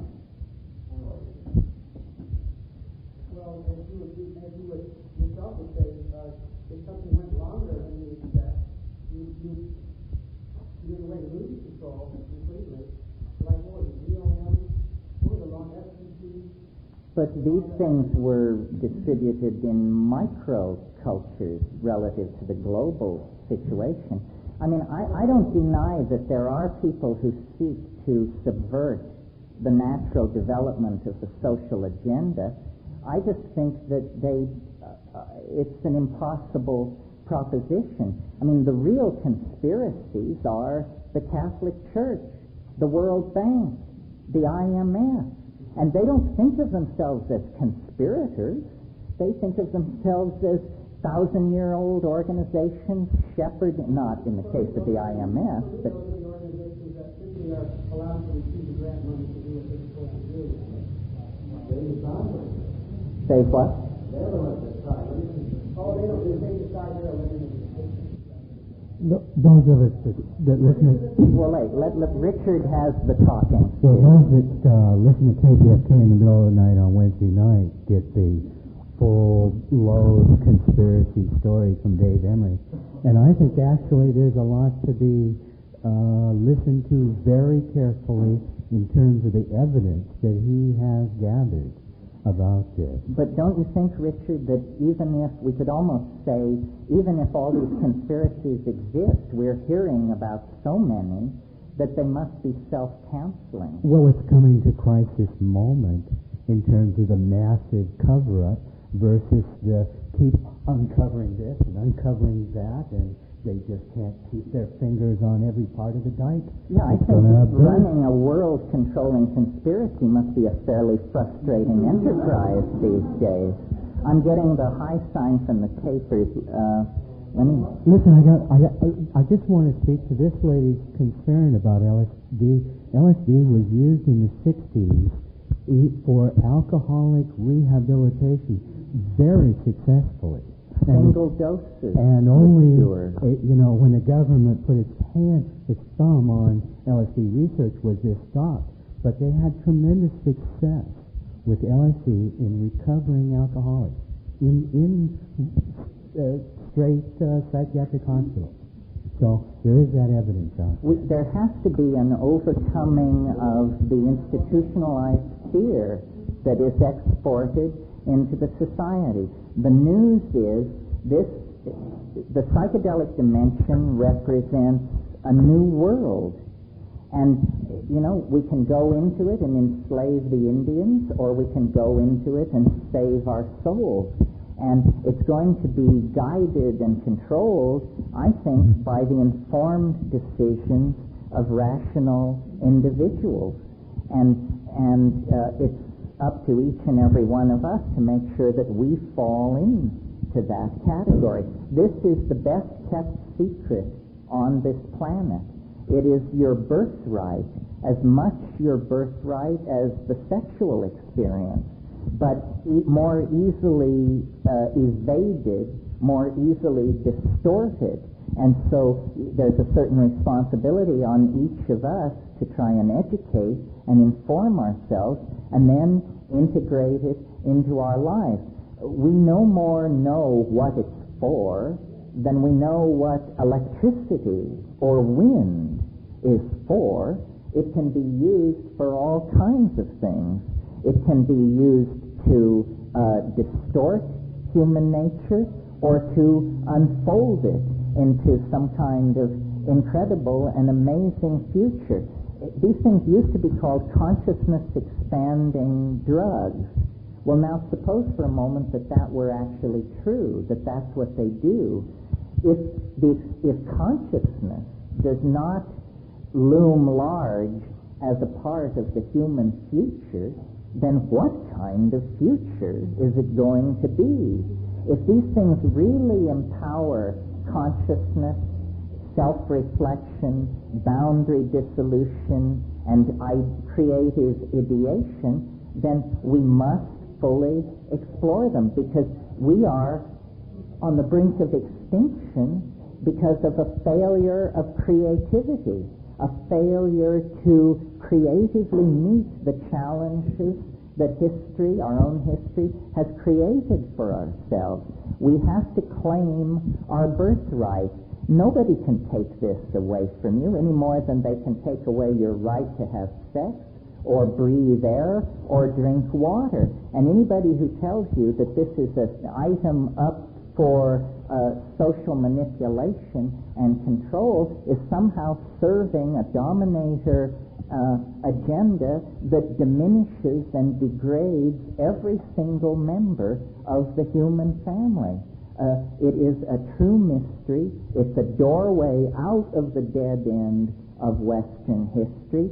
It's the return path backward to the shamanic paradise that existed before history. If you don't believe what I'm saying, do the rational thing. Check it out. Thank you very much. Thank you. Thank you, Terence. Tapes are...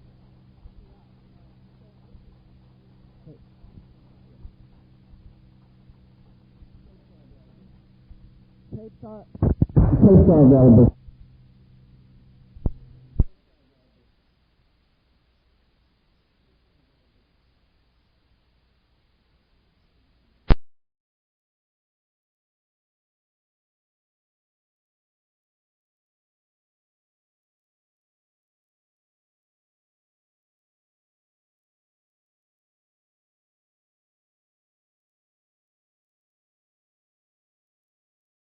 Boy, sometimes I wonder where my classmates are today. I'm president of the Pincus Plumbing Company. I sell taluses. I used to be a heroin addict. Now I'm a methadone addict. I'm into leather.